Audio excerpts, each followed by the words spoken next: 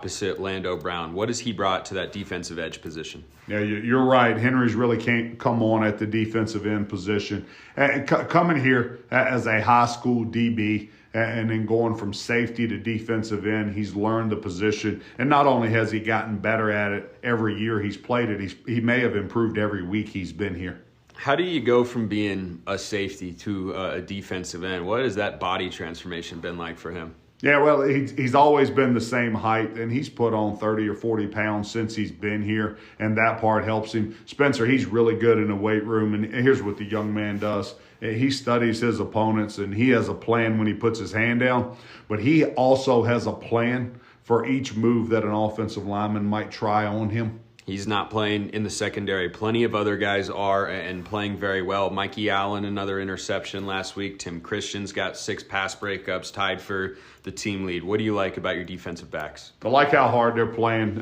Mikey and Tim both played better in the second half last week than they did in the first half, and we were happy to see that. Spencer, we need to get going a little faster as a football team today than we did last week. But you're right. We like our defensive backs getting their hand on the football. The tight ends haven't put up as big a passing stats as they have in years past for your program. Talk about what they can provide through the air, catching passes from Bronson Barron, and also what else you've seen from them. Our tight ends have been an integral part of our offense in the blocking game this year. Not as dynamic in the passing game, not as good of receivers as we've had here in the past, but they've done a nice job blocking. Spencer, we've got some young tight ends that are getting ready to be special. Let's talk about North Alabama, the opponent here, as we've traveled all the way to Florence for this game. What do you see from the Lions, who have had some struggles this year? I see a lot of talent, and they worry you with that talent because if they put it together, and you always worry about them putting it together on the Saturday that you're playing them. But they're very capable, Spencer, and they can give us some problems today. You've talked about wanting to get off to a hot start, particularly in road games. That can be a challenge. How do you do that in this one? It's a mental skill set. We can't wait until we're in the locker room before kickoff. The guys have to get themselves ready. They have to be ready to go, and you have to be ready to go a lot soon. You've got to be ready to play football before you ever arrive at the stadium. Coach, what's the biggest key to winning your 6th straight game and closing out the regular season with a victory and putting together a second straight 7-5 campaign? After 3 hours of battle today, we have to be at least 1 point ahead of North Alabama for us to get our 6th straight win. Southern Utah football coach Delane Fitzgerald. Thank you, Coach, and good luck tonight. Go Thunderbirds. Has plenty of passion and personality going into every single game. This one no different as Southern Utah looks to end the 2025 season on a 6-game winning streak. Kickoff between SUU and North Alabama is coming at the top of the hour right here on Thunder 91. We'll step aside for a 1-minute break. You're listening to SUU Thunderbird Football on Thunder 91, brought to you by Van Wagner from the Levitt Group and Auto Owners Insurance broadcast booth, presented by Intermountain Health. More SUU football after this break. The first program in college football history to win at least 4.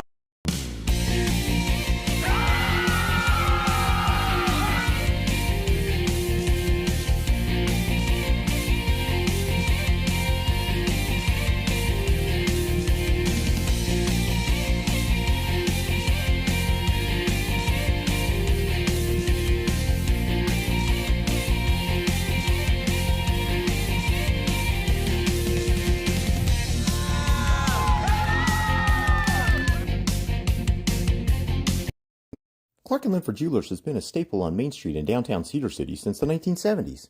Cedar has grown a lot since then, but we are still your hometown jeweler. Our commitment to our customers remains the same, to help you find pieces you will love for years to come.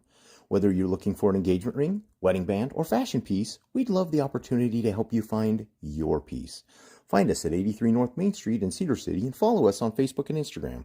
Clark & Linford Jewelers, still your hometown jeweler, where SUU gets engaged. Athletic trainer Phil Abston. Welcome back to the Cabuto Kickoff Show. Spencer McLaughlin with you from Florence, Alabama. SUU and Northern Alabama getting set to kick off. Today's keys to the game brought to you by Thunder 91, the SUU radio station. We'll get to plenty before this game begins in about 12 minutes' time. But biggest key in this one for Southern Utah, before the ones that Coach Fitz mentioned to me earlier this week, you have to get off to a hot start in this game. If you do, you put North Alabama in a place that they really don't want to be. This year, they have done a good job running the ball, 170 yards per game as a team. Juice Allen is a guy that has been really productive, was one of several seniors honored that those festivities continuing to go along here at Braley Municipal Stadium. But for Southern Utah, there have been issues this year getting off to strong starts on the road. When they are able to do that, boy, they can really lean on a team. But you get a team down early, it's a lot harder to throw the football, or to run the football rather, because you feel like you have to throw it at times. If Southern Utah can score the first 10 points in this game, you put the Lions in a place that they really have not been super comfortable this year, and that is having to throw the ball a lot. And being behind the sticks is the number one thing that Delane Fitzgerald talked to me about this week. And it's been a theme this year. He said he might sound like a broken record, but it continues to be a really big part of what this team does on both sides, particularly on the offensive side of the ball. The way that Southern Utah's offense has been so effective this year, they're rarely way behind the sticks. They've avoided early down penalties. They have avoided the negative plays. They have avoided mistakes. They are okay being in 2nd and 8, 2nd and 7. If they're in 2nd and less than 5, Southern Utah feels supremely confident about what their offense is able to do. But if they just get a little bit ahead of the sticks, they feel like with the way they can run the ball in a lot of different situations, whether that's with Josh Dye or Braden Whistler or Will Burns as well, whoever's running the ball well, and it's usually Josh Dye, of course, they feel like their offense is set up for success. So staying on schedule offensively, a big thing for Southern Utah coming into this game. The other thing Coach Fitz mentioned, the turnovers. In any sort of game, turnovers can be momentum-shifting plays, but he wants to see his team protect the ball. And this Southern Utah defense, after the bye week, during this winning streak, they have been phenomenal forcing turnovers. You saw that last week in their win over Central Arkansas, the interception, the acrobatic interception by Mikey Allen at Eccles Coliseum.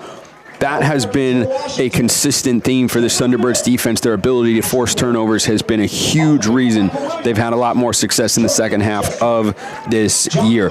The fewest points they allowed before their bye week when they got off to a 1-5 start was 24. That's the most points they've allowed during this 5-game win streak, and they'll look to continue that again against the Lions here on the road. Clark & Linford Jewelers has been a part of downtown Cedar City since the 1970s. Their commitment to you remains the same. Quality jewelry, quality pricing, great customer service. Clark & Linford Jewelers in Cedar City. Still your hometown jeweler where SUU gets engaged.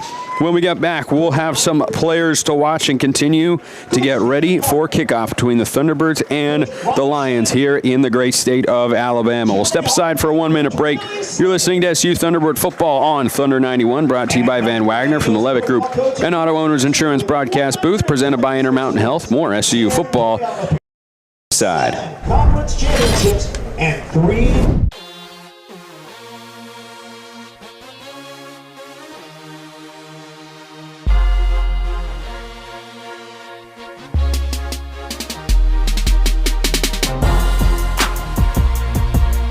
Bullock strives to be the very best in serving you in Cedar City, offering fashion, decor, and kids items, as well as a fun old-fashioned soda fountain and pharmacy. We are a place where you can come enjoy unique shopping, a fun atmosphere, and quality service from all of our 4 stores on Main Street. Bring the family, grab a treat, and find that perfect gift. Enjoy your shopping experience with us, Bullock's, 91 North Main and historic downtown Cedar City. Cabuto's, St. George's #1 sushi and ramen bar. Student specials available Monday through Friday from 11 a.m. to 3 p.m. Make sure and give them a follow on social media at Cabuto Utah for weekly giveaways and local events.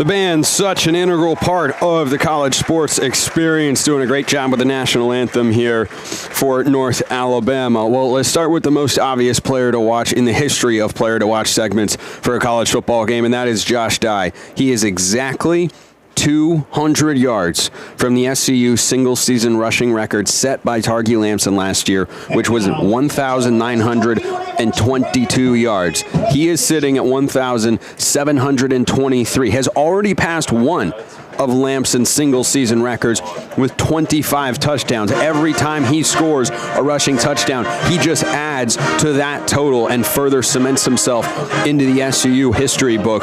But he has an opportunity to make a special season even better against a North Alabama defense that is allowing almost 40 points per game on the year. And I asked Delane Fitzgerald earlier this week, does Josh know where he's at and what he could do? He said, I have no idea if he knows. Don't think he does, but I'll tell him. We'll see how he's able to run successfully against this Lions defense today. Should have some opportunities. You know Southern Utah is going to come out with an emphasis on running the football. Great way to get yourself settled in on the road. On the other side, though, there's a great running back for North Alabama in this game. One of the seniors honored before the game here in Florence, Juice Allen, they call him. A guy that is really dynamic, has had an exceptional season for them running the ball. He has done a great job this year of creating explosive run plays. He is indeed a captain with over 1,700 yards running so far this season. And he's a guy that if Southern Utah lets get going, he can carry the game. For all the struggles that North Alabama's passing offense has had that I talked about earlier in the pregame show, Juice Allen has been a guy they've really been able to rely on consistently throughout the course of this year. So containing him, definitely a key.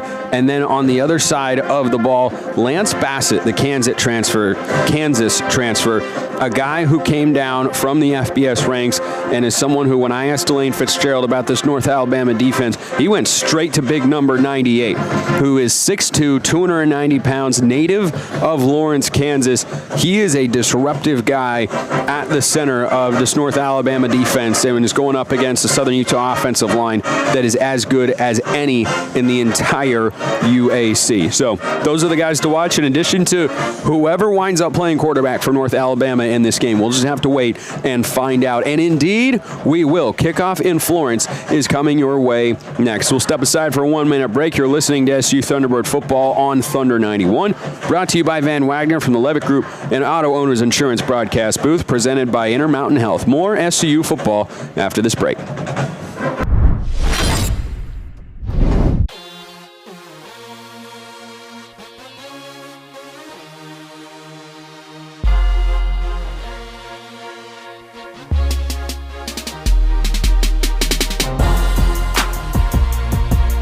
Bullock strives to be the very best in serving you in Cedar City, offering fashion, decor, and kids items, as well as a fun old-fashioned soda fountain and pharmacy. We are a place where you can come enjoy unique shopping, a fun atmosphere, and quality service from all of our 4 stores on Main Street. Bring the family, grab a treat, and find that perfect gift. Enjoy your shopping experience with us, Bullock's, 91 North Main in historic downtown Cedar City. Kabuto's, St. George #1 sushi and ramen bar. Student specials available Monday through Friday from 11 a.m. to 3 p.m. Make sure and give them a follow on social media at Kabuto Utah for weekly giveaways and local events. Well, we're just a couple minutes from kickoff here in Florence. Spencer McLaughlin on hand in the Kabuto pregame show, which might continue a little past the top of the hour. Band's still on the field. Teams have not run out of the tunnels onto the sidelines just yet, but an absolutely gorgeous day for football. Scattered clouds against a beautiful blue sky here at North Alabama's campus as the Lions get set to run onto the field from the field goal through some fog to my left. They are in all purple jerseys with white numbers. Southern Utah will emerge in just a moment. But the Thunderbirds coming into this game 1-1 all-time against North Alabama. This is the second time that Coach Dearman and Coach Fitzgerald, longtime friends, have gone up against each other. Last season in Cedar City, it was Southern Utah that got the 38-26 win. Targi Lamson ran for 174 yards and 3 touchdowns. Back in 2018, also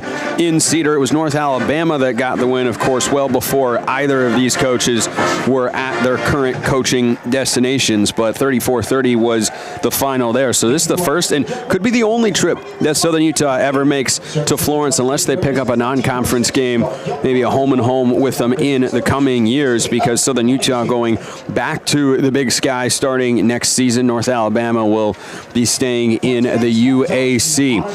So North Alabama trying to get themselves a little bit of momentum, really send their season out with a win that has had a lot of struggles. They come in having lost 4 consecutive ball games. Their last win was here at home on October 18th against Eastern Kentucky, 35-14. They knocked off Eastern Kentucky for their last win, but that was over a month ago, and they're looking to get themselves back into the win column and avoid a double-digit loss season.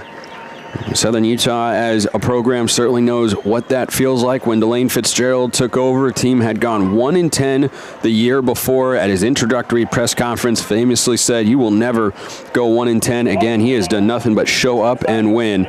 5 wins in his first year, and he is looking for a 3rd straight winning season. Zachary Erdman is down at midfield doing the coin toss right now. Southern Utah has made the call on the toss. Blue, it's a tail. Southern Utah, you've won the toss. Which way do you guys want to kick? Southern Utah has won the toss, and they will defer their choice to the second half. They've got the red helmets with white jerseys, black numbers trimmed in red, and the black pants. The captains for the regular season finale, not Sione Tai, but Seni Tuiaki, who had an awesome appearance on the Coaches Show earlier this week. If you haven't seen that, make sure you check it out. He's out there with Bronson Barron, Ed Riley, and Josh Dunn, a collection of seniors. This is the most veteran group that Delane Fitzgerald has had during his tenure in Senior City. Certainly wants to send them out with a win as we get set for kickoff. Tonight's first quarter report is presented by Safari Hospitality, your home for the best hotel stays in Cedar City. Whether it's the Courtyard Marriott, Hampton Inn, Spring Hill Suites, or Holiday Inn Express, Safari Hospitality properties offer comfort, convenience, and a warm welcome just minutes from campus. Stay local with Safari Hospitality. Southern Utah trying to win their 6th consecutive ball game, would be a 2nd straight season in which they go 7-5 and 6-2 in conference play. And Southern Utah actually did decide to take the ball, so it'll be the Thunderbirds offense on the field first. They'll receive the kick down to my right. They've got Braden Whistler and the electric freshman Rand Sawyer, who, after bursting onto the scene as a return man against NAU, caught the attention of a lot of programs, and they have made it a concerted effort over the last many weeks to keep the ball away from him as best they can. North Alabama in the purple helmets, purple jerseys, purple pants, white numbers. They've got what look like stars or dots, similar to what you get at Ohio State. I assume those are marks of accommodation you get within the program for having good moments or achievements. Not entirely certain, but they will kick from the 35-yard line to my left down to the right, and it is Ian Vachon, the 5'11", 190-pound redshirt junior from Huntsville, Alabama, that picked up a UAC Special Teams Player of the Week earlier this year. He handles the field goal and kickoff duties for this Lions team, and Coach Dearman.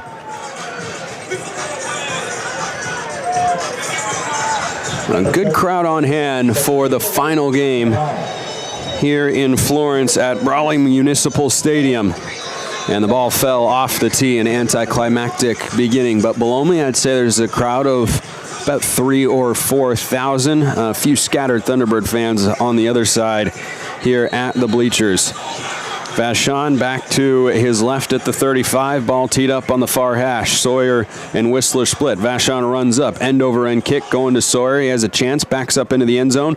He's taking it out at the 5, 10, veers left, 15, makes a cut, slips a tackle, 20, outside to the 25, tries to turn it up, 30, and he's crashed out of bounds at the 31-yard line. Penalty flag flies from the back judge. We'll see if this good return is nullified by a potential hold. That certainly is what the indication is here. Receiving team, number 31. And Josiah Dye, the guilty party there for Southern Utah. That'll back them up 10 yards. AL.com is your go-to source for everything. So Southern Utah's offense back a little, but we get our first look at Bronson Barron this afternoon. Certainly not our first look this season, having a great year, 65% completion, brings a lot of good leadership qualities, only 11 touchdown passes, hasn't thrown one in any of Southern Utah's last 4 games, but Delane Fitzgerald not worried about individual stats, just getting into the win column.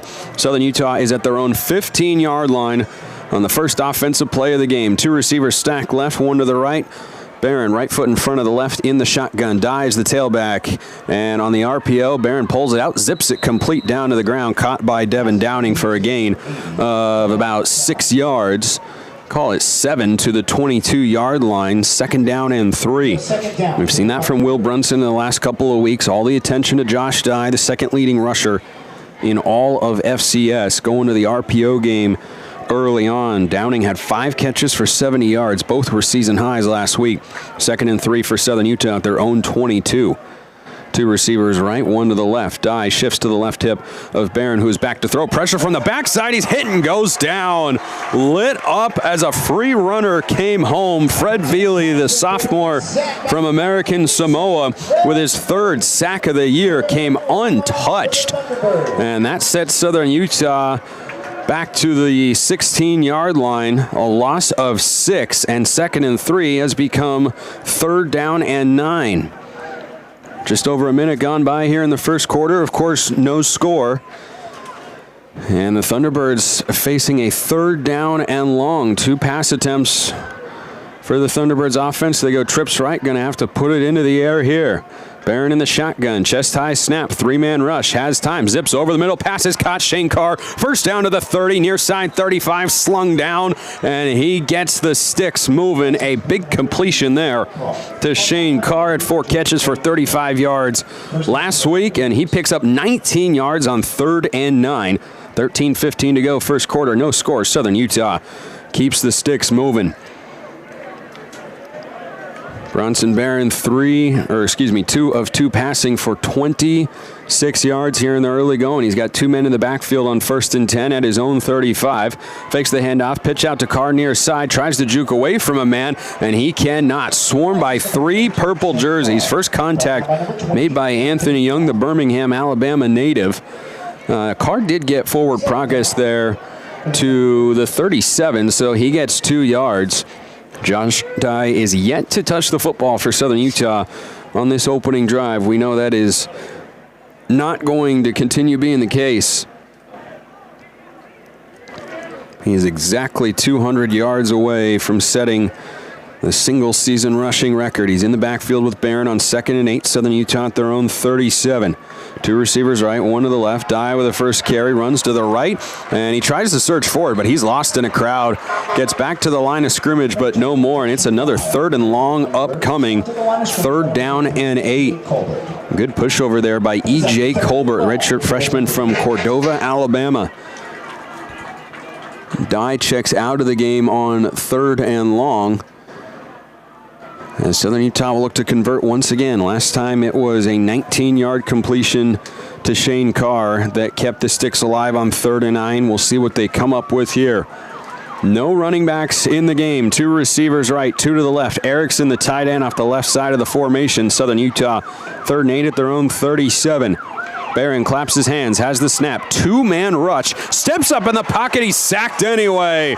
Down he goes. The Thunderbirds will have to punt. Avery Howard came roaring off the edge for his first sack of the season. He beats Cy Candielli, and that will cause a punt. Loss of 2, 4th and 10. Danny King, averaging almost 42 yards per punt on the season, will boot it away to the dangerous Justin Pegues, one-time Tennessee Tech Bowling Green transfer. King back at his own 20, gets the snap from Elias Vigil, runs to the right, gets a good wobbly boot angled to the sideline, and it's fair caught at the 21-yard line by Pegues. A 44-yard punt, no return, and the Lions offense will come out onto the field against this Southern Utah defense that has just done a phenomenal job as they have fueled themselves to this 5-game win streak. The offense has continued to play well, but boy, this defense has been good. Big key for them coming into today, coming up with turnovers. At the 21-yard line, the Lions send Ari Patu, the one-time Stanford transfer, at quarterback behind center in the pistol. 2 receivers to the right, motions Allen to his right hip, takes the snap, runs to the right. He crosses the 25, bangs into a Southern Utah player with his left shoulder pad and gets to the 30. That's a gain of about 7, maybe 8 yards there on first down. Second down and a long 2 upcoming for the Lions. 10:35 to go, first quarter. No score after Southern Utah forced to punt after a big third down conversion on 3rd and long. Second down and a long 2 for the Lions. 2 receivers left.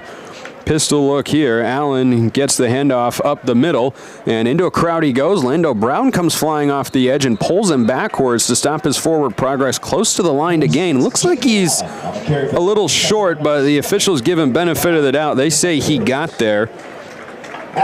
And so that moves the sticks for the Lions with less than 10 minutes to go in the first quarter. No score. Man, North Alabama on their opening drive took 2 plays to move the sticks.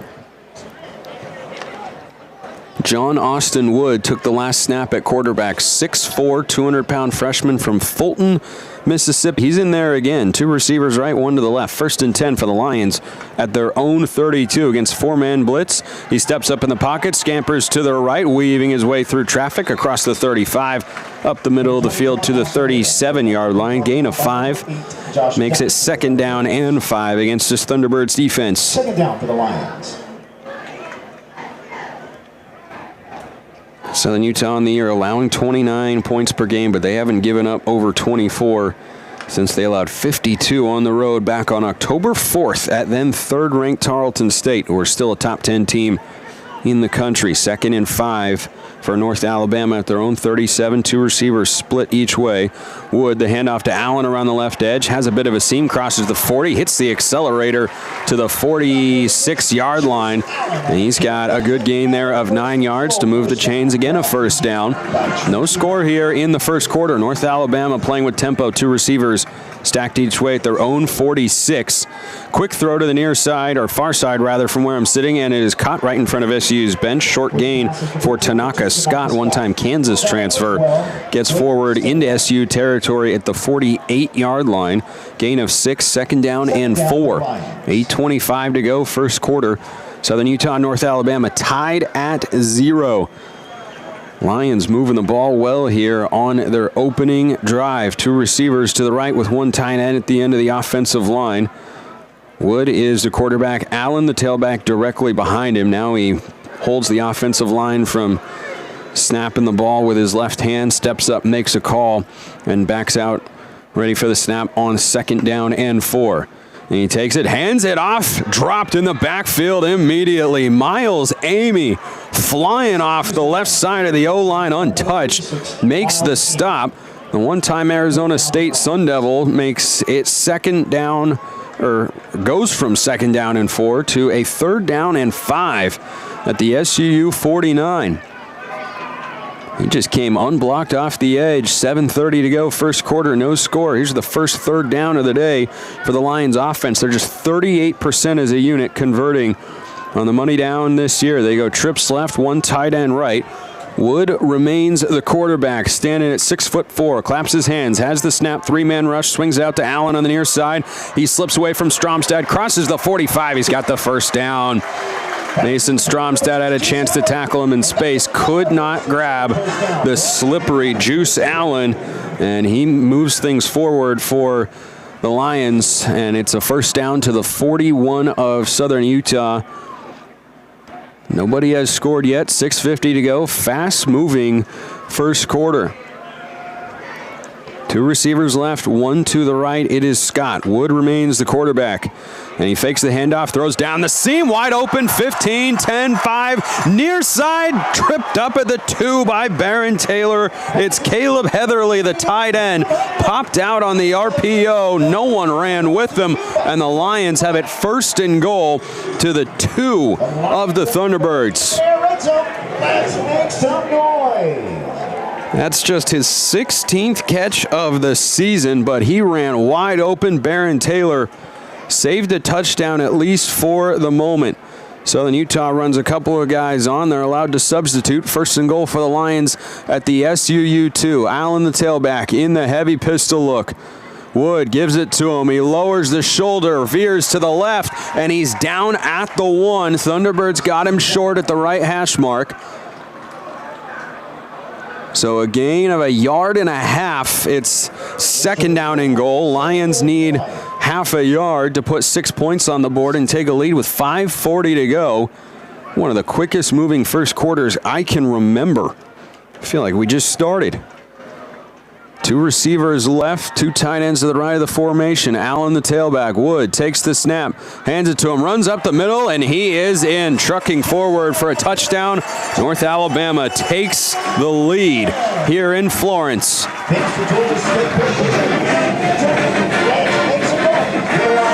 Now, Juice Allen, mentioned him as a player to watch when this game got going, and he shows why on that drive. A 3rd down conversion, a couple of carries, and the rushing touchdown to finish things off. They have got Chandler Dixon coming on for the extra point. Snap, hold, kick is up, and he splits the uprights. It's good. 5:24 to go in the first quarter. North Alabama, the 7-0 lead over Southern Utah after the touchdown drive. We'll be back after a break. You're listening to SU Thunderbird Football on Thunder 91, brought to you by Van Wagner from the Levitt Group and Auto Owners Insurance Broadcast Booth, presented by Intermountain Health. More SU football after this break.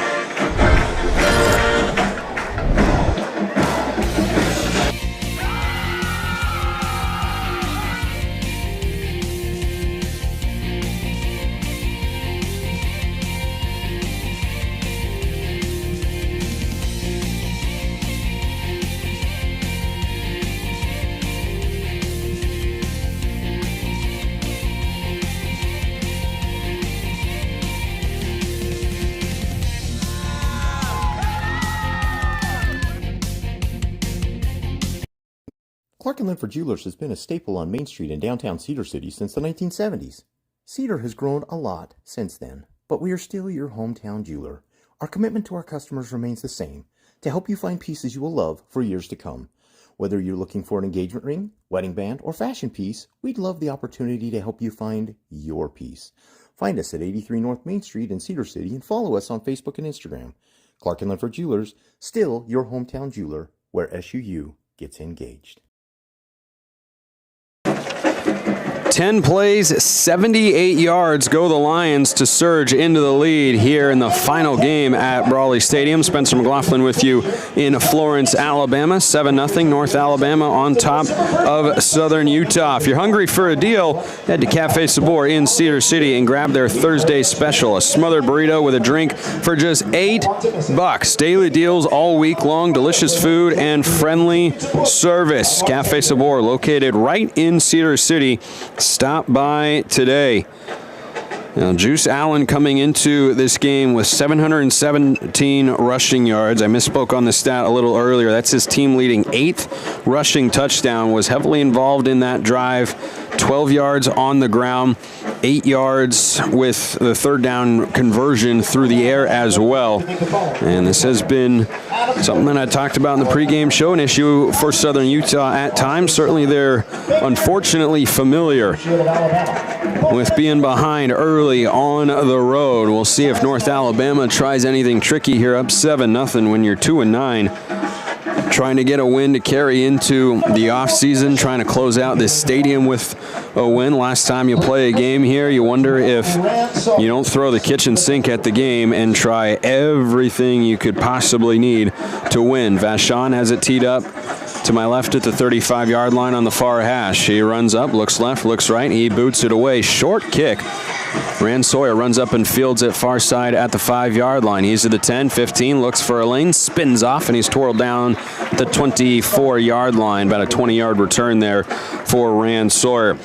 So the Southern Utah offense is back out on the field when we get back. 5:19 to go. First quarter, 7-0. North Alabama the lead. Southern Utah the ball when we return. You're listening to SU Thunderbird Football on Thunder 91, brought to you by Van Wagner from the Levitt Group and Auto Owners Insurance broadcast booth presented by Intermountain Health. More SU football after this break. This is Adam from Levitt Group Insurance. Thank you, SUU, for allowing us to be a part of this great community. We are honored to be your exclusive insurance sponsors and wish all our athletes the best this year. Levitt Group Insurance, proudly representing Auto Owners Insurance, will provide you with great rates for all your insurance needs. For more information or to get a quote, please visit us at levitt.com/SUU. From all of us at Levitt Group Insurance and Auto Owners Insurance, thanks for the opportunity to serve you.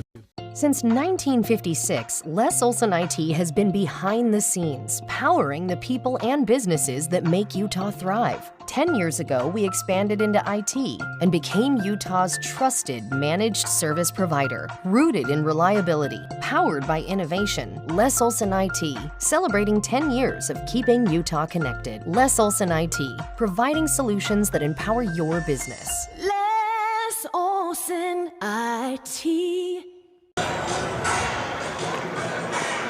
Welcome back to Florence, Alabama. Southern Utah getting set for their second offensive series of the day. Thunderbird fans, if you want a great haircut at a great price at any SUU game, keep an eye out for ways to score a cut for just $10.99 at Great Clips, which has locations all across Utah. Great Clips, it's going to be great.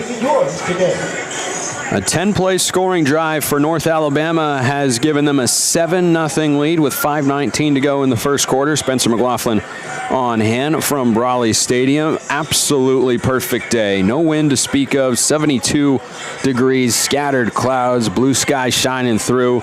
These fall colors have also emerged, some light browns, hints of orange, some green still popping up on the trees in the distance. It is a beautiful sight. And Southern Utah trying to match that with their offensive production. Had a first down on their first drive of the game, but ultimately sacked on third down and long in what was just a two-man rush. And Bronson Barron not able to get rid of it in time, and the Thunderbirds had to punt. North Alabama marched right down the field. So now Southern Utah looking for a response. You wonder if Josh Dye will be a focal point on this second drive. Now, this North Alabama defense has struggled defending the pass this season. They gave up a season high 366 passing yards a week ago. And Josh Dye had one carry for 0 yards on the first drive. They motion Whistler out of the backfield and flare it to him on first down. And a flag flies behind the play as Whistler is dragged down from behind by Fred Veely after a gain of about 5 yards. Flag went right as the snap came up. I wonder if this is an illegal formation against Southern Utah. It's usually what that timing indicates. Zachary Erdman, our head referee. Illegal shift, offense. Both running backs were in motion at the snap. Yeah, they say an illegal shift against Southern Utah that as Whistler motioned out, they say Josh Dye wasn't completely set, so a 5-yard gain becomes a 5-yard loss. And Southern Utah is back to their own 19-yard line, where they'll face 1st and 15. Staying on schedule was the number one key Delane Fitzgerald mentioned in my conversation with him earlier this week. They have failed to do that to begin this drive. 1st and 15 for the Thunderbirds at their own 19. 2 receivers left, 1 to the right. Dye is the tailback. He gets the ball running to the right, trying to stay on his feet, and he's dragged down. Boy, Fred Veely is everywhere. Josh Dye has 2 carries for -1 yard so far today. Veely with the TFL, his 6th of the year, picked up a sack earlier today as well. So the Thunderbirds moving in the wrong direction here against this Lions defense that has allowed 39 points and 467 yards per game on the season. 2nd down and 16 for Southern Utah at their own 18. Barron in the gun. 2 receivers right, 3 to the left. He is alone against 4-man front. 5-man pressure from the front side. Gets it out to the far side. It's incomplete. Whistler was covered well by Jermaine Ray Jr., the senior from Memphis, transfer from Northeast Mississippi Community College, that was bearing down on Whistler, ran the hitch. It was wide, and Barron had to get rid of that ball because a free rusher was, for the 2nd time today, coming right at him. 3rd down and 16 for Southern Utah. 4:23 to go in the first quarter. 7-0 North Alabama lead. Thunderbirds backed up. They go same formation. Empty for Bronson Barron. 2 receivers right, 3 to the left. Whistler, the motion man. Quick screen to Gabe Nunez, and he runs up for a little, but is ultimately brought down on the play by Jamari Payne, the defensive end. And Southern Utah goes 3 and out against this North Alabama defense that has come to play in this one. Coming up on 4 minutes to go in the first quarter. Southern Utah has 1 first down, and this will be their 2nd punt of the day. Danny King comes on to boot it away. His first punt traveled 43 yards. He's back inside his own 10 to my right. Takes the snap, runs to the right, gets away. A good wobbly boot, angled to the sideline. Oh, he might have over-angled it a little. Didn't get a bounce in play. We'll see where they determined that it went out of bounds. Looks like they're putting it all the way down to the 40-yard line of North Alabama.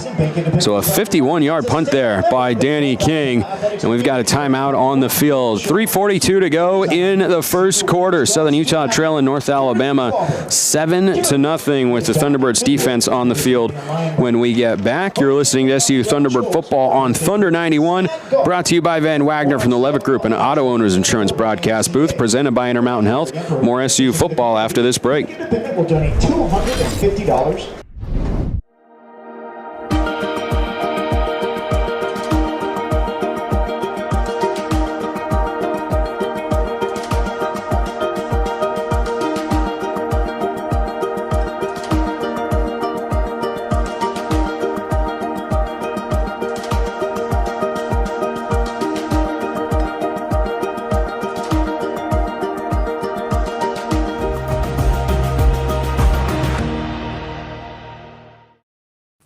What can you find at Mountain Lighting? A great selection of light fixtures and ceiling fans from top names in lighting like Visual Comfort, Savoy House, Kichler, and many more. And with our price match guarantee, you can rest assured you'll not only find great quality, but great value as well. Looking for home decor items and accessories? Yeah, we've got all that. From furniture to wall decor, including paintings, mirrors, clocks. We've got pillows and other unique home decor items. So come to Mountain Lighting for all your lighting and home decor needs.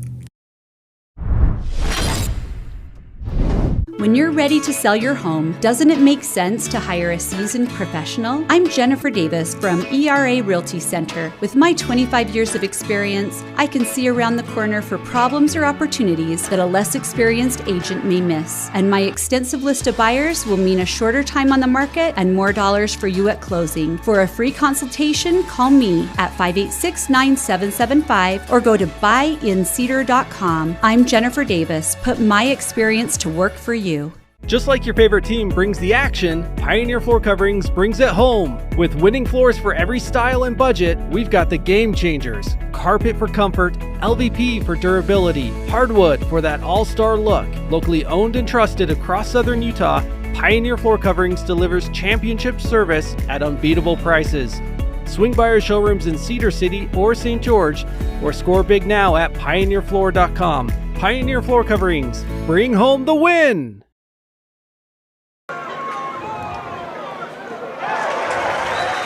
Wood's pass is complete to number 10, KJ Fields. First down completion to KJ Fields from quarterback John Austin Wood.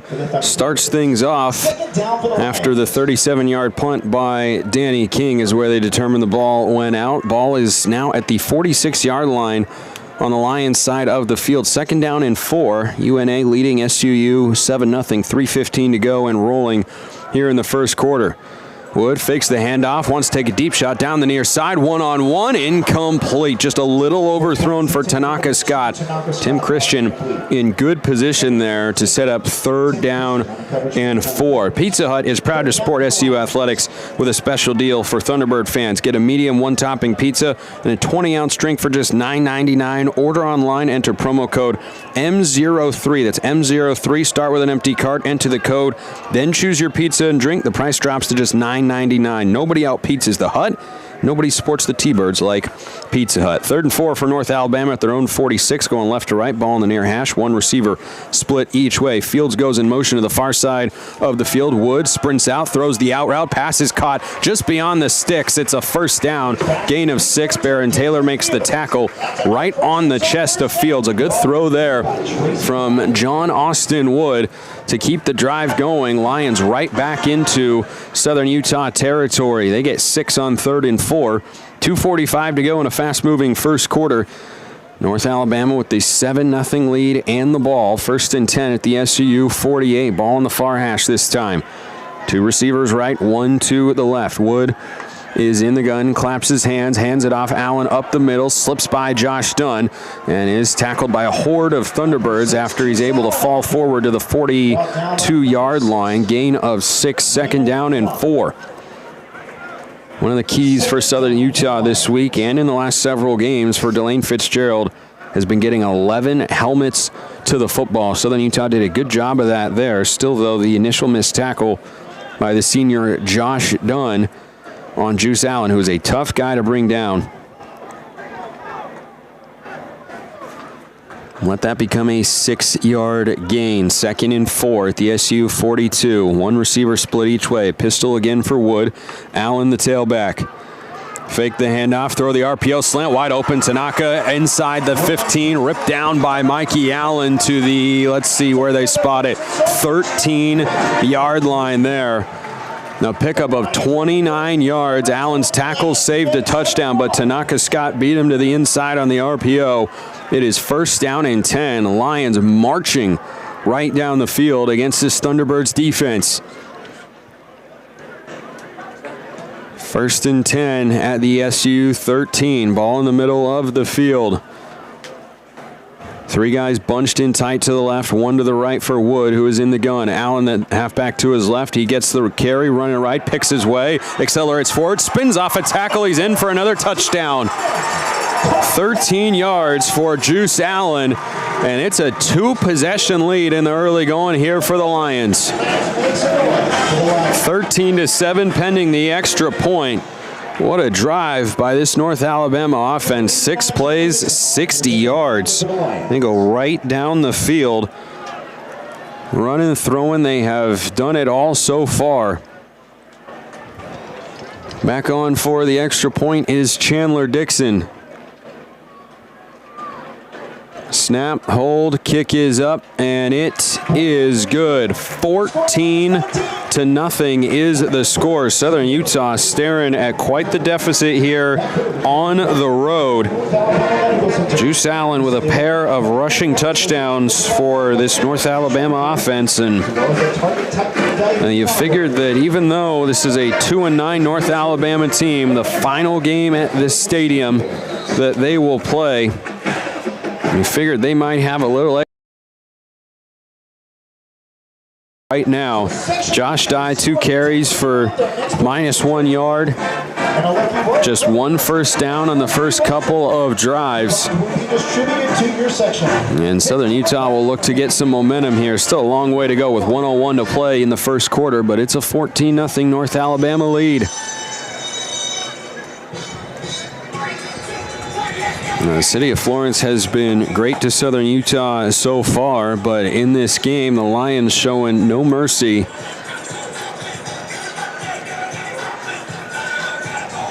As once again, Ian Vachon is on to boot things away from the 35-yard line to my left on the far hash. Sawyer and Whistler back deep. They split at the last moment. Vachon runs up again, kicks it to Sawyer, who runs up and catches it at the 6-yard line outside the far hash. Got a lane to the left, cuts it back, 25, still on his feet, 30.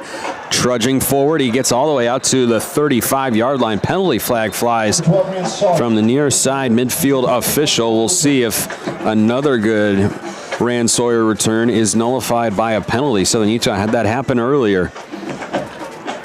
This has been a Southern Utah team that's mostly avoided penalties this season. As a team, they average just 51 yards per game.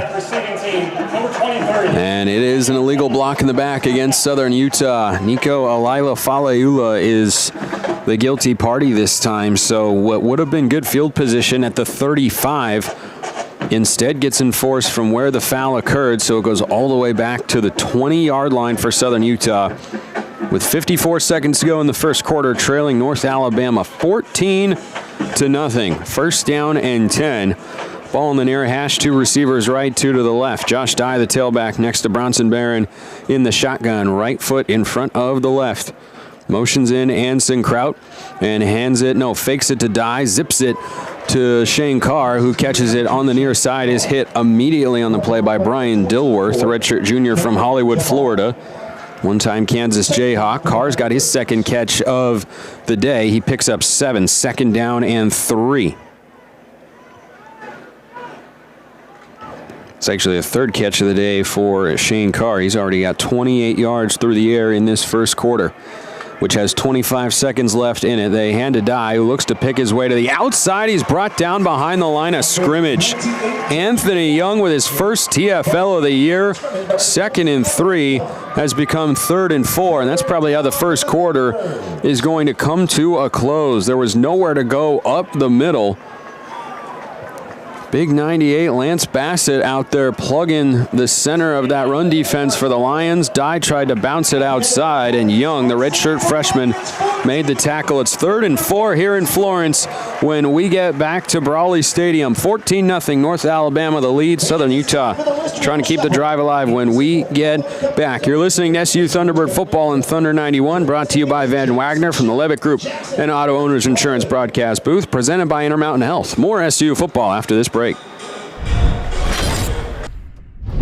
With food that's made from scratch and fresh to order, Hermes Drive-In has options that every member of your family will enjoy. From your favorite burgers and fries to sandwiches, drinks, shakes, and more. Hermes is centrally located and easy to find at 294 North Main Street, just north of the City Park. Serving you and our community for more than 45 years, Hermes Drive-In is a proud sponsor of our students and athletes.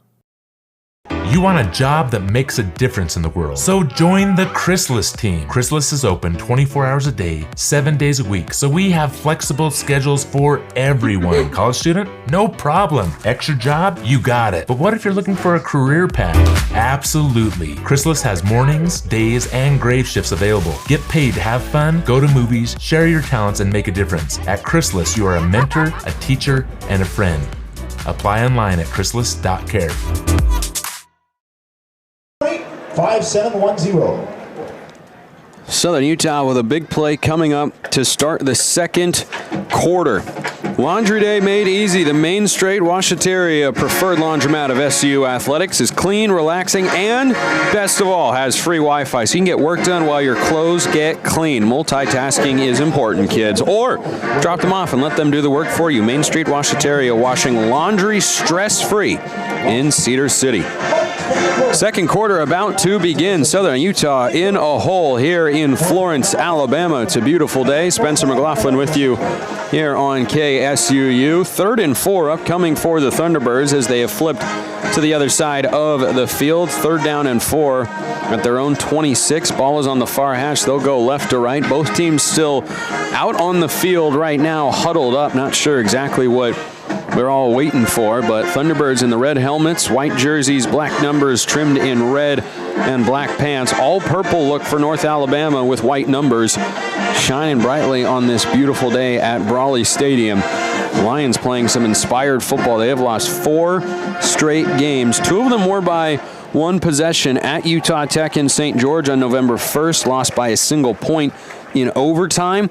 And then 2 weeks ago here at home, lost 24-17 to West Georgia, a team that knocked off Southern Utah earlier this season. The Thunderbirds have been playing some of the best football in the entire country at the FCS level over the last month and change. A bunch of close losses earlier in the year have turned into close or even comfortable wins. And Southern Utah, staring at a 14-0 deficit, really has to find their groove at both ends. 2 drives for the Lions, 2 touchdowns. Meanwhile, the offense has just 1 first down, 1 3-and-out, and 2 punts. They are yet to cross midfield. Bronson Barron so far 5 of 6 for 40 yards passing, but so far the Thunderbirds have totaled -10 rushing yards through 1 quarter of action. Now that factors in the 2 times that Bronson Barron has been sacked, but Josh Dye has 2 carries and has only gone backwards so far in this game, and they have got to get the second leading rusher in FCS going. 3rd down and 4. Thunderbirds have come out of the huddle. Lions have done this a couple times where they wait to go out and get set at the last moment to confuse the defensive alignment. Now guys are running off the field. Southern Utah could snap it, get 12 men on the field right now, and whistles blow this play dead. It looks like a timeout. Yeah, they take a timeout right there.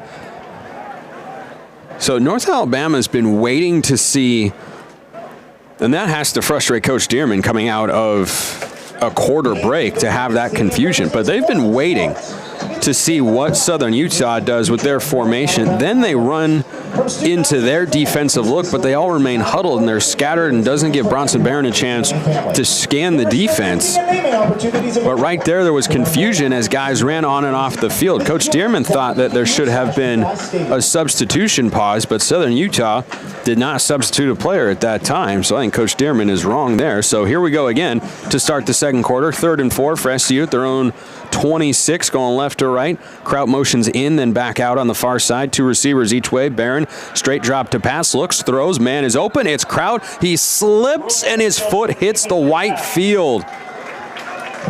Oh, the opening was there, and Kraut just slipped. And so as he caught the ball going to the ground, his right foot was on the white paint. And so the Thunderbirds go 3-and-out again as they can't convert on 3rd down. They've been a great 3rd down offense this year, 47%. And Danny King is on for his 3rd punt. Pegues back at his own 35. King gets away a right-footed end-over-end boot. Good hang time on this one. Pegues drifts left, fair catch with his left hand, and he squeezes it at the 35-yard line. 39-yard punt there from Danny King, and that gives the ball again back to this North Alabama offense when we get back. 14:50 to go, second quarter. 14-0 North Alabama lead. Their offense has a chance to add to it when we return. You're listening to SU Thunderbird football on Thunder 91, brought to you by Van Wagner from the Levitt Group and Auto Owners Insurance broadcast booth, presented by Intermountain Health. More SU football after this break. Kabuto, Southern Utah's #1 sushi and ramen restaurant. Make sure to stop in, students, Monday through Friday, 11 to 3 p.m. for student specials. Follow us at Kabuto, Utah for special events and giveaways. Township Pharmacy and Bullock's Drug offer the service of a local pharmacy with a personal touch. Traditional quality service with modern-day conveniences. Township Pharmacy is located near the hospital just off North Main Street, and Bullock's Drug is downtown at 91 North Main. Both have trained pharmacists to take care of your pharmaceutical needs and fill your prescriptions. Township Pharmacy and Bullock's Drug are happy to serve you and to support our local athletes. Bullock Drug strives to be the very best pharmacy in Cedar City. We want you to be a part of our team. As a valued customer and patient, we will provide you with the best professional pharmacy service. Join with us and be a part of our team. Bullock Drug, 91 North Main in historic downtown Cedar City. Outstanding student athletes. Membership in the Lions Athletic Club provides a variety of benefits such as priority tickets, seating, parking, and access to hospitality events. U.S. Bank is proud to sponsor the SU Thunderbirds. Stop by their U.S. Bank branch located in Cedar City for all your banking needs. U.S. Bank, equal housing lender, member FDIC. Spencer McLaughlin back with you on a beautiful fall day in Florence. Is it winter? Is it fall? I don't know. Somewhere in between. It feels like a perfect fall day with the color of the trees, hints of brown and orange up on the top of the leaves with some patches of green still holding on as the temperatures start to drop. But it's a gorgeous 70-degree afternoon. Southern Utah's play so far not as gorgeous on the field. Danny King, a 39-yard punt. That's all Southern Utah's offense has done so far is punt on their 3 drives. All North Alabama has done so far is score touchdowns. So back comes out the 6'4" quarterback, John Austin Wood.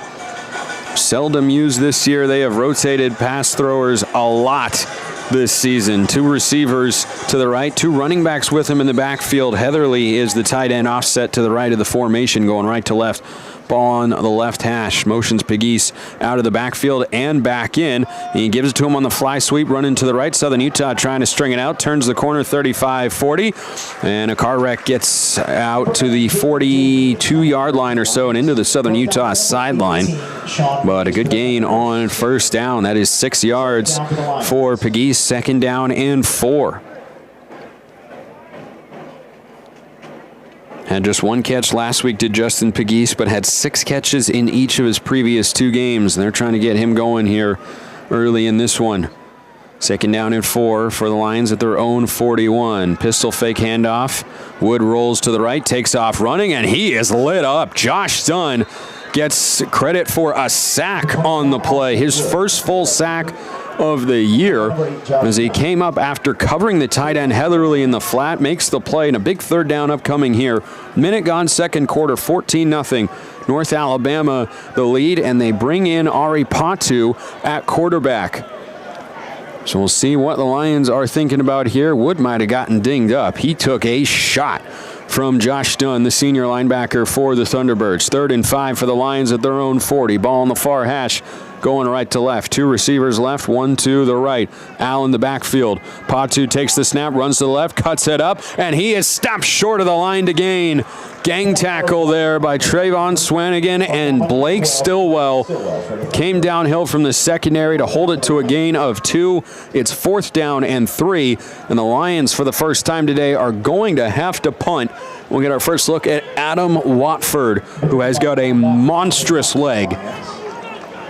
He averages 47 yards per punt with a long of 74. He's had 23 punts over 70 yards this season, back at his own 28-yard line. Nunez is all the way back at his own 10. And he hits this one low, wobbly. It lands and takes a Lions bounce inside the 15 down to the 16-yard line.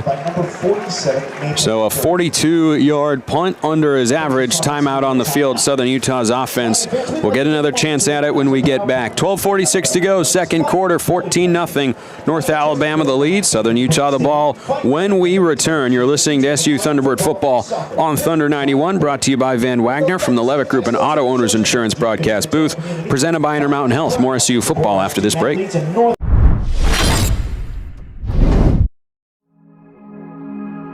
At Cache Valley Bank, we value our heritage and the history we've built within our communities.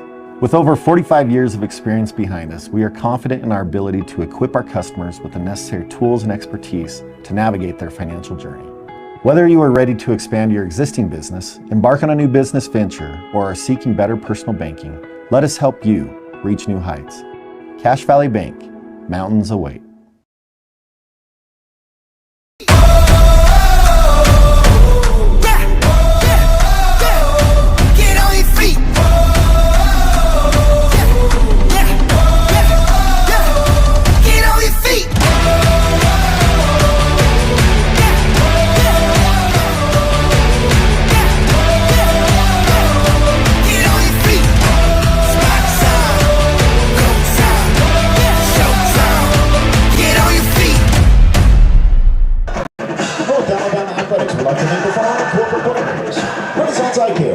Renaissance Shores Resort and Spa, Rosie's, Citizens Collision Repair, Southern Sun Guides, State Farm Agent Steve Pierce, TNT, Tri-Green Equipment, and United Community Bank. That one. This one? Yeah, that one's at 60. This one's still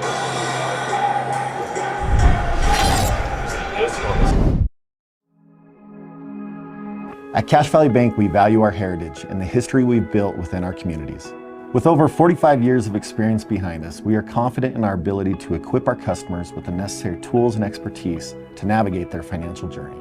Whether you are ready to expand your existing business, embark on a new business venture, or are seeking better personal banking, let us help you reach new heights.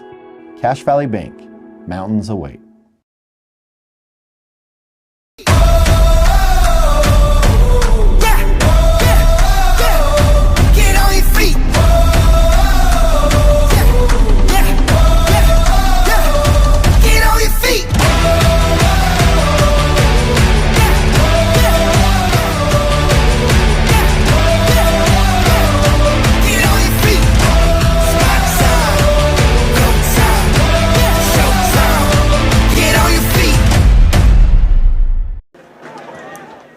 Fumble on the play, recovered by number 10, Bronson Barron.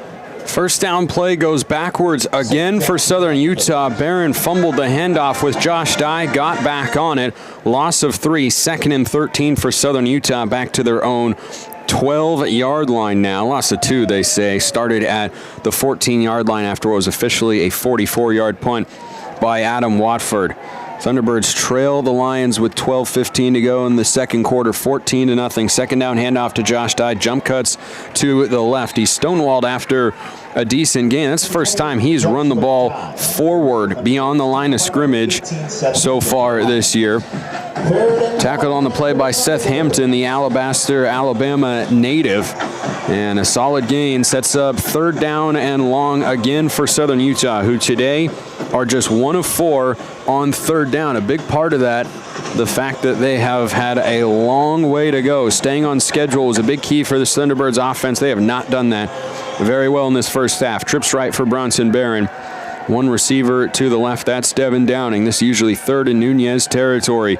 3 men standing up left. Lions showing pressure. The snap, they bring the blitz, and they get home.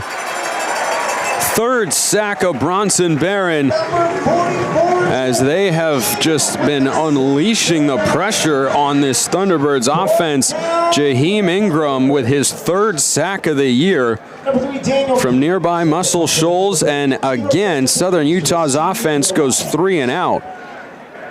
This has been one of the best offenses in college football this year, and they have just struggled against this North Alabama defense. Danny King from the back of his own end zone gets away a low punt that is well struck all the way back to the 40-yard line. My goodness. Big boot there as it was caught by Pegues with his left hand making the fair catch, squeezed it with 2 as he fell to the ground on his backside.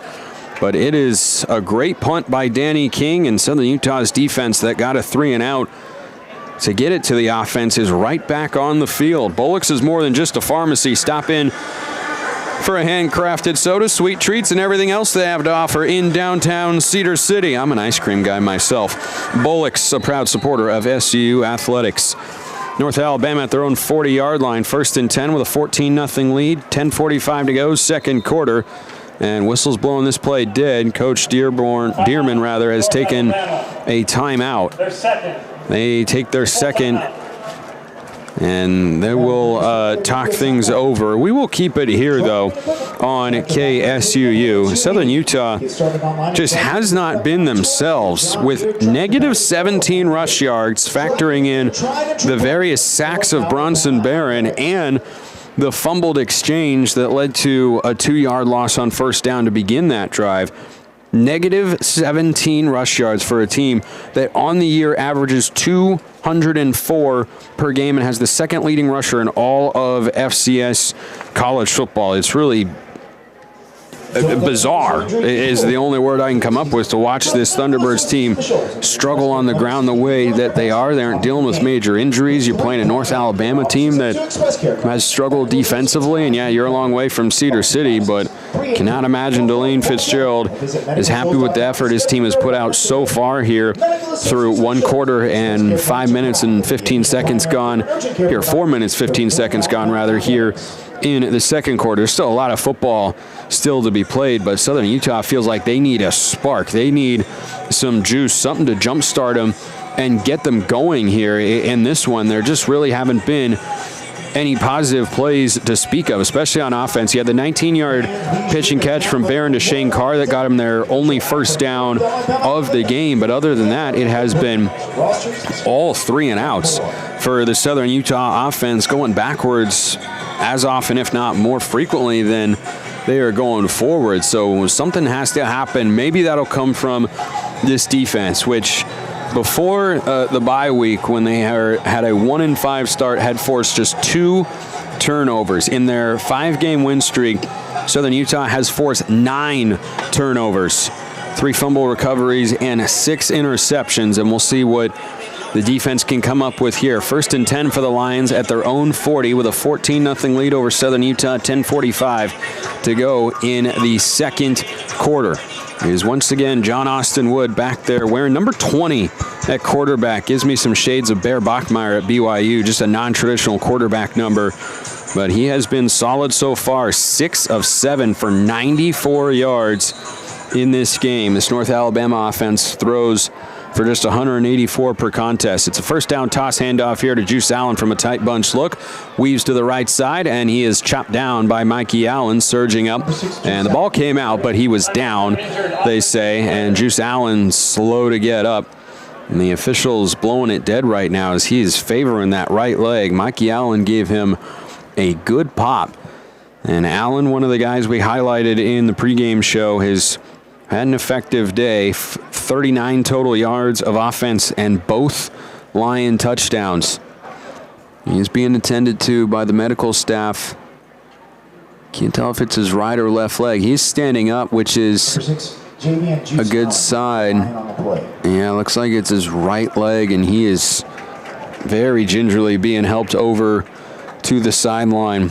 Second season with the Lions after transferring from Tennessee Tech. Former defensive back. Was a DB at Tennessee Tech, converted to running back, and boy, has he been good.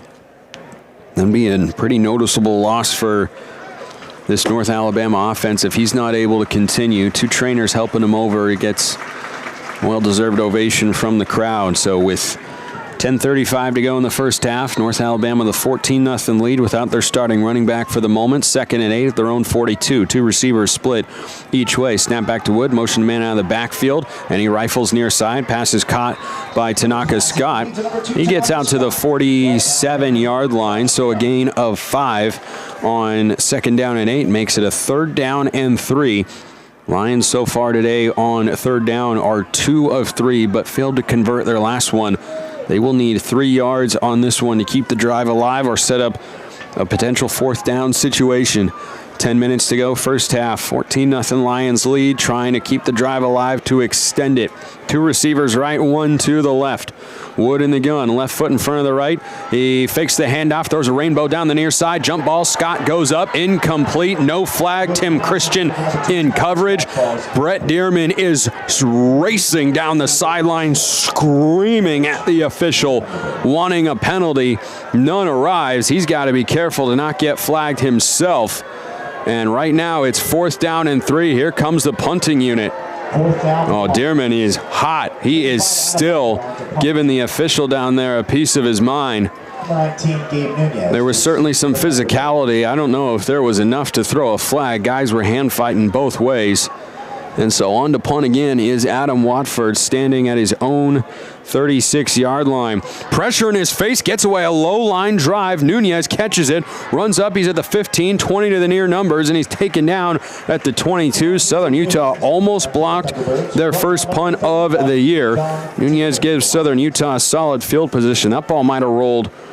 Boy, it was a stinger off your pitching wedge, as it was no more than 5 or 6 feet off the ground. And Nunez fielded it on a hop like he was an outfielder in baseball. Brett Dearman is still yelling at the official down on the near sideline. He did not like that no call.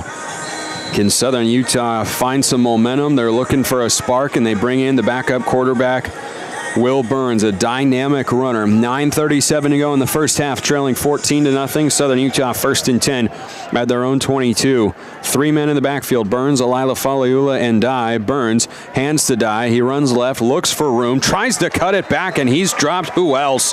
Fred Veely has got a sack and 2 TFLs in this first half, and Josh Dye just has nowhere to go when he runs the football.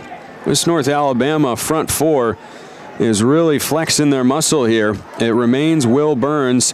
Out there is the quarterback. Rand Sawyer is into the game as well. The true freshman speedster lines up in the backfield next to Burns. Dye is behind him as he's got 2 men to the right, one of them the tight end Erickson.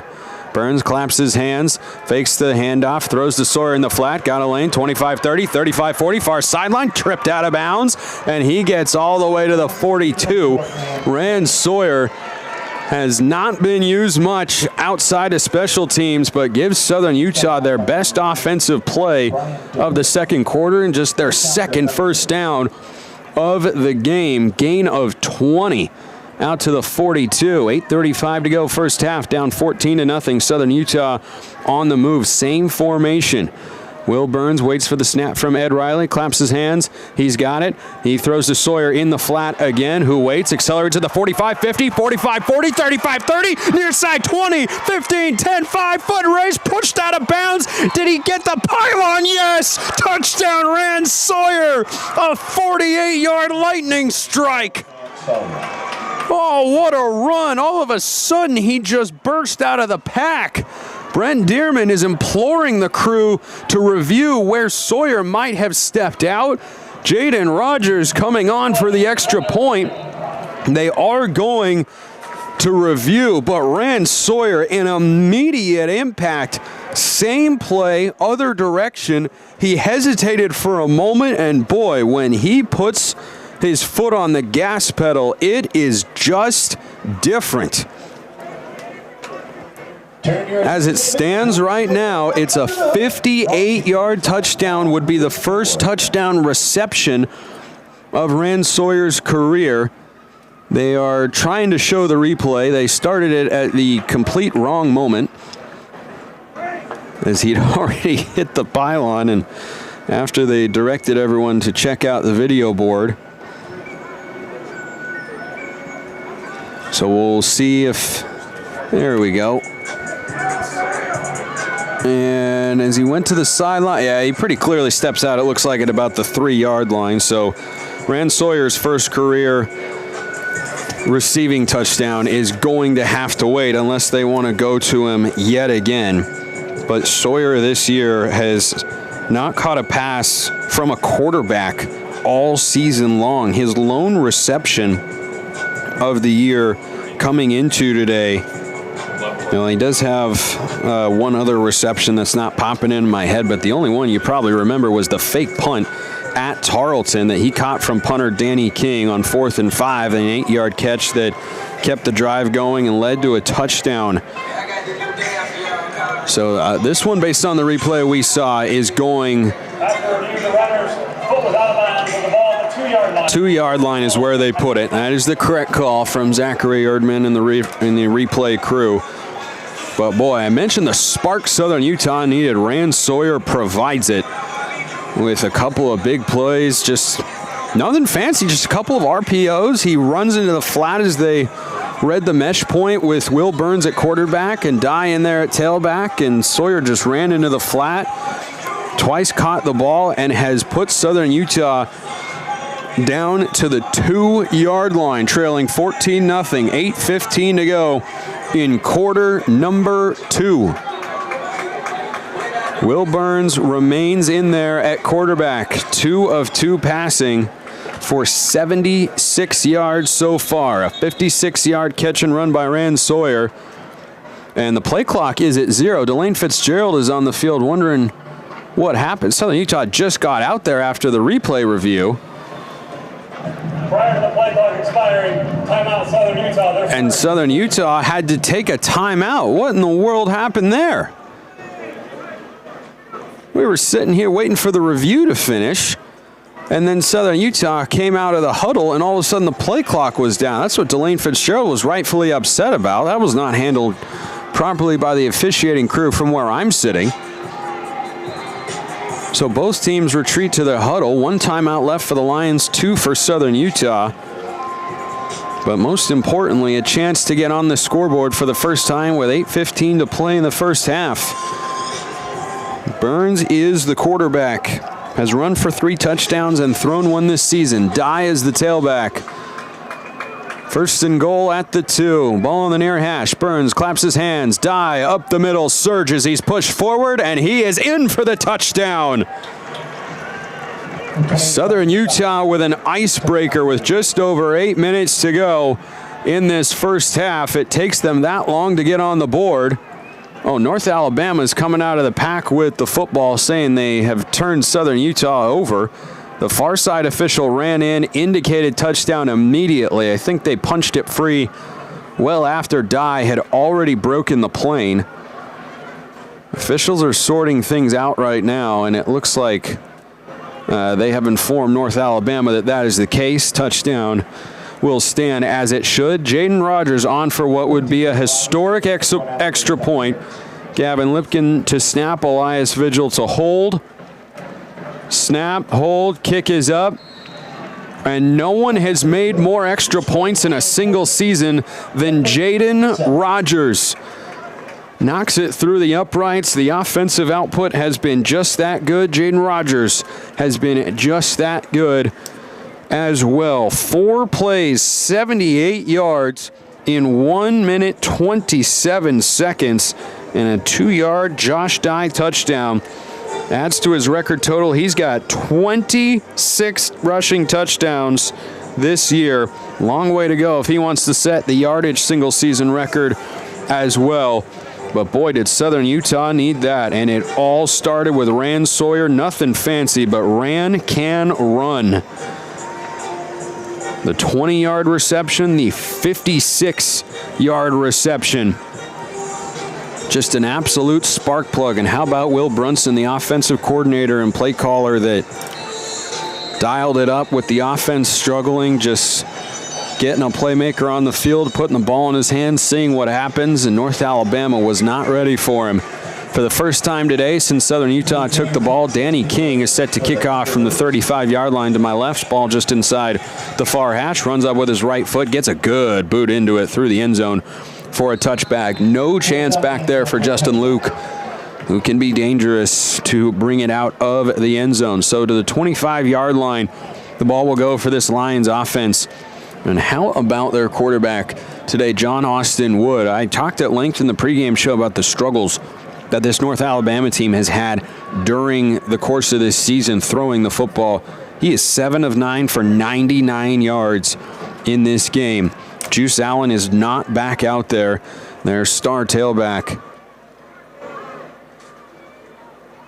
But Wood is at quarterback. 2 receivers right on 1st and 10 from the 25. Hands it off up the middle.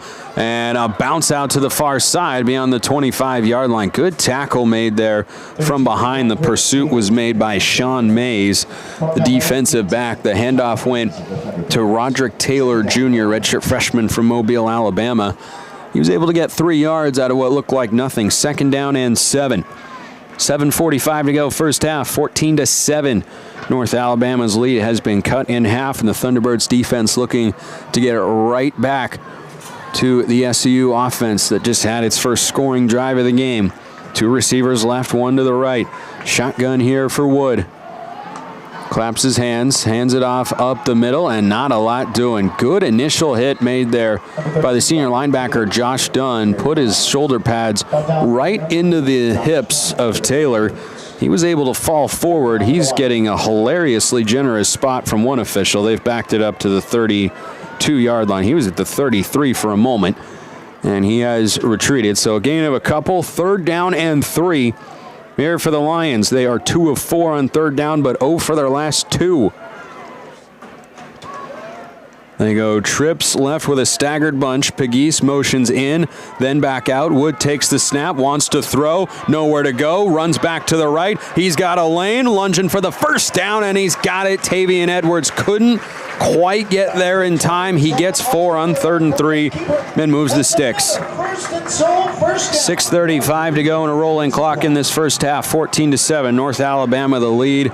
by 1 yard. They still have their offense on the field. 2 receivers stacked to the right, 2 stacked in the slot left, and 1 wide that way. Wood alone, quick pass out to the far side, gets away from 1 man to the 35, out close to the 40-yard line. Just an easy little pitch and catch to the running back, Roderick Taylor Jr. And he's able to pick up 5 yards to make it, maybe 4. To make it 2nd down and 6. And Delane Fitzgerald passionately coaching his team right now on stepping out onto the field. And it looks like North Alabama did they call a timeout? The chains went down on the far side. Southern Utah, number 55, is now wearing number 50. 55. That's Sini Tuiaki they're announcing, number 55, that is now wearing number 50. Joe Tongamoa is wearing 96 instead of 99 today as well, which is more my information than yours, but now you know too. Well, the clock has stopped with 6:04 to go. I didn't hear an announcement that a timeout had been taken. Now it goes again. 6 minutes to go in the first half, 14-7 North Alabama lead. They gave him just 3 yards, 2nd and 7 at their own 39. 2 receivers each way for Wood. Claps his hands, chest high snap, play action, throws down the middle of the field, wide open Scott at the 40. 35-30, middle of the field, he's gone, veers left, 10-5, touchdown. 61 yards, Tanaka Scott. His season long, a 91-yarder. You could see why. He caught some green grass and then hit the afterburners. Now that was just way too easy for John Austin Wood. And Scott just ran right up the middle between 2 safeties, and on for the extra point is Chandler Dixon. Boy, if that 3rd down and 3 feels big right now. Dixon, snap, hold, kick is up for the extra point, and it is good. 5:44 to go in the first half. It's a 14-point deficit again for Southern Utah. 21-7. They trail. And the Thunderbirds offense will get back on the field in a moment. 5 plays, 75 yards in 2:26. And the 61-yard touchdown for Scott is just his 4th of the year.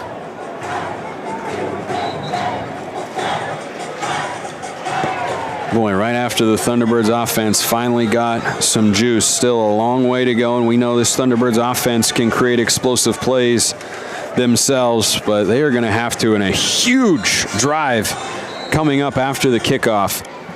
You got 5:44 to play in the first half. And Southern Utah won the toss, opted to receive, picked up 1 first down, then punted. But that means North Alabama will get the ball to begin the 3rd quarter. You're staring at a 14-point deficit. Your coaches talk a lot about the middle 8 in college football. Last 4 minutes of the first half, first 4 minutes of the second half.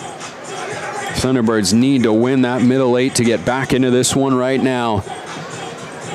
Ian Vachon looks right, looks left, runs up from the 35-yard line to my right, end-over-end kick. Sawyer drifts up, catches it on the run at the 7, 10, 15, 20, cuts outside, and he is cycloned down at about the 31-yard line. No flags this time, though, so the good return from Rand Sawyer, who sparked Southern Utah's last offensive drive, will stand. Well, you wonder if Southern Utah will go back to Will Burns at quarterback, who hasn't played a ton in the last couple of weeks, or if it'll be Bronson Barron. It is indeed Will Burns. Not yet the passer that Bronson Barron is, but certainly much more the runner.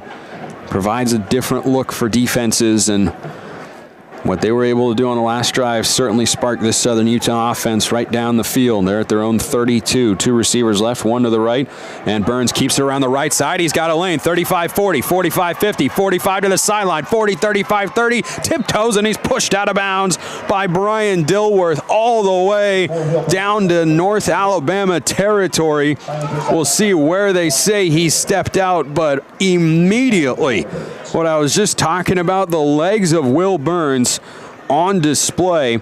They put him out at the 28-yard line. A 40-yard scamper by the Thunderbirds' backup quarterback, who had just 1 carry for 5 yards last week. He's 2 of 2 passing for 76 yards and a 40-yard run. 1st and 10. Looks right, sprints to the left, throws deep down the field to the end zone. It's underthrown, almost intercepted, incomplete. Devon Martin, the Murray State transfer, had his hands on it. Anson Kraut, the intended target, and Will Burns, rolling left, was trying to throw that ball about 45 to 50 yards in the air to the back corner of the end zone. That would have been mighty impressive. 2nd down and 10 for Southern Utah at the 23-yard line, set up by the 45-yard run of Will Burns, who's in there at quarterback. 2 receivers right, 1 to the left, shifts die to his left hip. And he gives the die up the middle, looks for a lane to the right, picks his way forward, stays on his feet, keeps the pile moving. Offensive lineman in a sumo crowd push it across the sticks. Best run of the day for Josh Dye. He's got 11 yards. He's got 5 carries for 17 yards now in this first half. This Thunderbirds offense starting to get themselves going. Delane Fitzgerald said Bronson Barron, Will Burns, he doesn't care who's having success at quarterback in the offense. He just cares that points are being scored and yards are being gained. It is 1st and 10 to the 13-yard line of North Alabama, down 21-7 in the second quarter, 4:10 to go.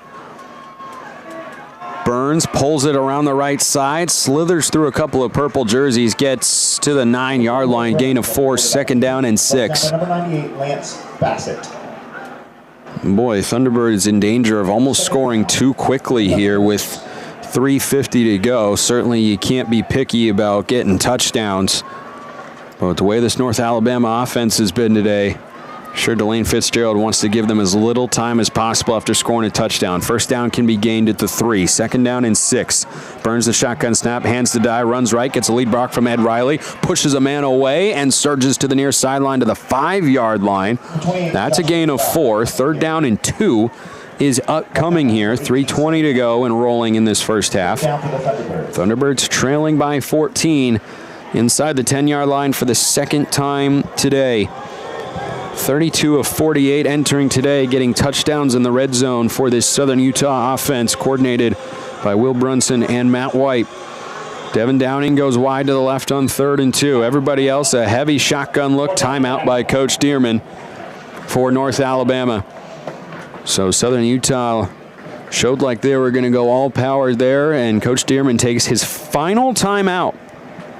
And that could be important with 3:02 to play in the first half if North Alabama does indeed get the ball back. And you certainly can't try to play for this, but if you're Southern Utah, a perfect world, you still have the 2-minute timeout, would be getting the 1st down, not scoring a touchdown, and at least giving this ball back to the Lions with less than 2 minutes to go and no timeouts remaining in the first half. But most important thing, you have to be able to get 7 points here, make this a 1-possession game, see if maybe your defense can come up with a big play. 3:02 to go, first half. 21-7, North Alabama the lead, Southern Utah the ball at the Lions' 5-yard line, 3rd and 2. 1 receiver left, heavy shotgun look. Burns claps his hands, gives the dive, picks his way to the right. He is tumbling forward. He has got the line to gain, I believe. They're spotting him at the 3. But yes, okay, now they say 1st down. Initially, the fist for 4th down went up into the air. And Southern Utah only has to snap this one more time before the 2-minute timeout. About a 17-second difference between the play and the game clock. Almost said shot and game clock out of habit. It's at the 3-yard line, 1st and goal. Downing the receiver to the right. Burns behind center.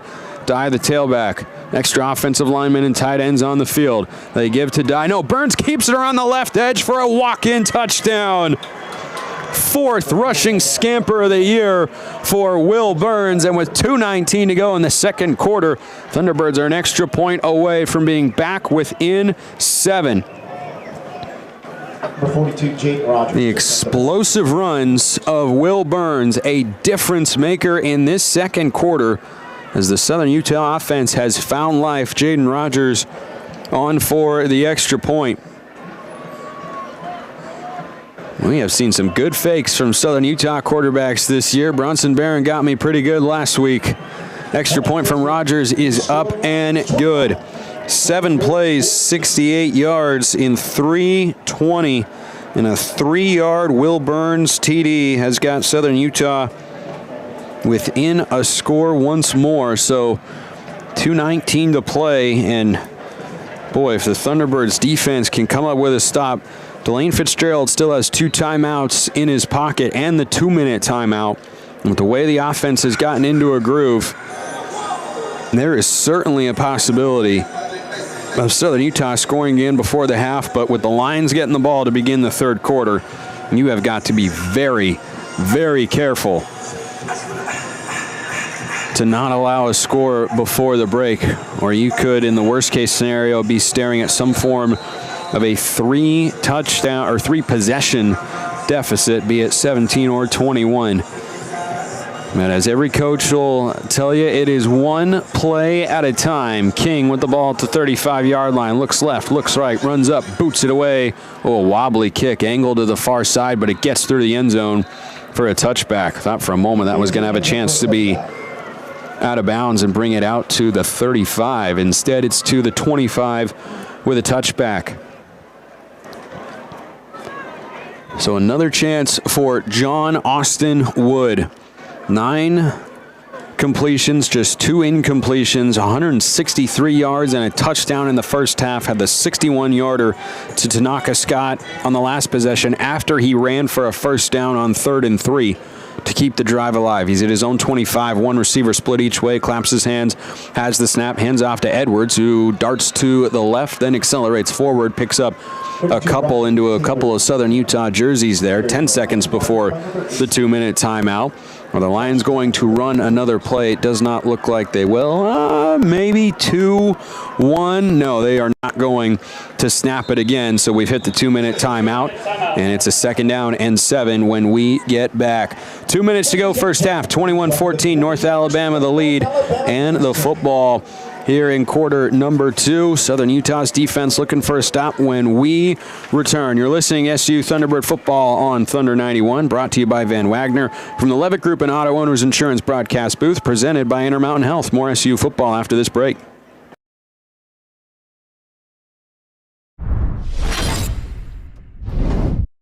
Are you hungry for the usual today? Or are you craving something uncommonly delicious like the meaty masterpiece, the Hook and Ladder Sub from Firehouse Subs? They start by piling it high with freshly sliced smoked turkey breasts and Virginia honey ham. Oh, then they top it with melted Monterey Jack and serve it hot in a toasted roll. Save time by ordering your Hook and Ladder with the Firehouse Subs app today, downtown Cedar City. It's Firehouse Subs. Enjoy more subs, save more lives.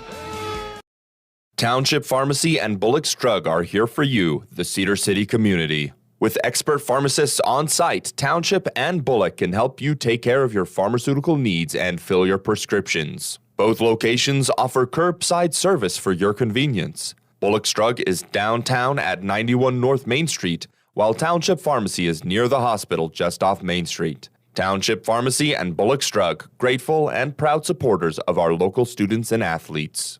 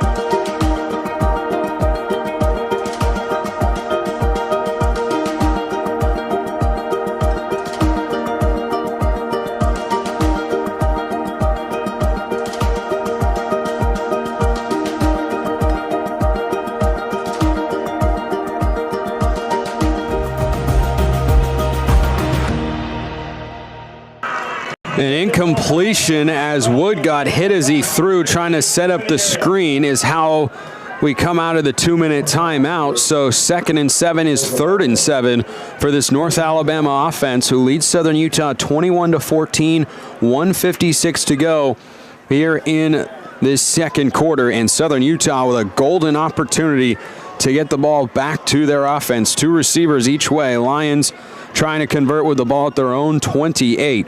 Wood and everyone look left to the sideline to get the signals from head coach Brent Dearman and first-year offensive coordinator Morgan Cruz. 3rd down and 7.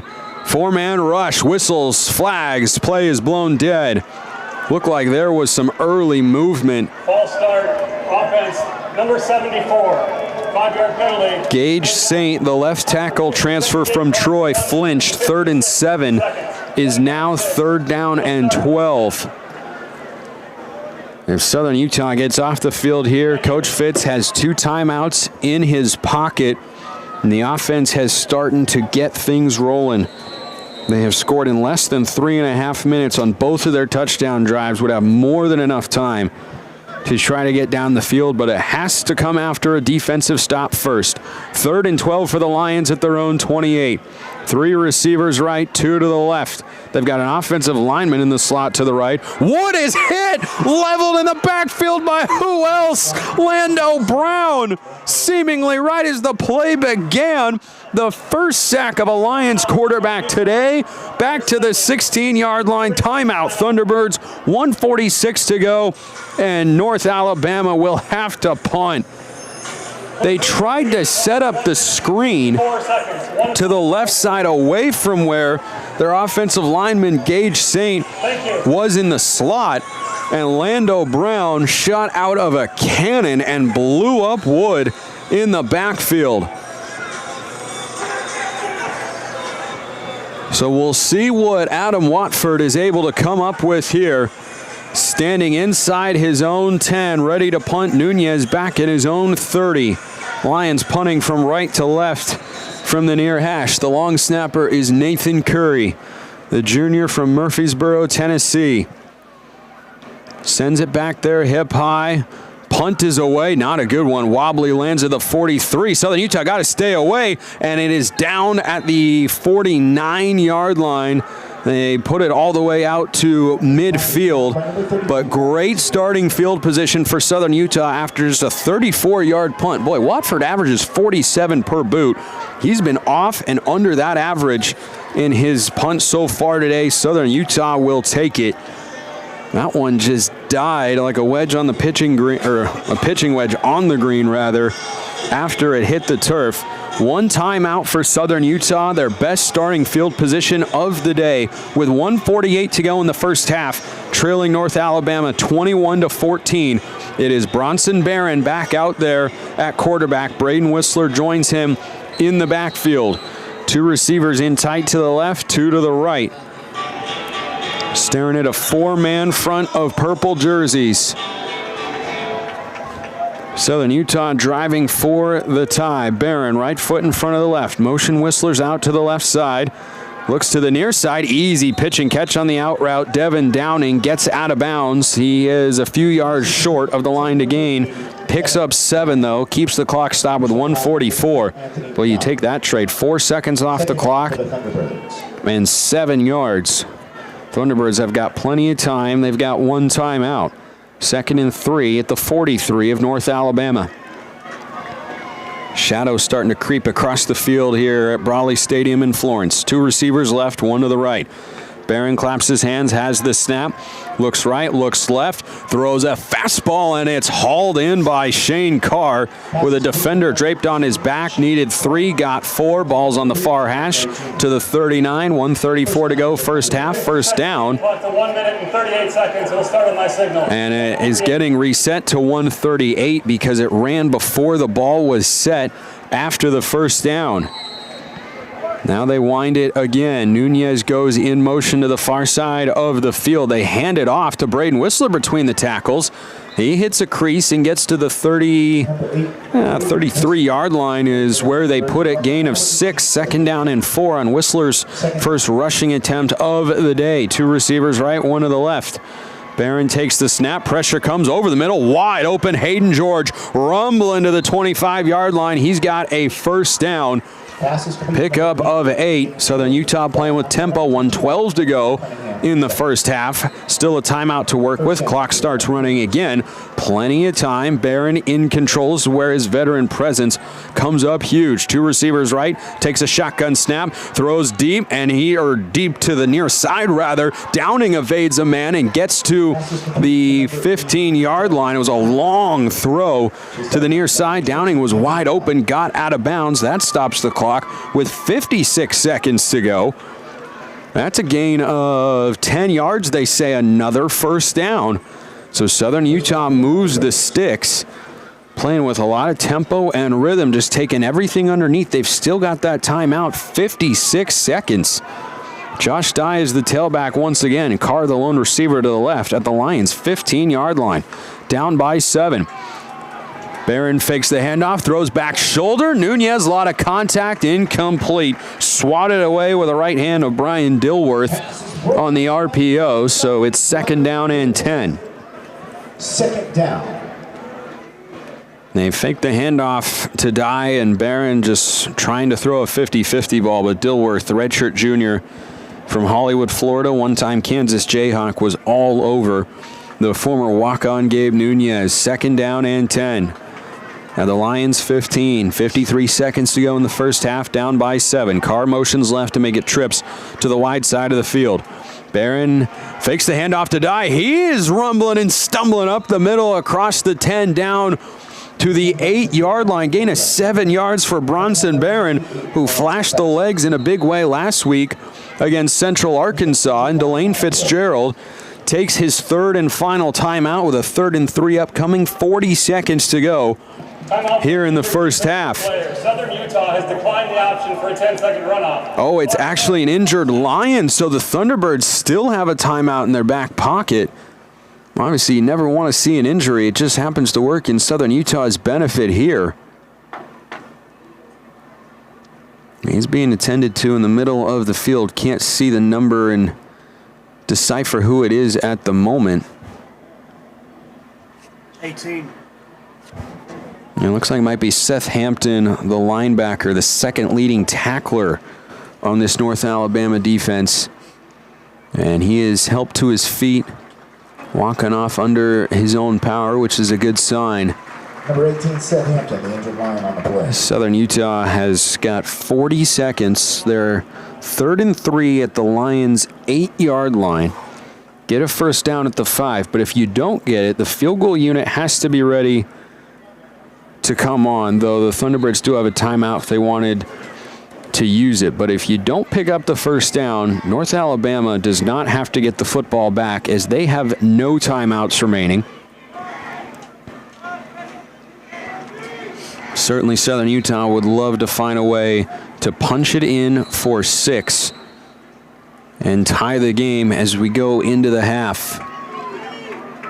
There's now 39 seconds on the game clock. Not sure how we lost a second there. 3rd and 3 at the Lions' 8. 2 receivers right. Please reset the game clock to 40 seconds. There we go. Reset the game clock to 40 seconds. Glad I'm not the only one paying attention. Good work by Zachary Erdman and his crew.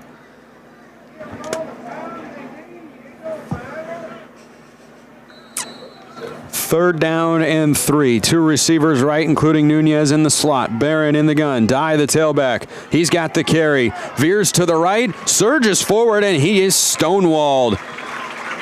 Short of the first down, he picks up 2. And a timeout taken by Southern Utah. This is looking like a 4th and 2 based on where they've marked it. Could the Thunderbirds be going for it here? Down 21-14. You have 35 seconds to go in the first half. All the momentum in this game is on your side, but the Lions will get the ball to begin the 3rd quarter. Could Delane Fitzgerald roll the dice here and try to score? But then if you get the first down but not the touchdown, you have to operate without a timeout. And Southern Utah is leaving the offense on the field. Oh boy, 4th down and a long 2. They need the 5. Barron in a heavy set, 1 receiver left, hands to Dye, runs right, cuts it up, hitting the backfield, falling forward. It's going to be close. Official runs in from the near side. North Alabama thinks they've made a stop. I don't think the officials are quite as certain. The ball is spotted. For an official's measurement. They have not made a decision right now. They're going to bring out the chains based on where the ball has been put down. Southern Utah looks to be short by the nose of the football, but we will see. Chain gain running in from the far side. This would be a historic moment if the Thunderbirds are short. I'll explain in just a second. And it looks like they're short. North Alabama becomes the first team to stop Southern Utah on a 4th down play this season. They had been a best in all of football, 17 for 17, and they are stuffed by about 8 inches. Or are they? The previous play is being reviewed. How about that? Did not see that coming with 30 seconds to go in the first half. Obviously no coach's challenge with less than 2 minutes to go. So this was initiated from upstairs.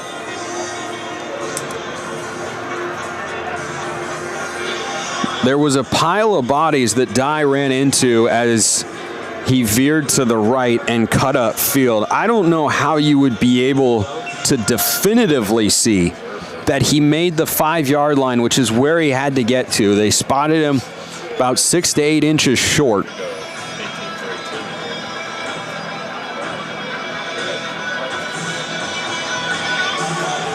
Obviously a huge call in the game. They're showing the replay on the big screen here, and I just don't see how he disappears into a sea of white and purple jerseys. I don't know how they'd be able to identify the football clearly and say that he 100% made the line to gain. Obviously, it would be phenomenal for the Thunderbirds to get that call. I just am not expecting that. There's an angle that clearly shows Dye lunging across the 5-yard line. The question is, where is the ball? Because the angle they're showing right now, Josh Dye's body very clearly gets across, but you can't see the football. So even if he likely did reach the 5-yard line, yeah, they upheld the ruling on the field there.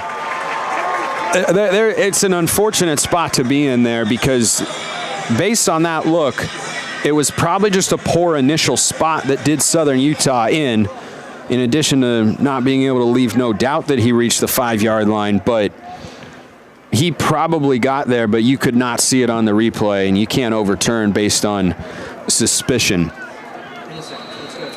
So the Lions will come out and kneel things down, and Southern Utah's near perfect end of the first half is not exactly what they wanted, as they will go into the break trailing here on the road. Lions will get the ball to begin the third quarter. It's 21-14. North Alabama with the lead over Southern Utah here in Florence. Crowd giving a home round of applause to their team as they head into the locker room with the advantage. Delane Fitzgerald trying to fire up his guys right now. We've got plenty still to go because we haven't even started the Firehouse Subs halftime show. That's coming when we get back. Thunderbirds down a touchdown at the break. You're listening to SU Thunderbird Football on Thunder 91, brought to you by Van Wagner from the Levitt Group and Auto Owners Insurance broadcast booth, presented by Intermountain Health. More SU football after this break. Here at Culver's, we're known for our fresh, delicious food. What most of you don't know is for the last several years, we've been training Southern Utah's most elite basketball players. Sometimes they need instruction, and that's where I step in.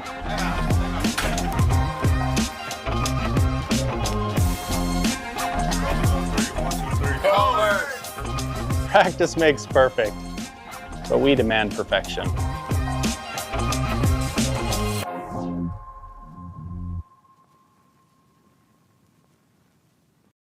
Bradshaw Chevrolet Buick is Cedar City's original hometown dealership, family-owned and serving the area since 1931. Obviously, they're doing several things right. Bradshaw Chevrolet Buick is your full-service dealership. Sales, service, body shop, detail shop, and their service department stands behind what they sell. And what they sell is a large selection of new and GM-certified used vehicles. It's Bradshaw Chevrolet Buick, 360 North Main. Brad's Food Hut is your go-to family-owned traditional fixture in Cedar City. Brad's has options for everyone with burgers, chicken sandwiches, fish and chips, soft drinks, shakes, and more. Want to grab your food on the go? You can call ahead and they'll have your order ready for you at 586-6358. That's 586-6358 for Brad's Food Hut at 546 North Main Street in Cedar City. Brad's Food Hut is proud to support our local athletes and students. I can hear him. Visit Cedar City. Brian Head is thrilled to welcome you to Cedar City, your ultimate base camp for adventure and sports. As you enjoy the game, be sure to take a victory lap through everything our area has to offer. As the gateway to Bryce and Zion National Parks, you can explore our charming downtown, fuel up at incredible local restaurants, and stretch your legs on scenic trails at Kolob Canyons or Thunderbird Gardens. Let the games begin and let the fun continue in Cedar City, Utah. Go to visitcedarcity.com to plan your next trip. Welcome back to the Firehouse Subs halftime show. Thunderbirds trailing the Lions at the break 21-14 as we welcome back to Florence, Alabama. The halftime show presented by Firehouse Subs, proud supporter of Southern Utah Athletics, founded by firefighters. Firehouse Subs is committed to supporting first responders and serving delicious hot subs made to order. Stop by your Cedar City location and try the fan favorite hook and ladder sub today. Firehouse Subs. Enjoy more subs, save more lives. Ammon, did you know that you are one of the first corporate sponsors at Southern Utah that I ever met when I got to the university? I didn't know that. Awesome. You were among the first. Regional manager for Culver's, which of course has a partnership within the SUU athletic department. Yep. Talk about what that partnership has meant. Yeah, we've been trying to get into the community, and we felt like going with SUU would be the easiest way and the best way to do that. And it's been really rewarding working with the athletes and with Naki and everybody else, supporting the athletes and watching it grow. It's been amazing. Over the last couple of years, I'm sure fans have seen the ad that runs that you guys made last year with some SU basketball players. Talk about what went into making that. Yeah, so we closed the restaurant down a little bit early, and we had all the athletes come into Culver's, and we just staged it where they were dribbling through different cones and cups and things like that. We gave them free food to promote our product, and it was really fun working with the student athletes. They enjoyed it, we enjoyed it. We had Thor there. It was just a really great experience. You guys have come up with the partnership that has, I think, resonated more than any throughout the AFEC, which is an opponent misses 2 free throws. Free cheese curds. Free cheese curds. Yep. Where did that inspiration come from? I was actually on the golf course, and I was talking with one of the club people there. And where most good business is done, by the way, the golf course. We've actually been out there a few times. Yes, indeed we have. So I was at the waiting for my tea time, and I was talking with somebody, and we were talking about the promotion that we had with SUU and wanted to do it with basketball specifically. And he said, what if they missed 2 free throws? And he gave them free cheese curds. And we just started talking about the logistics of it, but that's how it ultimately came about. Just a little brainstorm there on the golf course. Yeah, it has really resonated inside the AFEC. Anytime an opponent goes up, and it's for men's and women's games, correct? Yep. Anytime an opponent goes up and misses the first free throw, the band, the student section, the fans, it's cheese curds, cheese. It is one of the most electric moments, regardless of what's happening during the game. That is one of the most exciting moments, really, that happens. But talk about the restaurant itself and what it's like to manage that and what you guys like delivering to the community. Okay, so I'll tell you what it's like to manage it on a free cheese curd night. Yeah. Where as soon as the game's over, I usually try and go in as quick as I can. We are dropping baskets and baskets of cheese curds. Our entire lobby is jam-packed, and when it's one of those promotional games, they start chanting cheese curds in the lobby too. So it's really fun. You can hardly find a parking spot.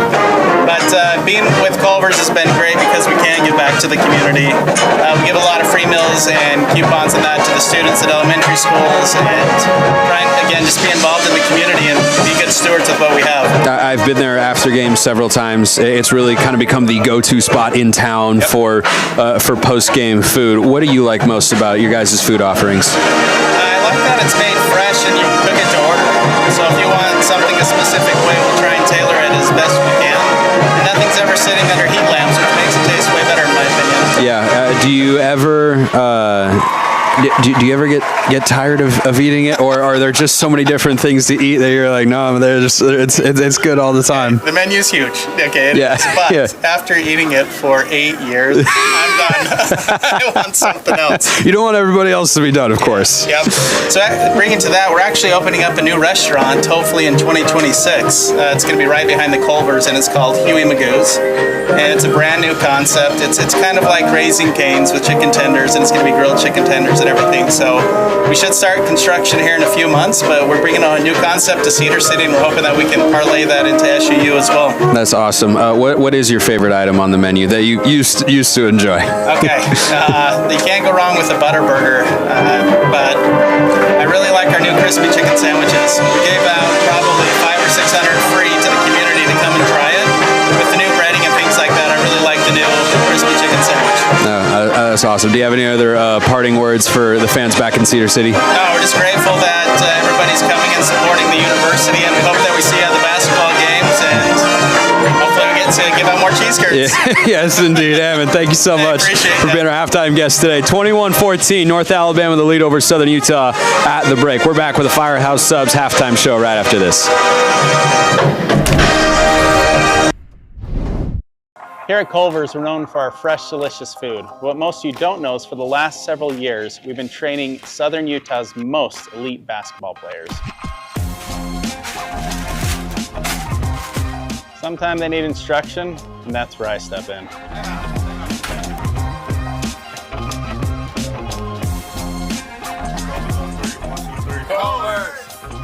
Practice makes perfect, but we demand perfection.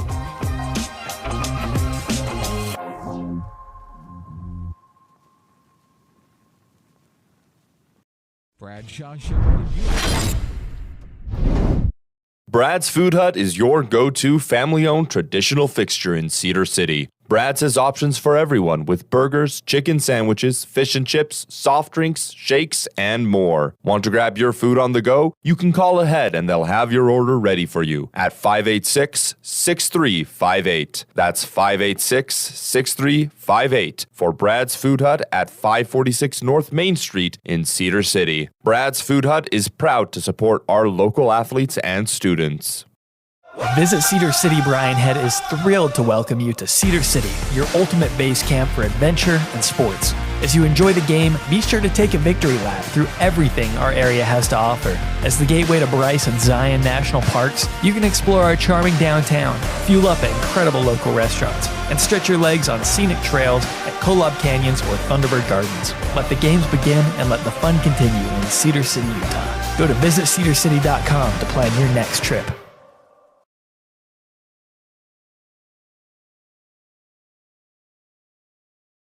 Back to the Firehouse Subs halftime show. Discover adventure in every season. Visit Cedar City for vibrant festivals, Red Rock hikes, and a thriving art scene. Then head up the mountain to Brian Head for world-class skiing, biking, and cool alpine escapes. Come for the views, stay for the experience. Visit Cedar City Brian Head. Spencer McLaughlin back with you here in Florence, Alabama at Raleigh Stadium. The last college football game that will be played here by the Lions. It's an absolutely perfect day. Not a perfect half for Southern Utah. They trail 21-14 here at the break, and the Lions will get the ball to begin the third quarter as well when that time arrives. But right now, it is time to check in for our weekly interview with Ryan and Art. Here's what they've got to say. It's time again for the throwback before the third quarter. I'm Ryan Steinekert, and with me is the legendary voice of the SUU Thunderbirds, Art Chalice. Today, Art, we're going to start with a quiz. Okay. Southern Utah's on a 5-game winning streak. They play North Alabama today. But first, before we get into the history between these two teams, I've got a quiz for you because some Thunderbirds have really stood out this season. We've talked about it quite a bit, and we touched on last week that Josh Dye had a chance to break the all-time single-season touchdown record for a Thunderbird, which he did with 3 touchdowns last week. So the first question, it's not too far from that, but Josh Dye is number 1 in the SUU record books for scoring points in a season at 150. Who is number 2? And it's actually a tie for number 2. Your choices are multiple choice. A, Zed Robinson. B, Targy Lamson. C, Kelvin Menifee. D, Matt Cannon. Matt Cannon. Okay. And it's so it's actually 2 of those. Oh, well, it's probably Matt Cannon then. Number. Yep. If Matt Cannon is 2, he's tied with Targy Lamson at 2. And then Zed was on there. Zed is actually number 5 on the list. Actually number 6 now with 112 points. Menifee would be number 4. Matt Cannon actually holds the tied for second and the 4th spot with 138 and 132 points. Okay, you got that one right. Here's your second question of today's Throwback Before the Third quiz for Art Chalice. That is, so Lando Brown he's at 15 sacks this season, right? And who is number 1 in most sacks in a season? And for extra credit, how many sacks does that person have? Do you need multiple choice or do you know it? I know he was the leader. He's the Big Sky leader all time in tackles for loss and sacks. So that's interesting. Kauser. Okay, you're. We should jump ahead to question number 3, and then we'll come back to 2 then, because most tackles for loss in a season, and he's actually in the top 8. He's on there 4 times. And had 29 tackles for loss in one season. Is it A, Tyler Osborne, B, Matt Hawley, C, Austin Curtis, or D, James Kauser? Well, I have to go with Kauser, but the others were all very good players. All of them are on that list in the top 10, but James Kauser has the number 1, number 2, number 3, and number 7. Actually, number 8 spot now, because Lando Brown has 15 tackles for loss this season, so he's 4th on the SUU all-time list, just behind Tyler Osborne. So James Kauser, though, you remember him? Oh, yeah. Yeah. Number 47 for the Oakland Raiders, and he was an outstanding player. Yeah. And I remember the Weber State coach told his coaches, and this got out, that he said, we can't let another Davis County guy go to Southern Utah. And try to get them at Weber. All right, now let's go back to question number 2, which was most sacks in a season. Now, James Kauser is on there in the top 10. He's on there 3 times, but he's not number 1. Lando Brown this season has 12 sacks, and that would put him 7th, tied with Lane Martino for most sacks in a season. But the number 1 guy, is it A, Jeff Gallion, or letter B, Jimmy Brimmer, or C, Lane Martino? Well, I don't know. Maybe Lane Martino. He was great, but the other, it's just amazing. He played in 1977, and he is tied for number 1 with one other guy 1996. Now you know probably. Gallion will be it. Yeah. Jeff Gallion in 1996, 18 sacks, and Lane Martino in 1977, 18 sacks. Lando Brown again this season has he's at 15 or 12 sacks, and then has 15 tackles for loss. All right, quiz finished. Let's move on to North Alabama real quick. Now that we're down to about 2 minutes of time left. These teams 1-1 against each other. Both games have been at SUU. Right, both were, and the loss in 2018 was a heartbreaker, because the T-Birds led 30-27 inside of a minute, and they were throwing the ball into the end zone and all the way down the field. 3 pass interference penalties got them in there, and then they scored on a pass. From where I'm sitting, it was down on the left corner of the end zone, and who knows if that was really inbounds or not. I've had people tell me both ways, but they did beat us 34-30 that year. And both of the games have been at Southern Utah. Right. This is the first time they've gone to Braley to play Northern Alabama. One of the things way back, I know we're running out of time, but North Alabama from 1979 to 1983 in Division II, their record was 41-30. 13 and a tie. Wow. So that was a great stretch. Yeah. And they won 3 national championships in Division II in 93, 94, and 95. Went to the Division II playoffs 21 times. So they were something back then, too. They're a long way from their glory days. 2-9 this season. Yeah. They're allowing almost 40 points per game. They are, and it could be an offensive fest, you know. Yeah, maybe we'll see, but I think the Thunderbirds are favored. So, Art, as always, it's a pleasure. I love hearing your remembrance of games from 50 years ago. It's fantastic. Well, it was Thank a you. fun one today. Thanks, appreciate it. Go T-Birds.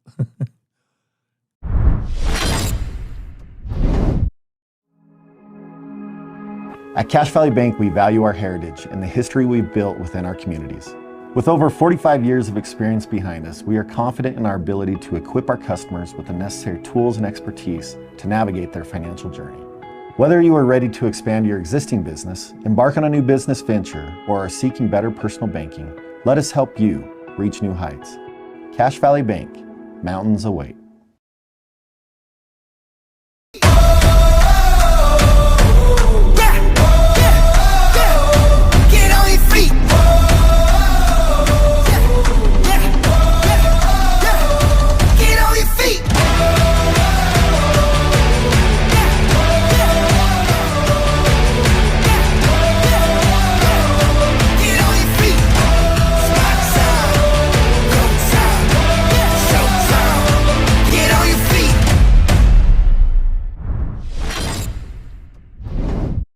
Are you hungry for the usual today? Or are you craving something uncommonly delicious like the meaty masterpiece, the Hook and Ladder Sub from Firehouse Subs? They start by piling it high with freshly sliced smoked turkey breast and Virginia honey ham. Then they top it with melted Monterey Jack and serve it hot in a toasted roll. Save time by ordering your Hook and Ladder with the Firehouse Subs app today, downtown Cedar City. It's Firehouse Subs. Enjoy more subs, save more lives. Township Pharmacy and Bullock's Drug are here for you, the Cedar City community. With expert pharmacists on site, Township and Bullock can help you take care of your pharmaceutical needs and fill your prescriptions. Both locations offer curbside service for your convenience. Bullock's Drug is downtown at 91 North Main Street, while Township Pharmacy is near the hospital just off Main Street. Township Pharmacy and Bullock's Drug, grateful and proud supporters of our local students and athletes.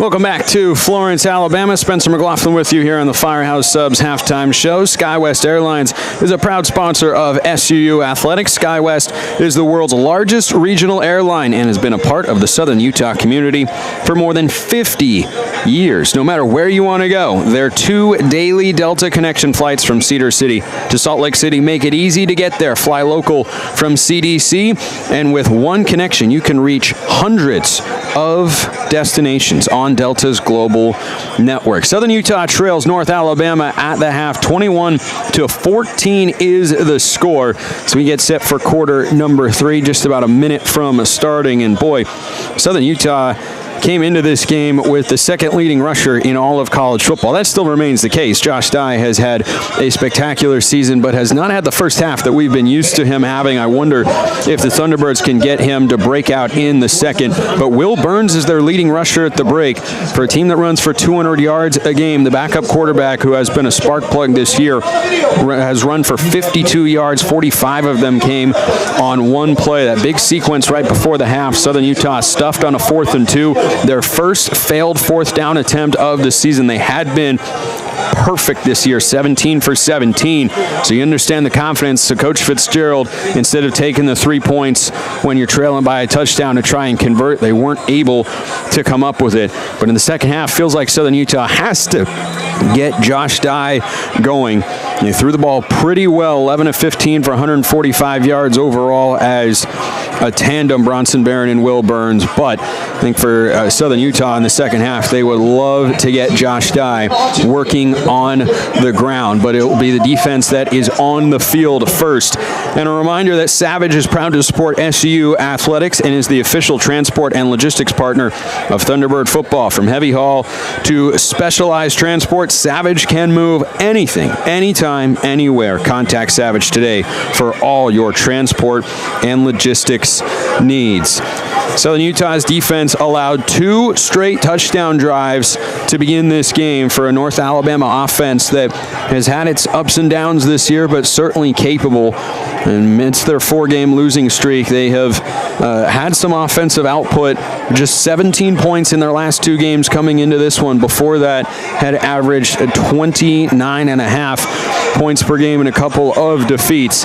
But the Thunderbirds defense made adjustments, and we'll see if they can carry those over into the second half of play as they try to win their 6th straight game and their 2nd straight against North Alabama. Who knows when these 2 teams will meet again, and if the Thunderbirds ever return here to Florence, Alabama, which is a beautiful place this time of year. It will not be at Brawley Stadium. The last game ever played here, Coach Dearman and the Lions trying to send this stadium out as the home of North Alabama football with a win. Teams are back out on the field for the 3rd quarter. Danny King tees it up at the 35-yard line just inside the far hash mark to my left. Back deep are Luke and Pegues for the Lions. 3rd quarter set to begin. Southern Utah trailing by 7.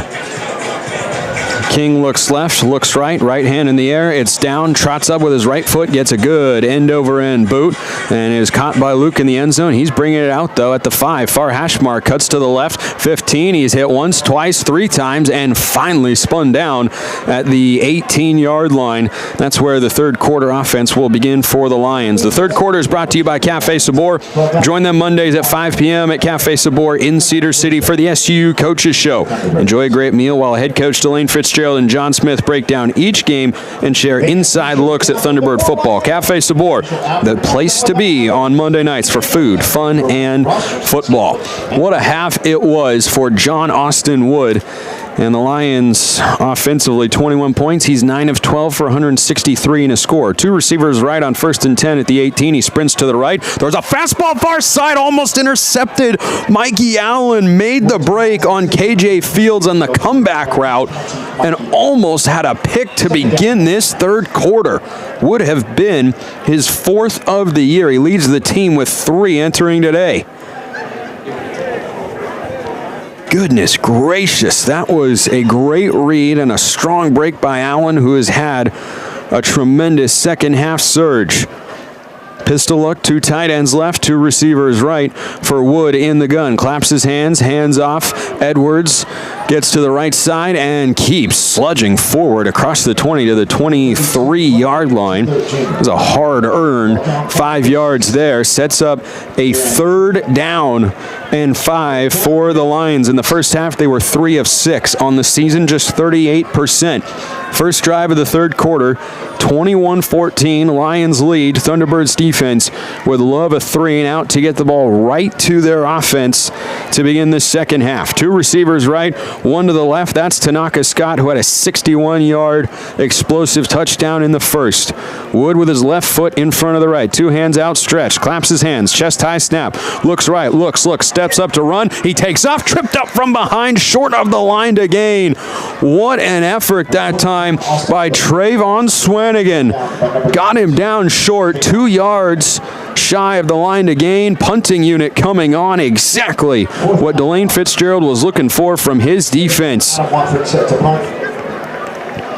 Boy, if the Coastal Carolina transfer hadn't made that stop, if he hadn't made that tackle, I think you would have seen Wood run for the first down. Looked like he had it, and instead, on to punt is Adam Watford. Hasn't had his best day so far. Gets away a better wobbly kick here that quickly accelerates to the ground, bounces directly to the left to the 33-yard line. So again, not a huge punt by his standards. He averages 47 per boot, a 3 and out for Southern Utah's defense, and their offense is right onto the field with 13:19 to go in the third quarter. A 21-14 lead for North Alabama, and for the second straight time they're taking the field, this Thunderbirds offense is driving for the tie. It is Bronson Barron back there to begin this third quarter. I'm sure we'll see more of Will Burns, who had a lot of success on the ground, 52 yards rushing and a score. Barron in the first half, 10 of 13 for 125 yards. He has 2 receivers right, 1 left, going left to right, ball on the right hash.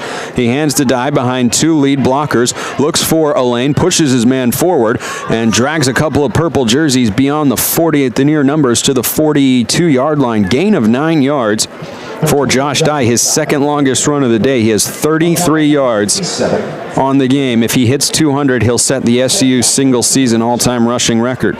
On second down and 1, he gets the handoff, runs left, looks for a lane, 45 to the 50, far hash mark, and he is collided with at the 46-yard line of North Alabama. But suddenly this SU offensive line starting to get into a groove. 2 minutes and change gone in the third quarter, down by 7. Southern Utah trailing on the road, looking to stage a comeback. They were down 21-7 towards the end of the first half, had a chance to tie it before the break, could not convert on 4th and 2. Their first failed 4th down attempt of the season. They had been a perfect 17 for 17. 1st and 10, the Lions 46. Play action for Barron, hit immediately and dropped back at his own 45. Fred Veely is having a monster day. The sophomore from American Samoa now has 2 sacks and 2 TFLs. And Bronson Barron is down. He's sitting upright as Talon Bird, the head trainer, comes out to check on him from the sideline. But Villy came unblocked again from Barron's backside. That's how this offensive game started for the Thunderbirds, was letting him run free. Barron took a wallop.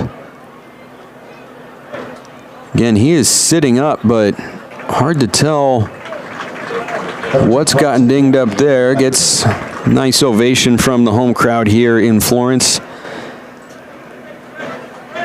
A solid crowd on hand, about 3,000 to 4,000. And he is gingerly walking to the sideline, so instead of by choice, looks like out of necessity, Will Burns, who Delane Fitzgerald has dubbed the future of this program at quarterback, is out there. It was a loss of 7, so 2nd and 17 for Southern Utah. Ball in the middle of the field at their own 47 is where they spotted the forward progress. Trips right, 1 receiver left. Burns pulls on the read option, keeps to the left, almost out of lane, got tripped up. Linnell Cunningham the second, the Cisco College transfer, stopped what would have been another 30 to 40 yard run by Will Burns, maybe more, as he was trying to shoot the gap between 2 purple jerseys. Still a good gain to the 49 of North Alabama. This is 3rd and 13 with 11:30 to go in the third quarter. Southern Utah trailing 21 to 14. You wonder on the plus side of midfield, will this be 4 down territory? Burns so far this season, 19 of 26, 186 passing yards and a touchdown entering today. Motions Anson Crowd across, trips to the right, helmet high snap, sits in the pocket, floats a deep ball near side, not on the same page with his receiver, incomplete. Anthony Young, the defensive back, was the closest target, and Southern Utah will have to punt.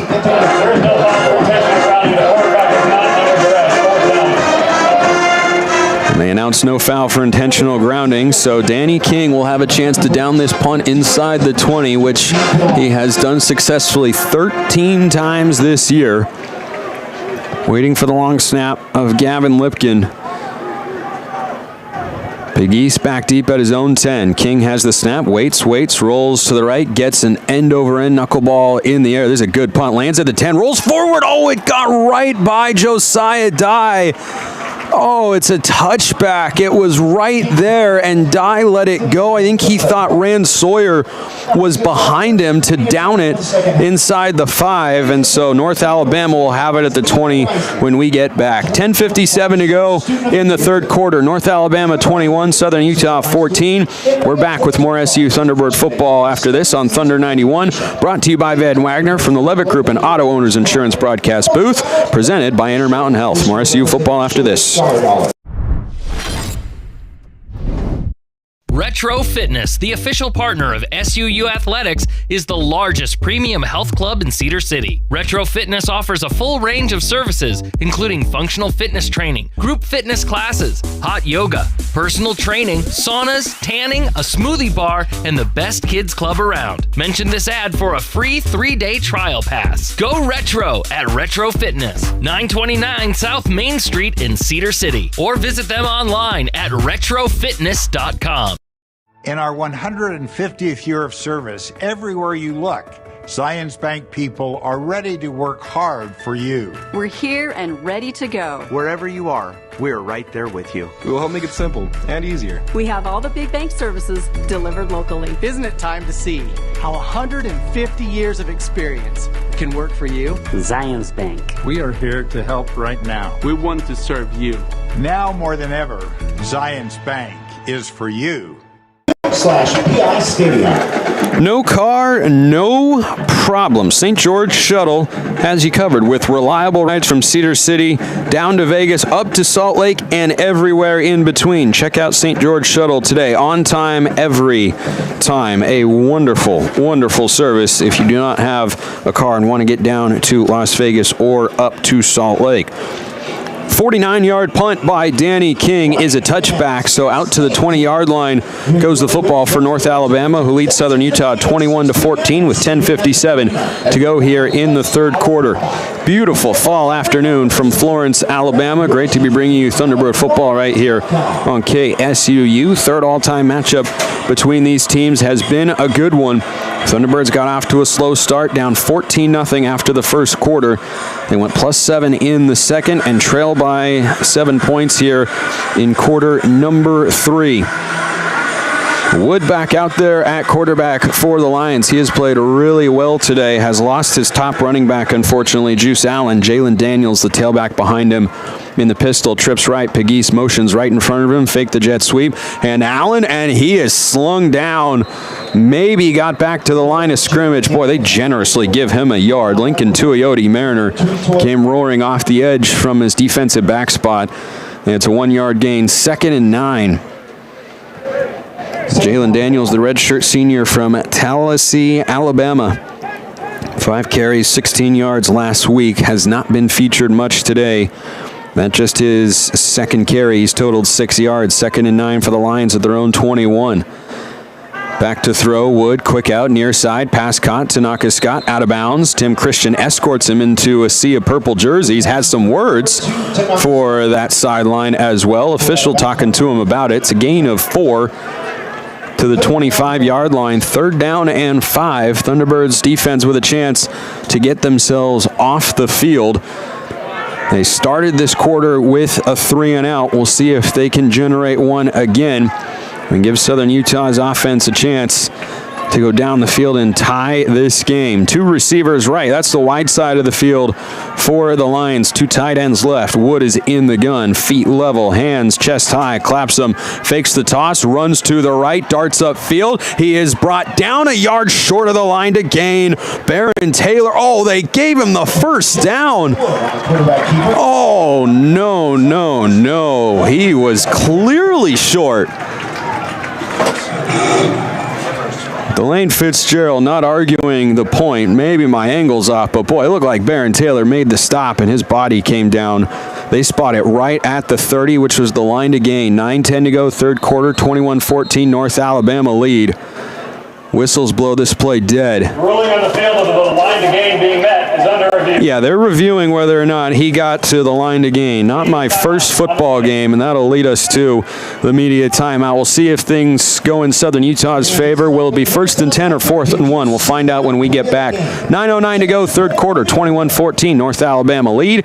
You're listening to SU Thunderbird football on Thunder 91, brought to you by Van Wagner from the Levitt Group and Auto Owners Insurance broadcast booth, presented by Intermountain Health.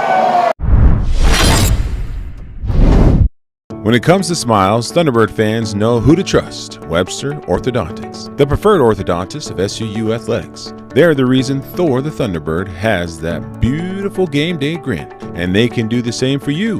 Whether it's braces or Invisalign, Webster Ortho provides personalized care and outstanding results, proudly supporting SUU Athletics and our community. Visit WebsterSmiles.com today to schedule your consultation. Webster Orthodontics. Show off that Thunderbird smile. Ernie's is more than just a gas stop. It's your one-stop spot for fuel, fresh food, and friendly service. With locations across Southern Utah, including one right here in Cedar City, Ernie's makes it easy to fill up and fuel up. Don't forget, Ernie's is home of the world-famous chicken strips, a local favorite that keeps fans coming back. Proudly supporting SUU Athletics and proudly serving our community. Stop by Ernie's in Cedar City today.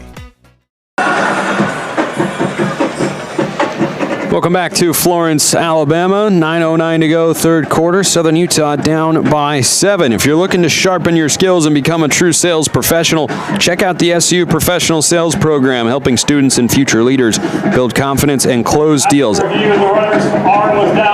SU Professional Sales, where careers in sales begin. Well, I paused to hear the call from the official, and indeed, my live eye was correct.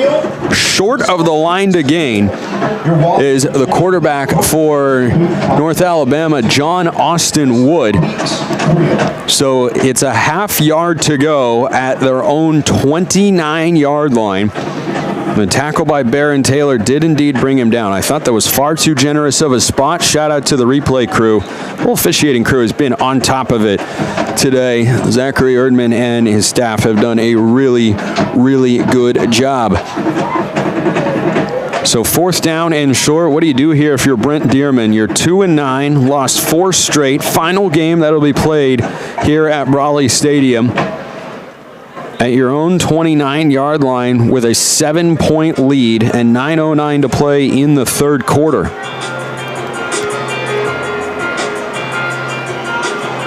Looks like the offense is staying out there. Southern Utah is prepared for that. Down the ball at the 39.5-yard line. It's 4th down at that spot. So it's a 4th down and short. They have sent out Ari Patu, the one-time Stanford transfer, has run the ball a couple of times today. 2 carries for 10 yards. Can the Thunderbirds defense come up with a 4th down stop? Lions this year, 11 for 26 on 4th down. Patu's under center, 1 receiver right, 1 to the left. 1 tailback. This looks like quarterback sneak. Motions fields across. He veers to the right. He surges forward. It looks like he's got the 1st down. Yeah, Ari Patu does indeed move the sticks. No question about it this time. So he goes in there for the quarterback sneak, and that keeps the drive alive for North Alabama with a 7-point lead. Brought to you by Tracy Black. Still a lot of football to be played between these two UAC foes, closing out the season with a conference game. Southern Utah trying to win their 6th straight to end the year. Wood is back out there. 2 receivers left, 1 to the right. 1st and 10, snap over his head inside the 15 to the 10. He gets on top of it all the way back at the 7-yard line. Drew Lawson hiked it up and over the 6'4" John Austin Wood. It went back to the 7. This is a loss of 24 yards. It's 2nd and 34, and the Thunderbirds just have to avoid a penalty or a disaster to get the ball back to their offense.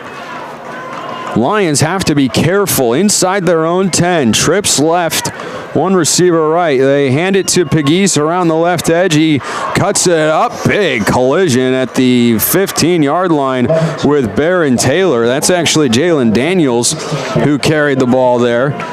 So he picks up about 6 yards on the play, and it's still 3rd down and forever. Lions are at their own 14. They need the 41-yard line on their own side of midfield.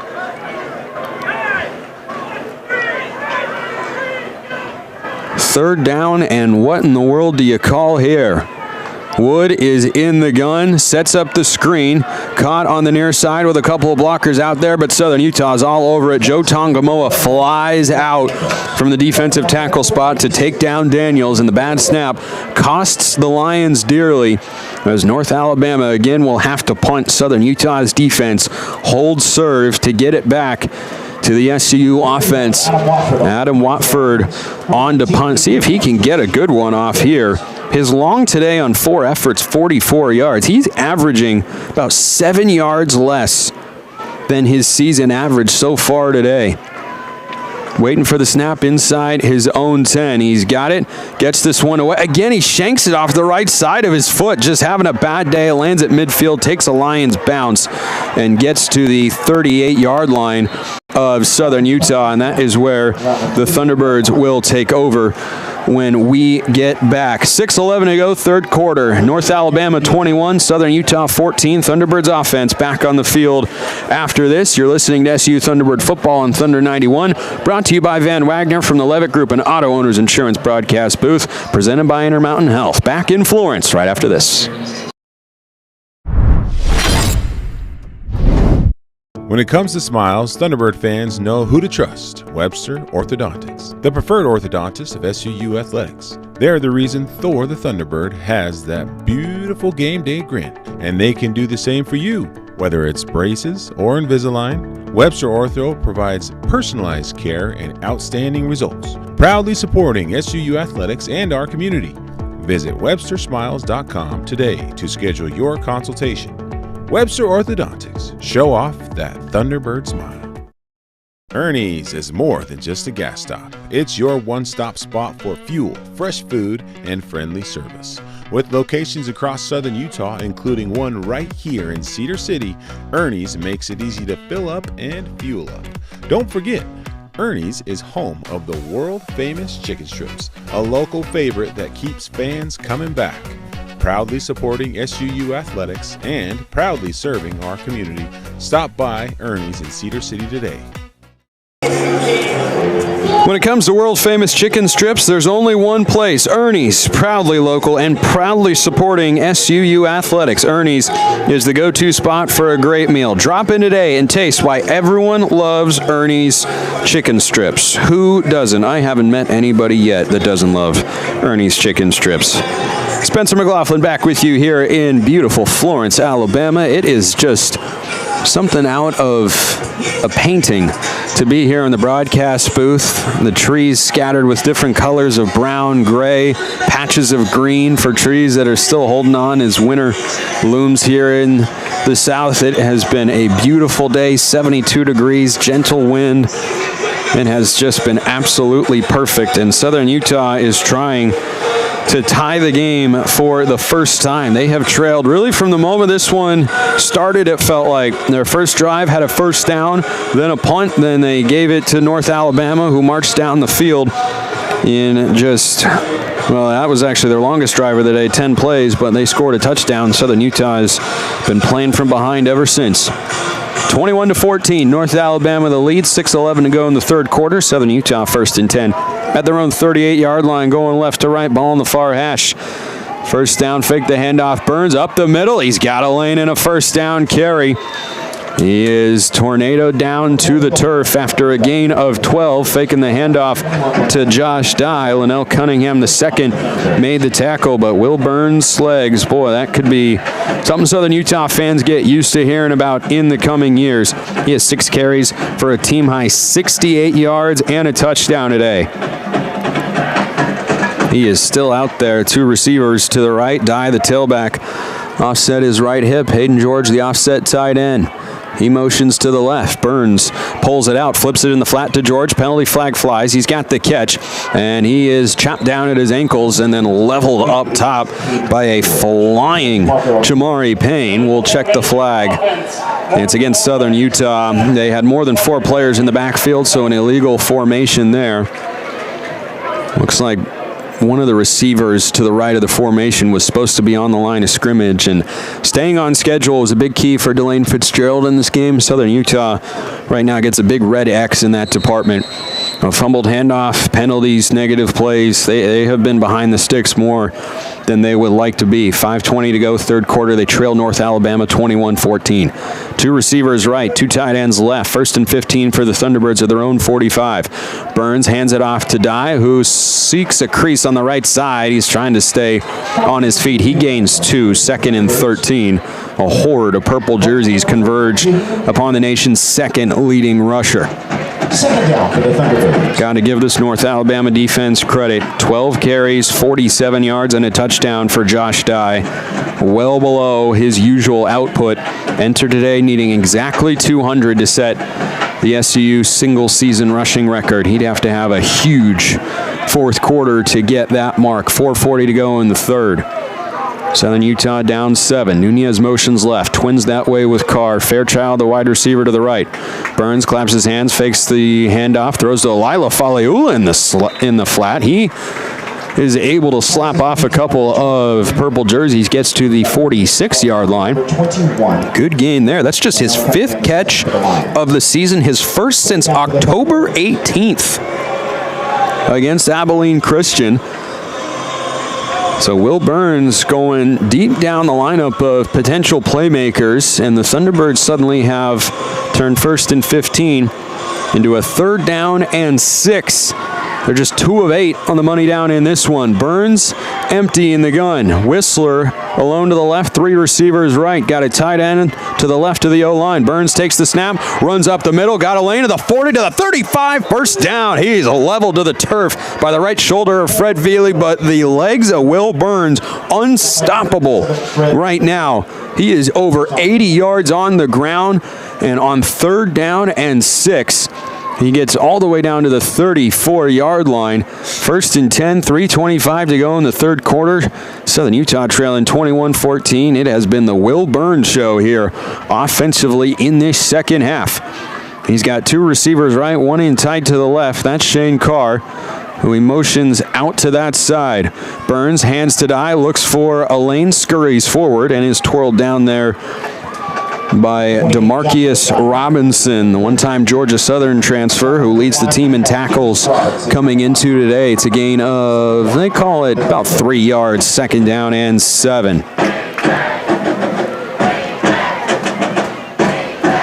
Shadows continuing to creep across the field here for the final game at Brawley Stadium. Last time it'll be the home of the Lions. 2nd and 7. Southern Utah trying to play spoiler at the Lions' 31-yard line. 2 men in the backfield with Burns, Alila Faleula, and Dye. And Dye gets the carry running right, cuts it back to the left up the middle of the field. Jeremy Perkins tries to single-handedly lunge him forward with all his body weight. He got to the 29, so a gain of a couple, and it is 3rd down and 5 upcoming as we move towards 2 minutes left in this 3rd quarter, 21-14. North Alabama the lead. Southern Utah, last time they got down inside the red zone, which they are not quite to just yet. They were stopped on 4th down for the first time this year. 3 receivers left, 1 to the right for Will Burns on 3rd and 5. Whistler to the tailback off his right hip at the 29-yard line of the Lions. Hands to Whistler, ball on the ground. North Alabama's got it. They recover the fumble. Lance Bassett, the Kansas transfer, comes up with it. They tried to run the read option again. Burns and Whistler just did not get a clean exchange. They have not worked together a ton, and Southern Utah coughs it up. 9th fumble recovery of the year for this North Alabama defense, and it puts the Lions offense right back on the field. Boy, missed opportunity there for Southern Utah. They were driving to tie the game. Lions take over First and 10 at their own 31. 1:45 to go, third quarter, 21-14. North Alabama with the lead and the ball. Wood back out there behind center. One receiver split each way. Fakes a handoff, wants a deep shot. Heaves it down the far side. One-on-one coverage. Christian gets caught up with Justin Pegues, and flags are flying. Yeah, this is pass interference. They were actually going for KJ Fields, 10, not 0, and that about as clear of a call as you're going to see. So a 15-yard penalty enforced here gives North Alabama a free and brand new set of downs. Well, off the quick change, you saw North Alabama OC Morgan Cruz calling plays for the first time with the Lions, try to take a shot downfield. Christian just got handsy as Fields tried to come back to the ball. To the 46-yard line on their side of the 50 go the Lions. First down and 10. And the handoff. No, Wood kept it, and he is engulfed. They ran the Tarleton State-style slow mesh. Wood pulled it out, and by the time he looked to throw, a couple of Thunderbirds just converged in the pocket. Miles Amy got in there with Joe Tongamoa. I don't know who will get credit for the sack, but it is a loss of 4 yards on the play. Second and 14 as we wind close to a minute to play in the third quarter. North Alabama leading by 7, not in a hurry. Two receivers right, one to the left. John Austin Wood stands 6'4" behind center, has the snap, fakes the handout. Where's the ball? Oh, the running back's got it, dancing around to the 40, surges forward up the middle of the field, and Southern Utah gang tackles him at the 44-yard line. Roderick Taylor Jr. wound up with the ball. I can assure you that was not the intention of the play. I think he ran almost a little bit early before the ball was snapped, got in front of Wood, and then the ball was in his lap, and it never got back to the Lions quarterback. They do have to run a play here with 25 seconds left in the third quarter. There's just 15 seconds on the play clock. Third down and 12 for North Alabama. Southern Utah with another good chance to get themselves off the field. Two receivers each way. Wood behind center with a tailback to his right. Looks near side on the slant. It's caught. Mikey Allen makes the ankle tackle from behind on Noah Gregg, the freshman from Killen, Alabama, with his first grab of the afternoon. He got across midfield to the 47 of Southern Utah, and that is how the third quarter comes to a close. Brent Dearman can think about what he wants to do when we get back. Fourth down and 3 for the Lions. They lead Southern Utah 21-14 here in Florence. See what happens after this. You're listening to SU Thunderbird Football on Thunder 91, brought to you by Van Wagner from the Levitt Group and Auto Owners Insurance broadcast booth, presented by Intermountain Health. More SU football after the break. Launch your career with SUU's professional sales program. Stand out in today's job market with hands-on experience and real-world results. Learn to sell yourself, your ideas, and your business. Master sales, management, and entrepreneurship. Connect with industry leaders through competitions, networking, and internships. Land high-paying careers after graduation. Whether starting your own business or climbing the corporate ladder, sales skills are your secret weapon. Partner with SUU. Hire the best. Be the best on campus at Southern Utah University. Southern Utah University football fans, this one's for you. With 3 convenient Iron County locations and over 20,000 5-star reviews, Burt Brothers is your hometown team for auto care. From unbeatable tire deals to trusted service packages, we've got you covered start to finish. Because at Burt Brothers, there's only one promise: we do it better.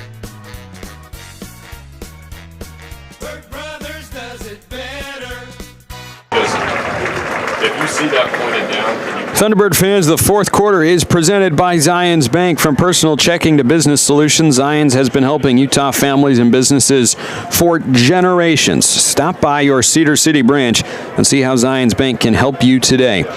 We haven't forgotten who keeps us in business. Southern Utah trying to put their offense in business as we begin the fourth quarter. Fourth down and 3. We flip ends of the field. And North Alabama doesn't have to go far, as after the completion there to end the third to Noah Gregg, They have it 4th and 3 at the SUU 47-yard line, going left to right, and it looks like the punting team is coming on the field for Brent Dearman, whose defense has played very well today. Southern Utah as an offense averages almost 425 yards per game. Today, they have been held to 267 through 3 quarters. Thunderbirds trying to figure out what the Lions are actually going to do. They have gone for it on 4th down once today.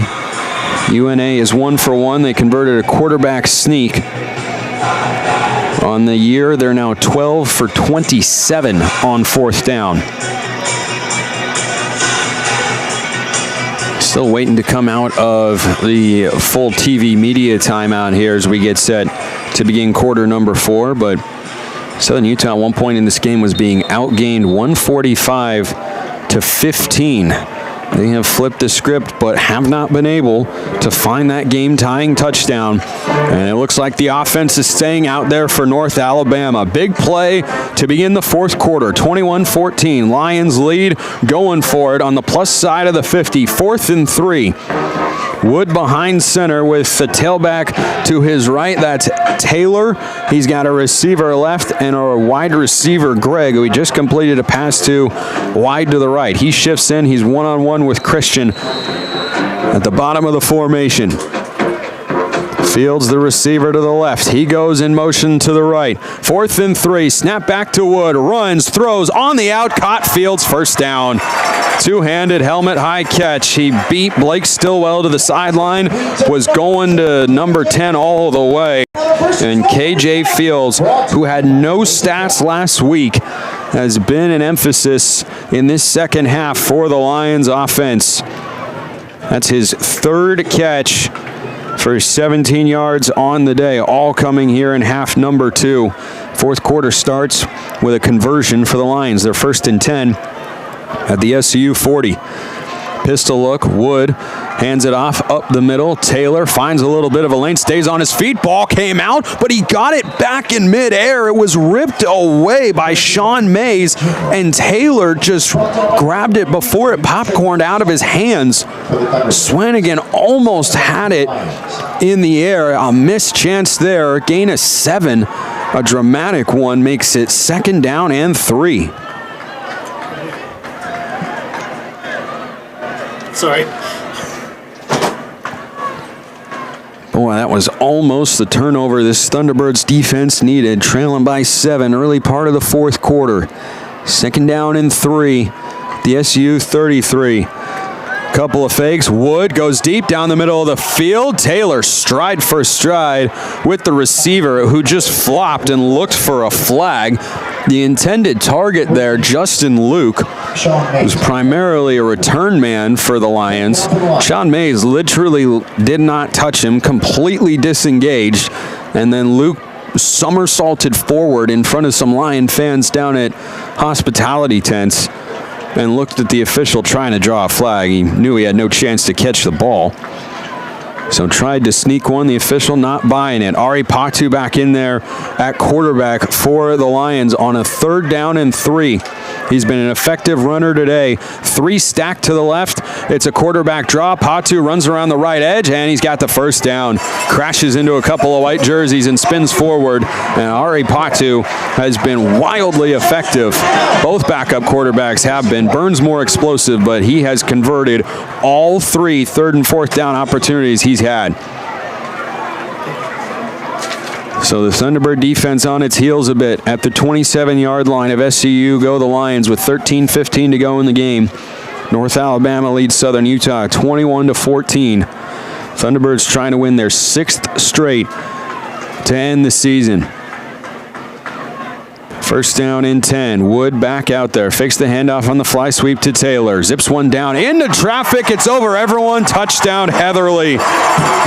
Boy, he just threw it over a cluster of players. Busted coverage on the back end. And it's a 23-yard touchdown for Caleb Heatherly. Just his 2nd score of the year. And it's 27-14. North Alabama extends the lead pending the extra point.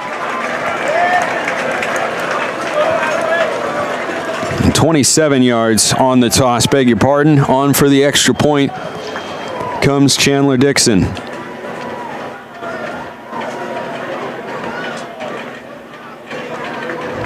Snap, hold, kick is away, and it is good. 28-14, Lions stretch the lead. 12:54 to go in the fourth quarter. Southern Utah needs points. We'll see if they can get them when we get back. You're listening to SU Thunderbird Football on Thunder 91, brought to you by Van Wagner from the Levitt Group and Auto Owners Insurance broadcast booth, presented by Intermountain Health. More SU football after this break.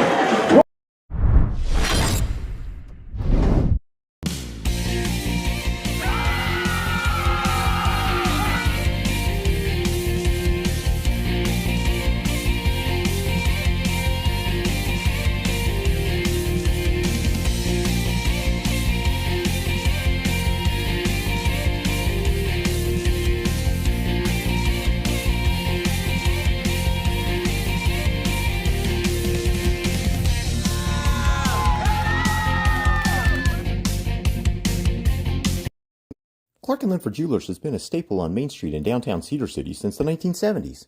Cedar has grown a lot since then, but we are still your hometown jeweler. Our commitment to our customers remains the same, to help you find pieces you will love for years to come. Whether you're looking for an engagement ring, wedding band, or fashion piece, we'd love the opportunity to help you find your piece. Find us at 83 North Main Street in Cedar City and follow us on Facebook and Instagram. Clark & Linford Jewelers, still your hometown jeweler, where SUU gets engaged. Well, if you're craving sushi or ramen, Kabuto in Cedar City has you covered with fresh flavors and unbeatable student specials Monday through Friday from 11 to 3. Head in today. Kabuto, your go-to for sushi, ramen, and more. Spencer McLaughlin back with you after the Lions complete an 8-play, 69-yard drive in 3:51 to stretch it to a 28-14 advantage over Southern Utah. North Alabama, on paper, looks lifeless. Today, not the case. Delane Fitzgerald had that sense coming into this one with it being their final game at Brawley Stadium. Wanted to end it with a victory, and boy, they are in a position to do just that. But we have seen the Cardiac Thunderbirds get things going in the fourth quarter once before. We'll see if they can do it once again, trailing 28-14. Defense had played well for quite a while after some early missteps in the first half, allowing touchdowns on each of the first two drives, but that's the second explosive pass play that's resulted in a touchdown. 27-yarder from John Austin Wood to Caleb Heatherly, and earlier in the game they had a 61-yard pass play completed to Tanaka Scott that went for 6. 12:54 to go in the fourth quarter. Still plenty of time for Southern Utah to come back, but they have got to find a way to get their offense going. No points in the third quarter, no points in the first. Vachon runs up and pooches the kick to the far side. Rand Sawyer is going to have another chance. Far side inside the 5. Accelerates to the 20. Stays on his feet. Breaks out to the 30. 35. Rand Sawyer still on his feet. Cuts it back at the 40. Breaks out. Always caught from behind at the 50. Rand Sawyer electrifying once again. And Jalen Edwards saved a touchdown. Check that. Nathan Curry, the long snapper, saved a touchdown. Sawyer just stayed on his feet, was cutting it back to the open field. And if there had not been a Herculean effort from Nathan Curry, Rand Sawyer was going to have his second kick return touchdown of the year. Still, about a 47-yard kick return sets up Southern Utah at midfield. First down and 10. Bronson Barron back in there. Trips left, motions Nunez to the right. He circles back around to the left side of the formation. They hand to Josh Dye up the middle. He twirls, he fights, and he picks up 4.5. Near side officials giving him 5, so second down and 5 upcoming. 12:30 to go in the fourth quarter, a rolling clock, and boy, Rand Sawyer has been the most important offensive player in this game for Southern Utah. A couple of explosive pass plays that were mostly just him catching and running set up their first touchdown of the day. And a big kick return here, already on the plus side of the 50. 2nd and 5. Barron motions Erickson across, and he hands to Dye, who runs to the left, and he's got nowhere to go. Number 20. Demarcus Robinson drops Josh Dye for a loss, who has just 56 yards running on 16 carries with a touchdown in this game. Lions have made him an emphasis, and he has been kept in check. 2nd and 5 becomes 3rd down and 6. 11:40 to go in the fourth quarter, trailing North Alabama 28-14. Southern Utah today just 3 of 10 on 4th down. 2 receivers right, 2 staggered stacked to the left. Kraut goes in motion on the near side, reverts back out. Pressure coming. Barron flips it out. Caught by Josh Dye. He lunges forward as he's tackled. Does he get the first down? No, they say it's 4th down. Jermaine Ray Jr. Jermaine Ray Jr. made the stop. Josh Dye hauling in just his 7th catch of the year. He needed 6. He got 5. 4th down and a yard at the 41 of North Alabama. Thunderbirds, no hesitation here in going for it. Downing wide to the right. Heavy set with extra linemen and tight ends. Dye the tailback. Barron the snap. Hands to Dye. Runs left. He's got the first down. Needed 1. Got 2. As he lowered the shoulder pads and kept things moving as was required. So Josh Dye makes Southern Utah now 18 of 19 on 4th down this season with 10:30 to go in the fourth quarter. They trail North Alabama 28-14, but on the move. 4 plays, 11 yards so far in this drive. You'd love a chunk play to snatch some momentum here in Florence. Shadows have swallowed up almost all of the field. Motions out Downing. Barron, play action from the shotgun. Looks, throws in the middle. Incomplete. Diving effort there by Downing on a deep crossing route. Barron got lit up as he let it go. He's been sacked 4 times today. Incomplete pass, 2nd down and 10.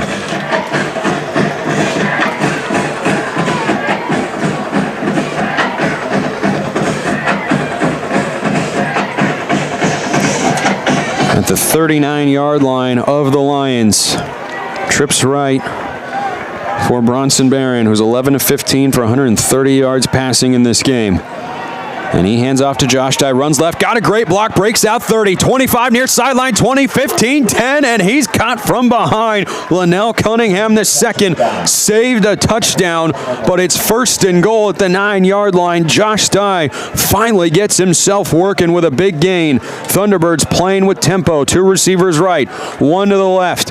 Barron hands the Dye up the middle, veers left, stays on his feet, trudging forward, and he's in. Touchdown! Josh Dye just with the doctor ordered, and it's back to a 1-score game. Boy, we have been waiting for that. 2 carries for Dye on the last couple of plays. Following the 4th down conversion, he gains 39 yards, and he has his FCS leading and record-setting 27th touchdown of the season. Ed Riley gingerly hobbles to the sideline. SUU's starting center. Hopefully he's okay. Jaden Rogers on for the extra point.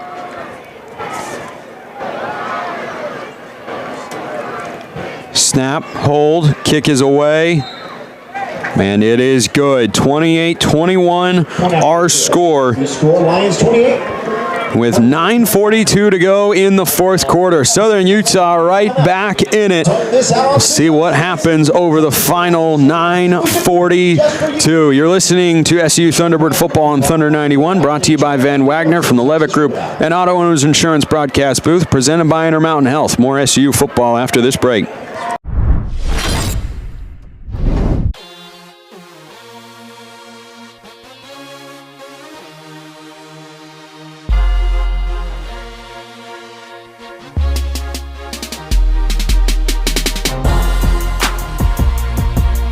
Bullock strives to be the very best in serving you in Cedar City, offering fashion, decor, and kids items, as well as a fun old-fashioned soda fountain and pharmacy. We are a place where you can come enjoy unique shopping, a fun atmosphere, and quality service from all of our 4 stores on Main Street. Bring the family, grab a treat, and find that perfect gift. Enjoy your shopping experience with us. Bullock's, 91 North Main in historic downtown Cedar City. Kabuto's, St. George's #1 sushi and ramen bar. Student specials available Monday through Friday from 11 a.m. to 3 p.m. Make sure and give them a follow on social media at Kabuto Utah for weekly giveaways and local events. Firehouse Subs is proud to support our local first responders and proud to be a sponsor of SUU Athletics. Stop by today for a hook and ladder sub, piled high and served hot. Firehouse Subs. Enjoy more subs. Save more lives. 9:42 to play in the fourth quarter, 28-21. The North Alabama lead over Southern Utah is cut to 7 after a 9-yard touchdown run by Josh Dye, his second of the day and 27th of the season. That is an SUU record. Thunderbirds 7 plays, 50 yards in 3:02 to get back within one score, all set up by the Rand Sawyer electric kick return to midfield. That was almost another kick return for a touchdown. Would have been his second of the season. Still, though, he has been an integral part of 2 out of Southern Utah's 3 touchdown drives. 2 explosives in the first half to get him down as Dye punched it in from 2 yards out. And then the kick return there that put him at midfield. Bronson Barron and company execute, and Josh Dye encroaching on another 100-yard game. Had some big moments on that drive, converted the 4th and 1, a 30-yard carry after that, then 9 yards for the touchdown. Running behind big 56, Loimana Mauga in his 4th season with SU at left guard. Ed Riley went off and was hobbling to the sideline. Don't see him currently getting worked on, but it's the SU defense that will be on the field next and will need to give the offense a chance. 9:42 to play. Danny King set to boot it away. Looks left, looks right. Runs up, boots it away from the 35. Wobbly knuckler on the ground that runs up, and it is fielded by Justin Luke at the 10. He gets to the 15, middle of the field, cuts it back. He's still on his feet at the 25.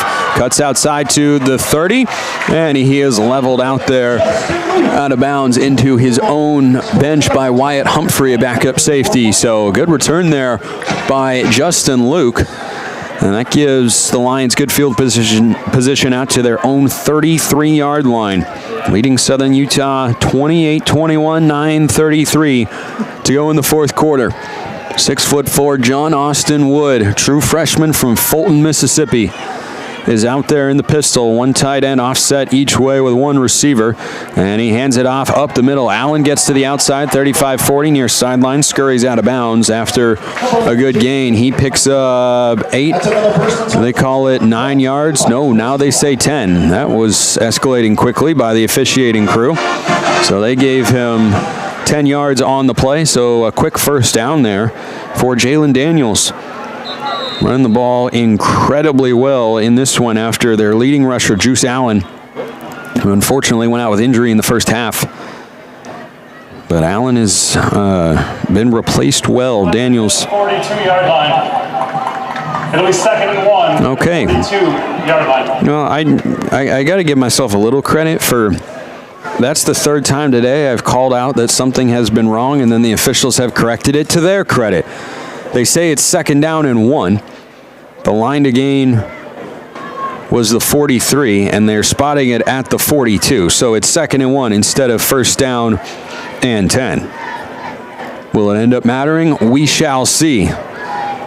Daniels again, the running back, offset to the right of Austin in the gun. Or John Austin Wood, rather. And he pulls it out from Daniels around the right edge, and he is hit. Boy, I don't think he got the line to gain. We'll see where forward progress is. He's slung down after the play. Will a flag come out? The Lions sideline is pleading for one. Looks like the answer is no. Sini Tuiaki was in there, and they say he did not hit him late. They just gave him enough forward progress for the first down. So 8:30 to go in the fourth quarter. North Alabama leads Southern Utah 28-21. 1st and 10 for the Lions, going left to right in the purple jerseys with purple helmets, purple pants, and white numbers at their own 43. Ball on the near hash. Wood behind center, one receiver left, one to the right. He turns, he hands it off. Daniels slipped in the backfield. Josh Dunn was ready to take him down anyway. They give him the line of scrimmage. That's a generous spot. 2nd down and 10. Looked like he fell at least a yard, maybe 2 behind the line of scrimmage, but Shoved his face like a foot, huh? 2nd down, they marked it not quite half a yard behind the line of scrimmage, I suppose. Wonder if Josh Dunn gets credit for a TFL in that spot and would bring his total up to 5.5. 2nd and 10, long 10 for the Lions. Heatherly motions in the tight end from the right side of the formation. They give to Daniels. He runs left, trucks down, but is taken down after a gain of about 4 yards out to the 47-yard line. Cam Roca came down from the safety spot to make the tackle. Clock is at 7:15 to go in the 4th quarter, starting to get closer and closer to crunch time. 3rd down and 6. Lions need the 47 of Southern Utah. Wood has got one receiver left. It's Fields. That's been his go-to in the second half, and one receiver to the right. Claps his hands. Chest high snap. Looking left all the way. Pressure from that side. Flush to the right. Throws on the move, and it's caught. Vacuumed in by Tanaka Scott. Coming back on the near sideline. Working on Sean Mays. Boy, that was a zippy throw from John Austin Wood. Down to the 44 of Southern Utah. Needed 6, got 8. Had to work for it too. Miles Amy was bearing down on him from his blind side, and Wood just rolled through a strike. And now with 6:20 to go, Lions being conscious of the clock, and they're inching closer to field goal range, up 7, 28-21. 1st down handoff. Daniels bounces to the left, turns it upfield, and he gets walloped by Josh Dunn. Racing across, still able to get 4 yards out of it. 2nd and 6. Dunn for the Thunderbirds. 2nd down. So the Thunderbirds defense needing to come up with a stop. Less than 6 minutes to go, and it's very clear. Brent Dearman is winding that clock on every single play. 5:40 and counting with a 7-point lead. Play clock is at 10. And a counter run here, and Daniels swallowed up, got away. How did he escape out the back door? He's short of the line to gain by a yard. That looked like it was going to be no gain or a loss, and somehow Jalen Daniels just kept the legs moving. And there's a timeout on the field for an injured Thunderbird here. It's Cam Roca, the safety. Daniels made a cut following 2 men blocking into the hole, and they're going to attend to Cam Roca. And we'll step aside. With 5:22 to go in the 4th quarter, Southern Utah trails North Alabama 28-21. A big 3rd and 1 at the SU 35 when we get back. You're listening to SU Thunderbird Football on Thunder 91, brought to you by Van Wagner from the Levitt Group and Auto Owners Insurance broadcast booth, presented by Intermountain Health. More SU football after this break. Chrysalis is looking for people who want to make a difference by joining their team of direct support professionals. Team members provide supported living services and become mentors, coaches, and friends, make lasting memories, participate in fun activities, and help individuals reach their goals and become more independent. Chrysalis offers competitive pay and flexible schedules. More information and the online application are available at chrysalis.care. That's chrysalis.care. Hermes Drive-In has served Cedar City and our visitors for more than 45 years. With a diverse menu and affordable prices, Hermes hopes you'll come back again and again for their burgers, Navajo tacos, fries, house-made fry sauce, and more. Located just north of the City Park on Main Street, Hermes also offers shakes, soft drinks, and a weekly special. All roads lead to Hermes Drive-In, a proud sponsor of our local youth activities and athletes.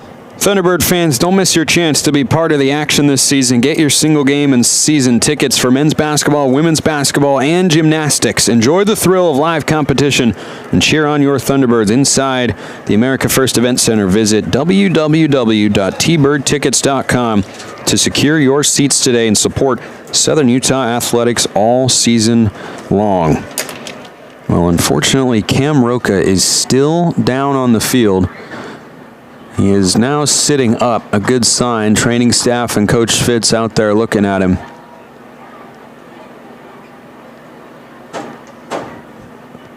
You hope he just got the wind knocked out of him in a big way, which is what it seems like, but I can't say with any certainty. Has been such a key cog of this Southern Utah defense. 20 tackles and a pass breakup this year. One-time Sacramento State Hornet transfer. Came in last season, started for the Thunderbirds. 21 Cameron Goshen, injured Thunderbird. And he walks off in good spirits, pointing to his bench with two hands in the air, kind of bopping and dancing around. Looks like he is okay. That is a very, very good sign. He was down for the entirety of that commercial break and just now got up. 5:22 to go in the fourth quarter here in Florence. 28-21. North Alabama leads. Southern Utah's defense looking for a stop on third down and a long one. And it's Ari Patu, the backup quarterback, once again in there for the Lions. He is 3 for 3 on third and fourth down. Converting today. He sends Greg out to the left. Two receivers to the right, Pegues and Fields. He's in the gun with a tailback, tight end to the right on third down and 1. Patu takes the snap, runs to the right, met in the hole. Stromstad drives him down. He's short of the line to gain. Fourth down and another decision time coming here for Brent Dearman. And it looks like they are putting the regular offense back on the field. Mason Stromstad, one of the leading tacklers on this Southern Utah defense, makes a stop. And that group looking for another fourth down and 1. Down 7, 4:15 to go and rolling in the fourth quarter. 8 on the play clock. Wood back in there. Taylor the tailback. He's got the ball. He runs. He searches. He's got the first down right up the middle. They ran behind the preseason All-UAC selection Ryan Walker at guard. And he got just enough to move the sticks. Roderick Taylor Jr. moves the chains, and right now the Lions are in position to try and run out this clock. There's 3:38 to go. 15 on the play clock here. 1st and 10 at the SUU 34. Defense has to make a play. Taylor, the running back, in the pistol. He's got the ball, and he's stopped at the line of scrimmage. Lando Brown jumping on top to stop him for a loss. He drops one, and it's 2nd and 11. Southern Utah does not take a timeout here. 3:10 to go in the fourth quarter, down 7. Ball's at the SU 35. From here, if they didn't gain another yard, remember the Titans style, it would be a 52-yard field goal. Ian Vachon, their kicker, his long this season, 55. 2nd and 11 at the SU 35. One receiver each way. Wood in the gun.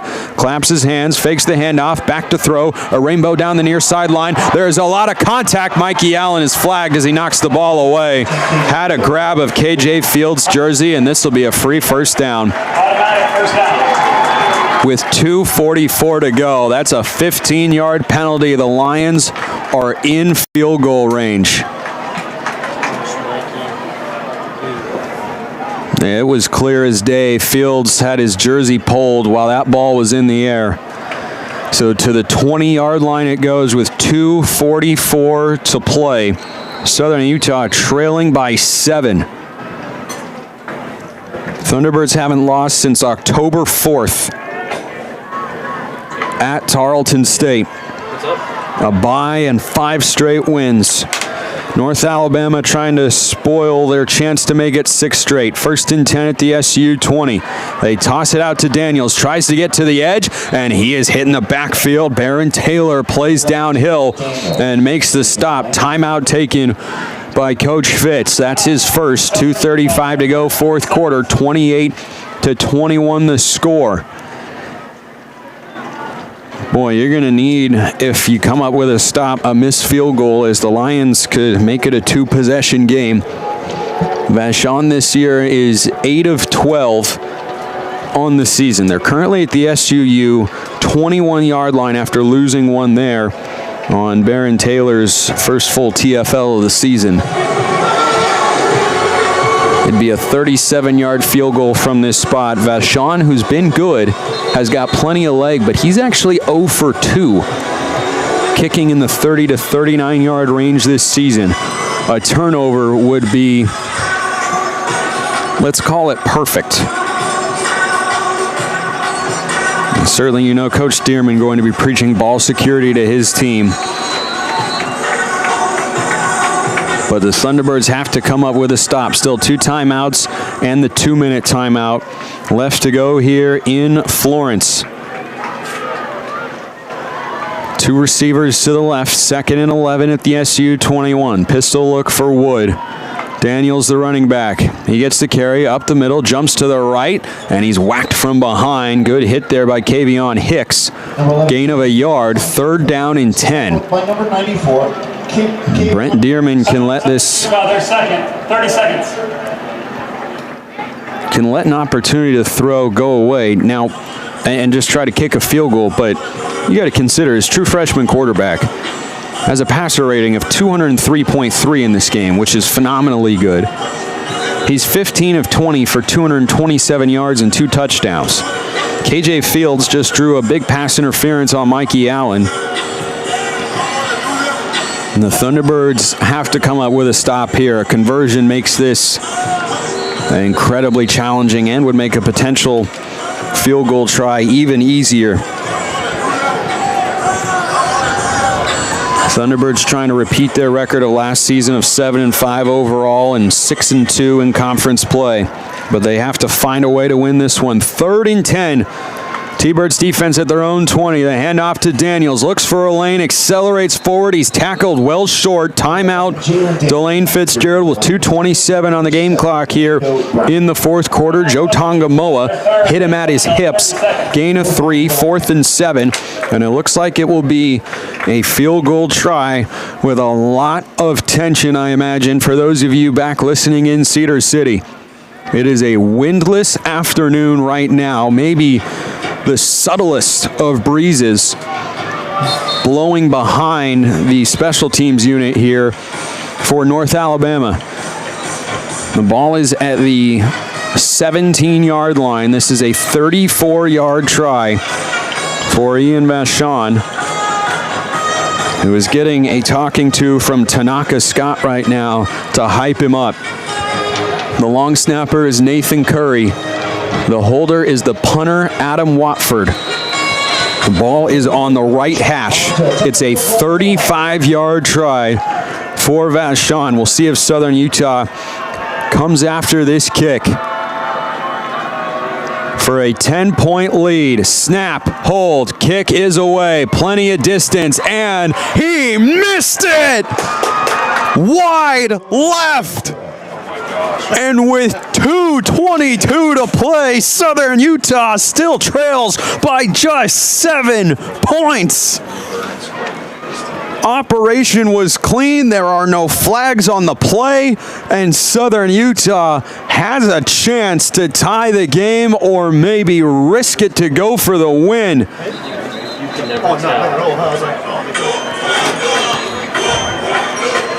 What an opportunity. No timeouts for the Thunderbirds. They do have the 2-minute timeout. The ball is at their own 20-yard line. Here we go. Drama in Florence. 2 receivers left, going right to left. Ball on the near hash. Carr, the lone wide out to the right. They hand it off to Whistler on 1st down, and he's able to move the pile forward for 2 yards. 2nd down and 8, 2:15 to go in the 4th quarter.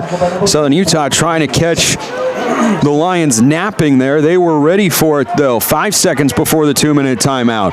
They get set. Barron has the snap. Back to throw. Looks. He's got Carr wide open. 1st down, far side to the 30-yard line. He gets beyond the sticks. Almost jumped too far back to not get it, but he's out to the 32-yard line.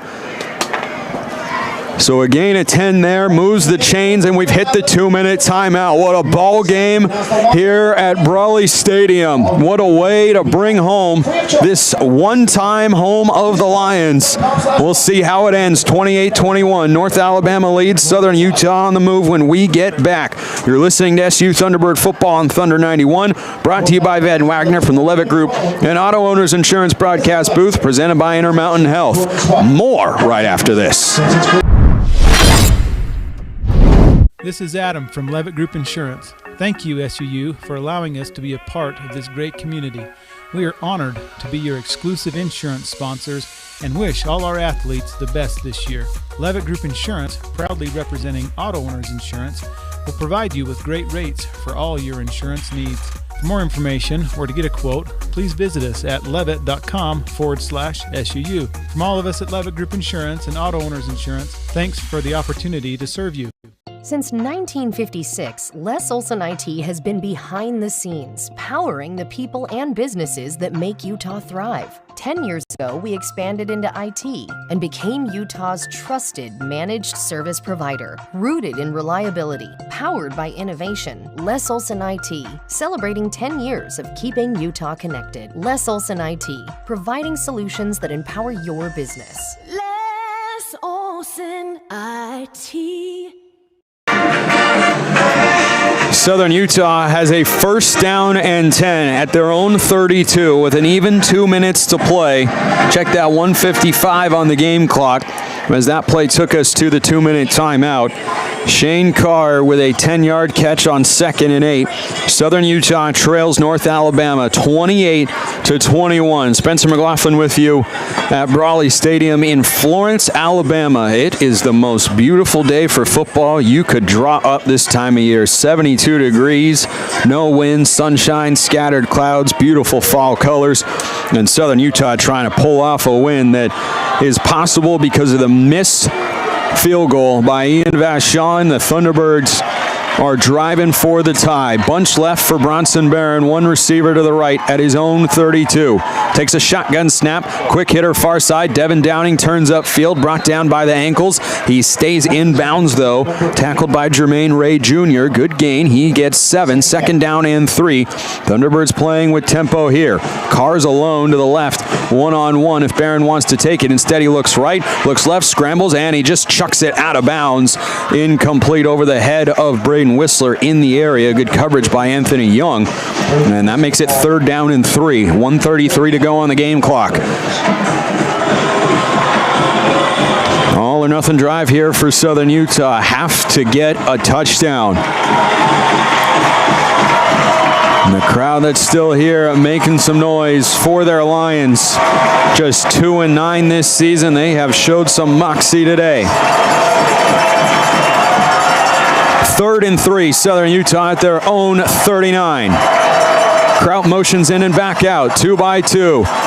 Barron to throw, middle, behind Downing, he makes the catch. Lunges with 2 hands across midfield at the far hash mark to the 46-yard line.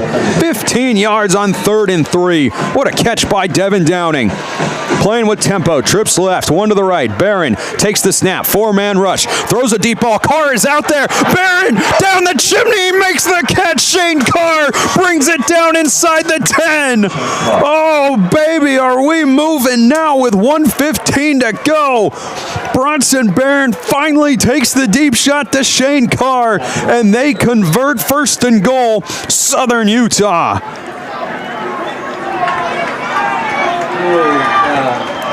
Holy smokes, what a throw. 43 yards.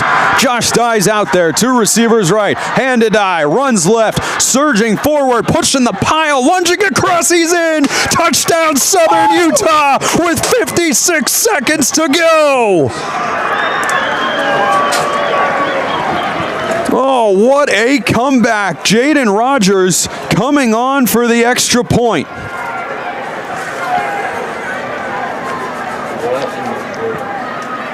All important with no timeouts. Down by 1. They're going to review that Josh Dye got in from 3 yards away for his 3rd touchdown of the day.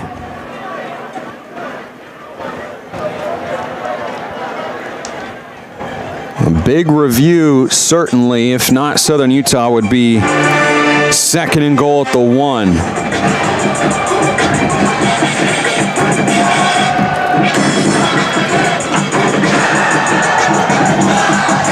Just anxiously waiting. It's all in the hands of the officials. But man, Bronson Barron, what a dynamite quarterback he has been for Southern Utah this year. 15 on 3rd and 3, then 43 on the next play. And Shane Carr coming up with the big catch. 6 for 85 today for the junior out of Bakersfield, California. I don't know if there's anything conclusive that could showcase he didn't get there. I think this will be upheld. It is upheld. The touchdown stands. Jaden Rogers is about to kick a game-tying extra point with 56 seconds to go. Gavin Lipkin will snap it. Elias Vigil will hold. They have not had a more important operation than right now.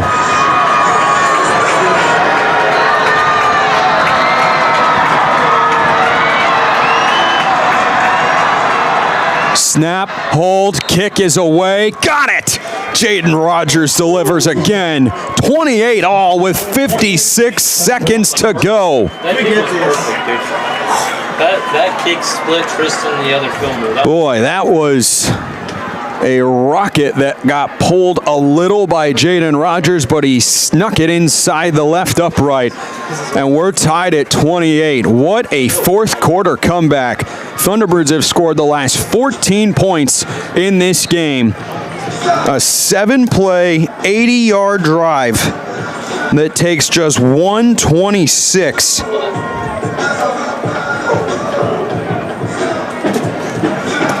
Just marching down the field when your best was needed, it showed up, and now the defense is in a huge spot. After this kickoff, North Alabama still has all 3 timeouts.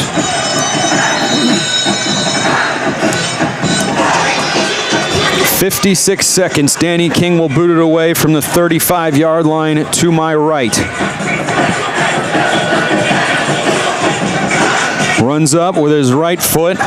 Line drive, end over end kick. No chance for a return. It's kneeled down by Justin Luke, taking a right knee down in the no-text end zones. Looking like a neutral site field of sorts. Of course, this has been the home of North Alabama for a mighty long time. Hosted the D2 National Championship game in college football from 1986 to 2013. And what a final game it's delivering here. Ball is at the 25-yard line. John Austin Wood back out there for the Lions offense. 15 of 20, 227 yards and 2 touchdowns. He's got 3 timeouts and 56 seconds to try to get into the range of Ian Vachon, who's got a big leg. 2 receivers left, 2 to the right. Snap back to Wood, looks near side, throws the out route incomplete.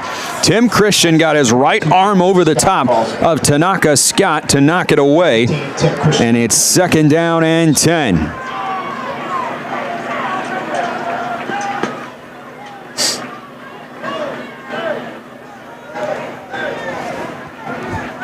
Wood and the offense looking to the sideline. They were in kill the clock mode last time out, now have to operate with 52 seconds. 2nd and 10 at their own 25. Same formation. Southern Utah 4-man front. That's how many they bring. Wood takes off on the quarterback draw, runs to the right, crosses the 30, gets to the 35, out of bounds, and a good let up there by Sean Mays to not get a late hit, but a good run there by Wood. The true freshman picks up 14 yards.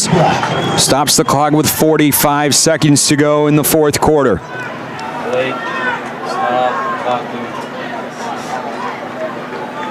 First and 10 for the Lions at their own 39, going left to right in the all-purple jerseys with white numbers. Ball in their hash. 2 receivers left. Fields in the slot. 2 receivers right. Tanaka in the slot.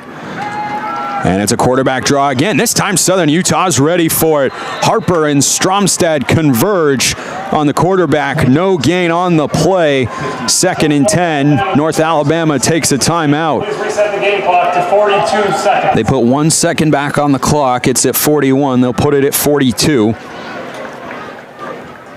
After one quarterback draw, you're not thinking about a second one, though Southern Utah at least had it in the back of their minds. Wood has run 10 times for 20 yards in this one. That 14-yard scamper was his longest of the afternoon.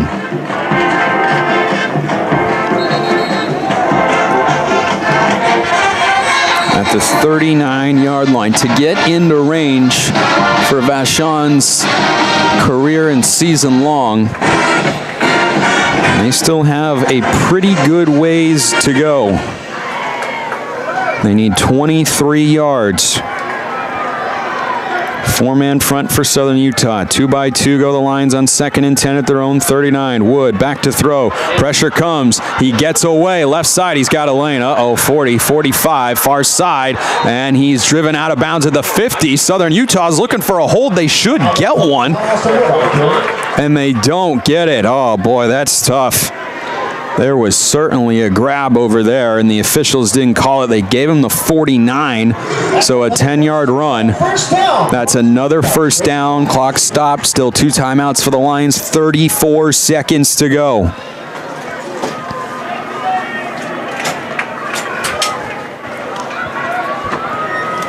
Lions just shy of midfield. Same formation again. The running back is Roderick Taylor Jr. to the right of John Austin Wood. He's got the snap. He's going quarterback draw again. And Southern Utah's Lando Brown wraps him up around the waist. He drags him forward for 2 yards. 2nd down and 8. That's the 3rd quarterback draw of this drive. Last one wasn't called, but resulted in a 10-yard run for Wood. They'll put a second or two back on the clock. Thank you. It's 30 seconds, 1 timeout left for North Alabama at their own. Check that, they just crossed into SU territory at the 49. They need 11 more yards to set up what would be a career-long tying field goal attempt for Ian Vachon, who missed from 35 earlier today. And Southern Utah responded with its 7-play, 80-yard touchdown drive. That has given them an opportunity here on the road to win their 6th straight game to end the year.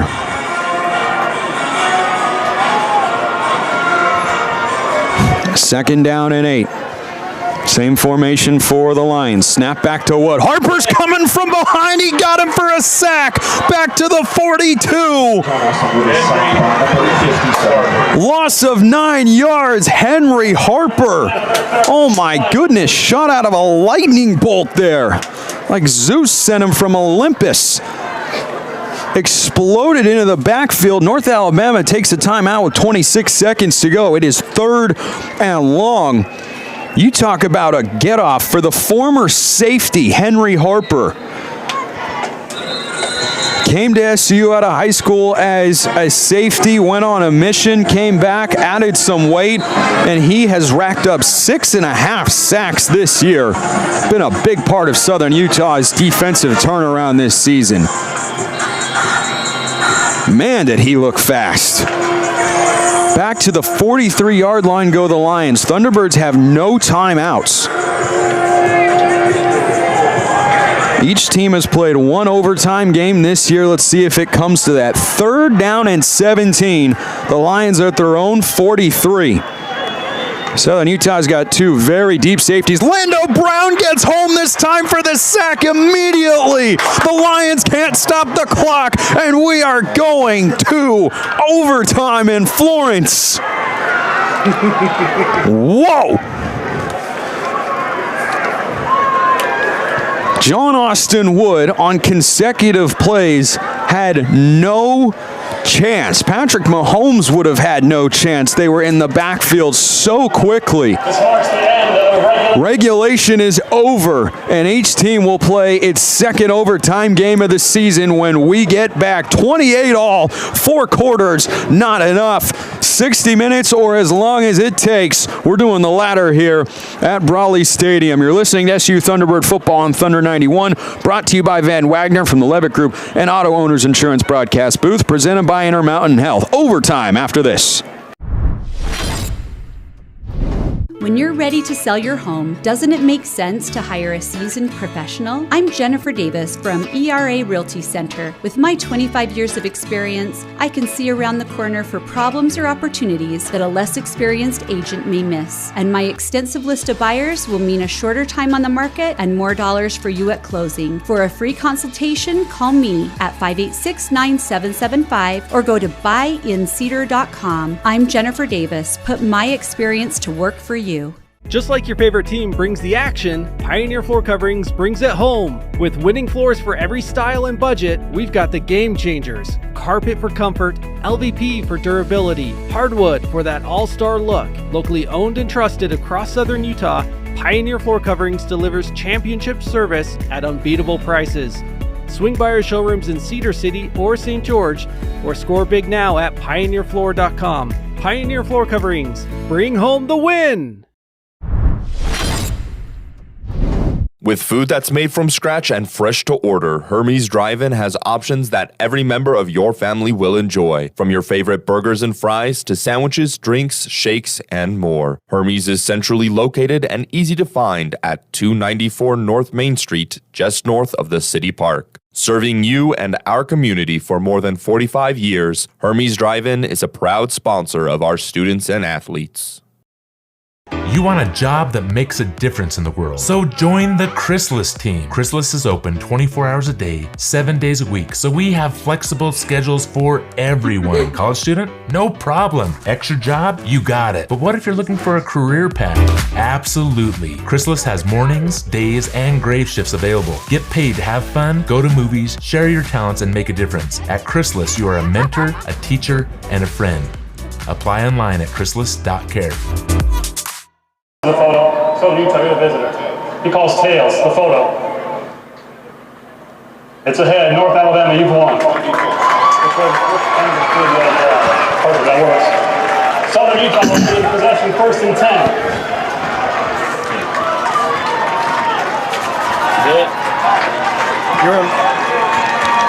10. Southern Utah will have the ball first. Lost the toss. North Alabama elects to play defense as anybody would in college overtime. What a fourth quarter comeback. Thunderbirds were defending inside their own 30 with less than 3 minutes to go, down 7.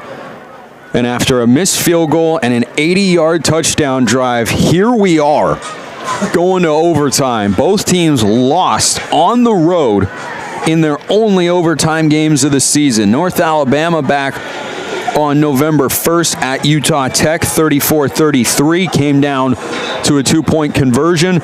And for Southern Utah, they lost at San Diego on September 6th, 30-27. They had the ball first.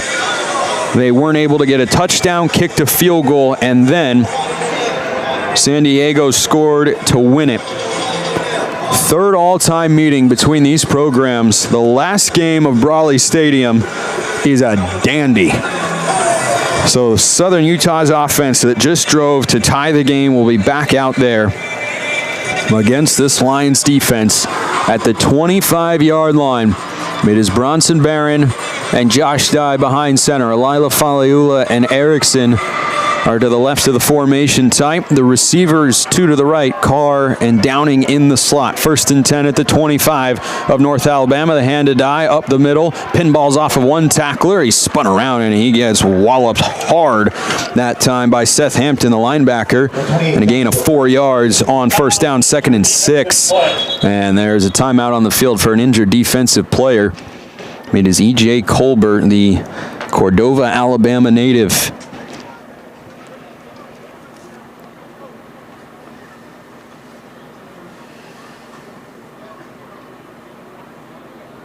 Sometimes storybook endings just write themselves. North Alabama has played football here longer than I've been alive. And it's ending with an overtime thriller, one way or the other. E.J. Colbert is able to walk off under his own power. Good sign there. 2nd down and 6. Thunderbirds yet to break the huddle here as we are all tied at 28. This is the first possession of overtime. If you're just joining us here on KSUU, Spencer McLaughlin with you from Florence. Thunderbirds have not led today. This is the first time the game has even been tied. 2nd and 4 for the Thunderbirds. They flip the formation, going left to right. Ball in the middle of the field. They shuffle Lila Faliula. Flags blow this play dead. Might have a false start.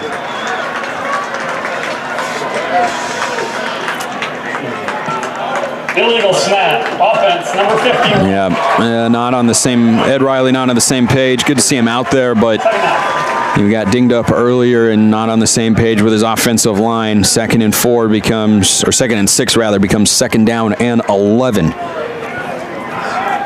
It was a penalty that did Southern Utah in at San Diego, and their first drive led to a field goal instead of a touchdown. That was the difference.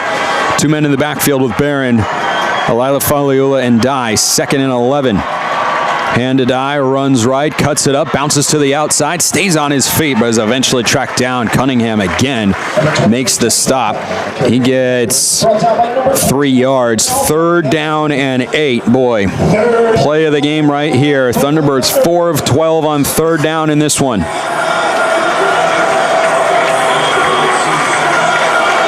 They send out the run game crew, Erickson, Lila Faliula, and Dye. They send in the pass game crew, Nunez,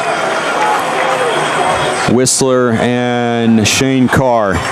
The 3 receivers left on 3rd and 8. Kraut, Downing, and Carr. Whistler to the right. Nunez in the backfield with Barron. He shuffles out 3rd down and 8. Here comes the blitz. Throws Nunez over the middle. Pass is caught. He's dragged down short of the line again. Reaches it out. Ball comes out. He's short. He's down though. He's down. He's a yard shy of the line to gain. Maybe 2. Decision time coming here for Delane Fitzgerald. He's sending the field goal unit on. North Alabama defensive coordinator Brock Caraboa, as he has all night, brought the house. They hit Nunez on the angle route out of the backfield, and it was that man Cunningham once again from the safety spot. Oh, forget what I said. Southern Utah is going for it on 4th down and 2. Barron the snap, and timeout taken by Brent Dearman. North Alabama, their first timeout. He loses his timeout of overtime there. Southern Utah subbed a couple of players in, but they were putting the running group back on the field rather than sending the field goal unit out. 4th down and 2. Thunderbirds were stopped on a 4th and 2 at the end of the first half.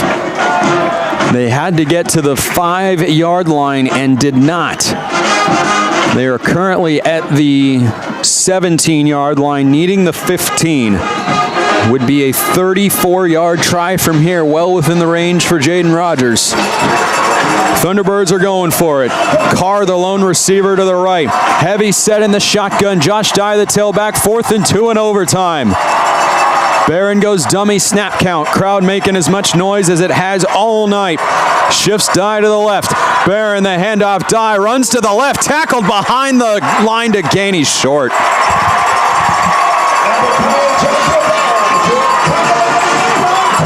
Went to their go-to guy, Josh Dye, and North Alabama sold out for the run. He got 1 yard, needed 2. And a field goal wins it for the Lions. Thunderbirds were perfect on 4th down entering today. The only team, FCS or FBS, that held that title, and they are 1 of 3 in this one.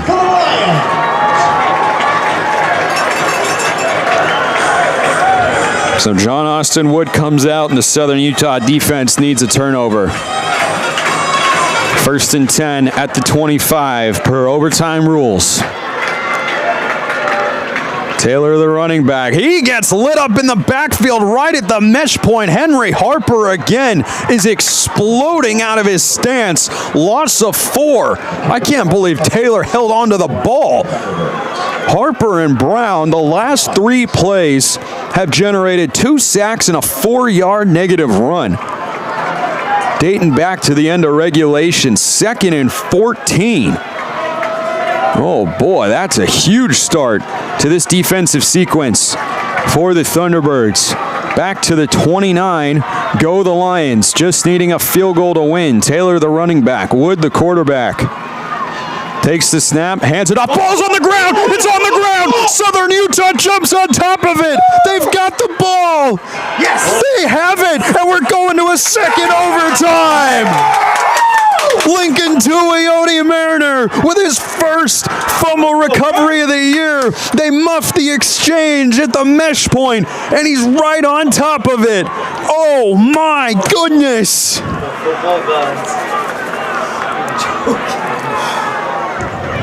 Whoa! A 4th down stop and a fumble is how we're playing overtime.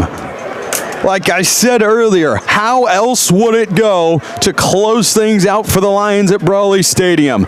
Overtime number 2 when we get back. You're listening to SU Thunderbird Football on Thunder 91, brought to you by Van Wagner from the Levitt Group, an Auto Owners Insurance broadcast booth presented by Intermountain Health. More SU football after this break.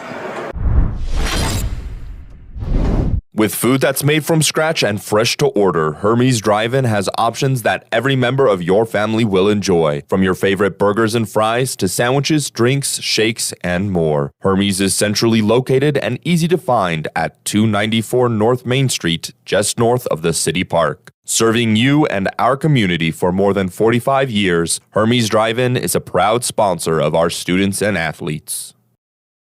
You want a job that makes a difference in the world. So join the Chrysalis team. Chrysalis is open 24 hours a day, 7 days a week. So we have flexible schedules for everyone. College student? No problem. Extra job? You got it. But what if you're looking for a career path? Absolutely. Chrysalis has mornings, days, and grave shifts available. Get paid to have fun, go to movies, share your talents, and make a difference. At Chrysalis, you are a mentor, a teacher, and a friend. Apply online at chrysalis.care. Double overtime in Florence. A 4th down stop and a fumble. Here we are. Southern Utah and North Alabama deadlocked at 28 apiece. It's the North Alabama offense right back onto the field after true freshman quarterback John Austin Wood and redshirt freshman running back Roderick Taylor Jr. fumbled the exchange. Lincoln Tuioti Mariner came up with it. And here we are in the second overtime at the 25, going right to left of the purple jerseys are the Lions. Fake the handoff, throw the pop pass to the tight end. Heatherly has it knocked away. Oh, he was leveled by Blake Stillwell. They ran that play for a 39-yard chunk completion in the first half. Southern Utah ready for it. Stillwell knocked it loose. 2nd down and 10. Southern Utah's sideline is fired up right now. All the momentum. Lions could have taken 3 kneel downs or 3 incompletions and tried a 42-yard field goal. Instead, here we are. The game's still going. 2nd and 10. 2 receivers right. Wood, the play action. Looks down the middle of the field. Lot of contact. Yeah, 2 flags fly. Tim Christian going to be flagged again for pass interference. And this will be half the distance to the goal. Tanaka Scott was going back and forth with him down the field. This is a hold. Hold it. Defense. Automatic 1st down. So a hold, not pass interference, meaning it's a 10-yard penalty to the 15-yard line instead of half the distance to the goal to the 12 and a half.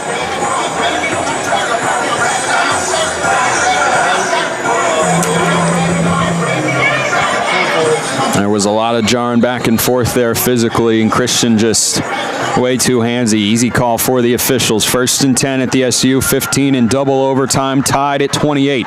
First possession. Lions motion Pegues. They fake it to him. Wood up the middle, and he's still on his feet. Stood up inside the 10, pushed forward by his offensive lineman, and he gets 8 yards on the play. Maybe 7's where they're spotting it. 2nd down and 3.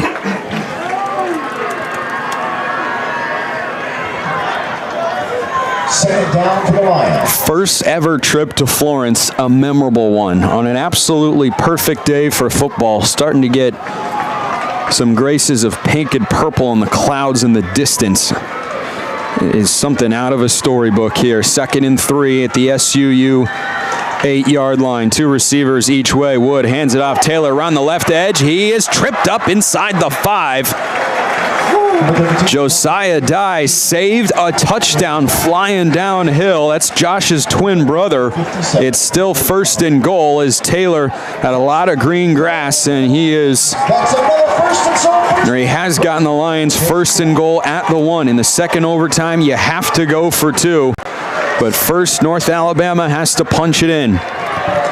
Taylor off the left hip of John Austin Wood, the true freshman quarterback.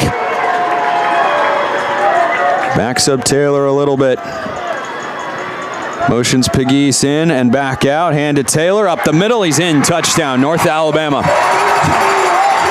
Roderick Taylor had plenty of room to operate. Pinballed off 1. Now the 2-point try. All important. Southern Utah game is not over. We'll look to get a stop here, and we'll have a chance on offense whether they convert or not.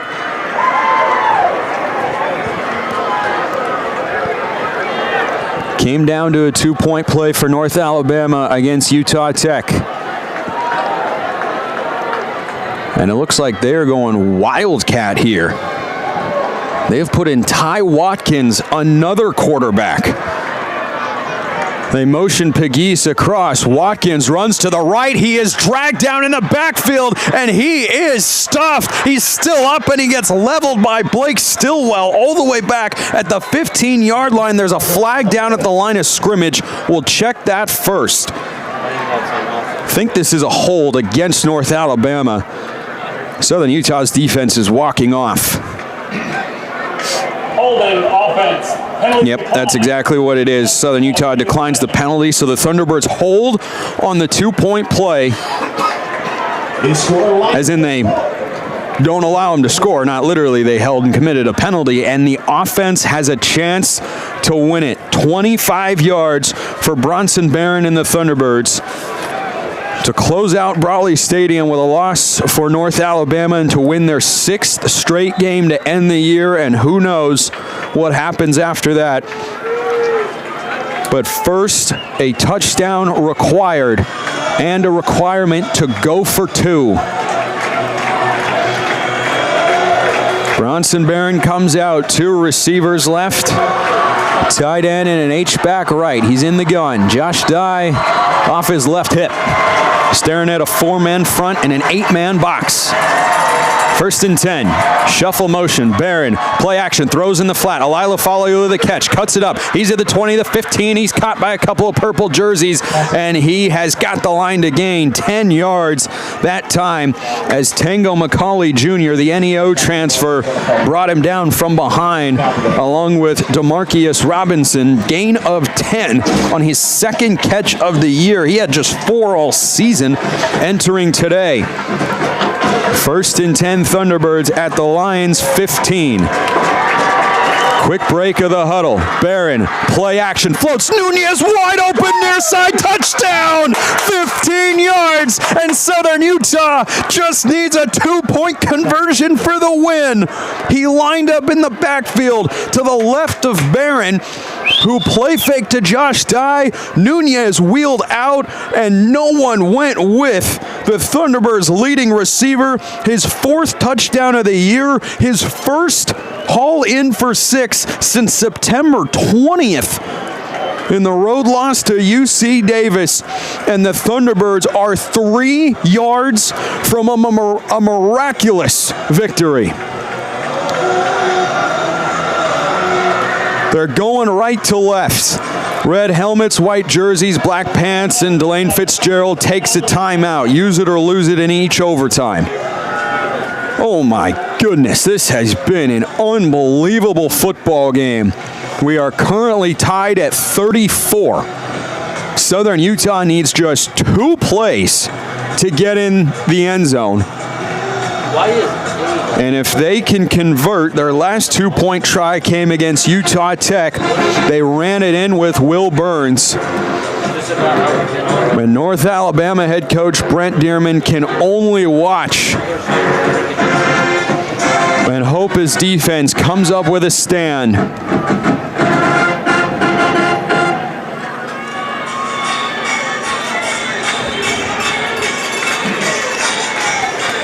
They go right to left. Ball in the far hash. 3 yards for a 6th straight win to end the 2025 regular season. 2 receivers right, Downing and Carr. Barron in the gun. The tight end left is Hayden George. Timeout, North Alabama. They take their use it or lose it timeout. The chess match of college overtime. Do you stick with the same play call you just showed? Is the other team likely to adjust based on what you just came out with to the line of scrimmage?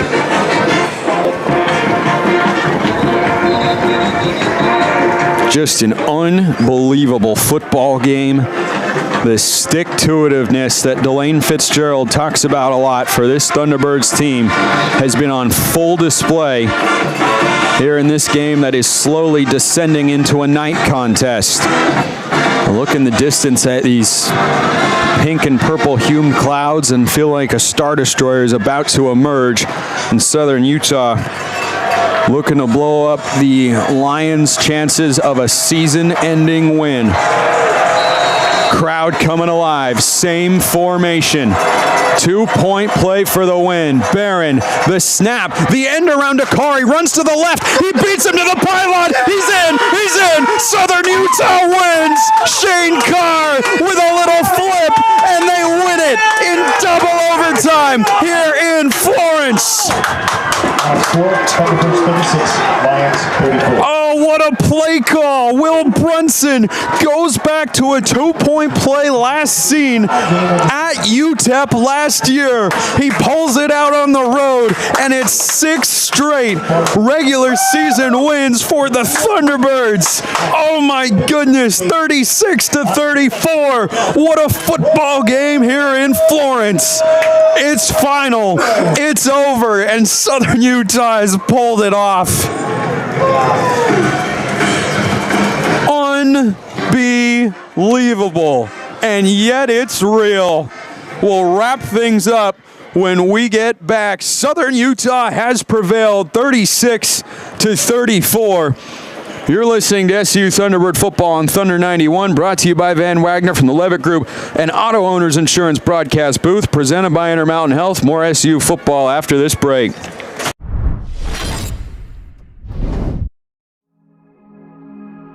At Cache Valley Bank, we value our heritage and the history we've built within our communities. With over 45 years of experience behind us, we are confident in our ability to equip our customers with the necessary tools and expertise to navigate their financial journey.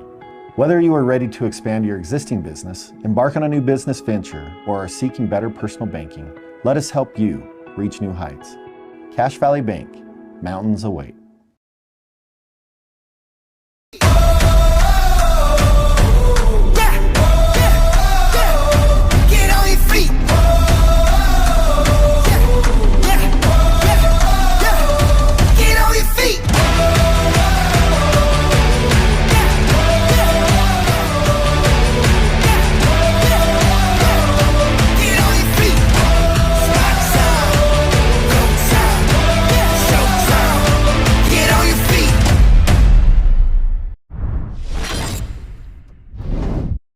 Are you hungry for the usual today? Or are you craving something uncommonly delicious like the meaty masterpiece, the Hook and Ladder Sub from Firehouse Subs? They start by piling it high with freshly sliced smoked turkey breast and Virginia honey ham. Oh, then they top it with melted Monterey Jack and serve it hot in a toasted roll. Save time by ordering your Hook and Ladder with the Firehouse Subs app today, downtown Cedar City. It's Firehouse Subs. Enjoy more subs, save more lives.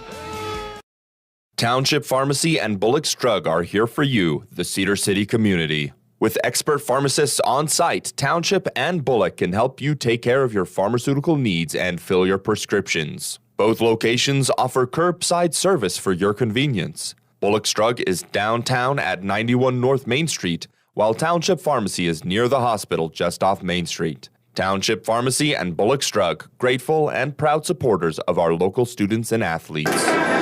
Time for the final score, brought to you by Rally Stop. Whether you need to fuel up your tank, grab a snack, or stock up on drinks for the road, Rally Stop convenience stores have you covered across southern Utah. Rally Stop, your final stop before the road ahead. And a glorious final score it is, 36-34. Southern Utah beats North Alabama in their first ever trip here to Florence. Spencer McLaughlin back with you.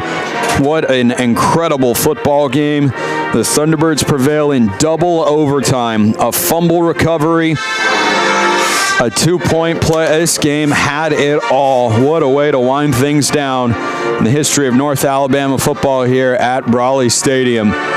But I tell you what, it is time for our player of the game, sponsored by Bullock Drug. More than just a pharmacy, Bullock's is your downtown stop for handcrafted sodas, old-fashioned candy, and all your prescription needs. Bullock Drug, a Cedar City tradition and proud partner of SUU Athletics. Rand Sawyer is your player of the game. 2 catches for 76 yards that set up Southern Utah's first touchdown. Then a kick return out to midfield that set up Southern Utah's third touchdown of the game in regulation. The spark he provided, absolutely essential when things were flat and feeling and looking dire. Rand Sawyer, the true freshman, St. George native, came through with a big couple of moments. What an unbelievable game. Can only imagine how good it feels to be inside that Southern Utah locker room, as they have now won 6 consecutive ball games to end the year. One of the hottest teams in all of college football. Josh Dye, another great day. He doesn't set the SU single season yardage record, 108 yards and 3 scores. He does have the touchdown record, though, with 28 on the season. Will Burns ran the ball great, 8 for 78 in the touchdown. Bronson Barron, 18-23, 236 yards and a touchdown, the all-important score to Gabe Nunez in overtime. But Thunderbird fans, let's look back at the play of the game, brought to you by Pioneer Floor Coverings and Design Center. Just like SUU, Pioneer is built on quality and performance. Visit their Sage Drive location in Cedar City for incredible flooring, unique design options, and unbeatable service. Pioneer Floor Coverings, proud to cover every step of your home. The game-winning play, Shane Carr on the end around for a 2-point conversion that wins it for Southern Utah. What a play call, flawless execution. He was one-on-one with a defender in the flat, ran right around him to get inside the left pylon and give Southern Utah the 36-34 win. What a game, what a team, what a season this has been. It is all out of their hands now, but boy, they put into practice today 60 minutes or as long as it takes, and they did everything needed to win this game. They had plenty of opportunities to lose the game and throw in the towel. They just refused time and again. This broadcast has been authorized under rights granted by Southern Utah University to Van Wagner. The accounts and descriptions of this broadcast may not be retransmitted in any form without the express written consent of Van Wagner and Southern Utah University Athletics. The executive producer of SU Football is Funaki Assisi, not with us today, but we wish him and his family well. Special thanks to the SU Athletic Office, Regan Hunsaker, and stream operator Rob Birdsey, crushing it behind the camera and mic today. Studio operations by Van Wagner and the SU Communications Department. I'm Spencer McLaughlin saying so long. Tune in to Southern Utah men's basketball tonight, 6:30 Mountain Time, as the Thunderbirds take on the Nobel University Knights. Stellan Richards will have that call here on the radio side of things. Ryan Steinekert on ESPN+. What a day from Florence. Southern Utah wins 36-34. A thriller. Hope you enjoyed it. I know we certainly did. We'll see you next time, everybody, whenever and wherever that may be. Until then, hope you all have a wonderful rest of your night.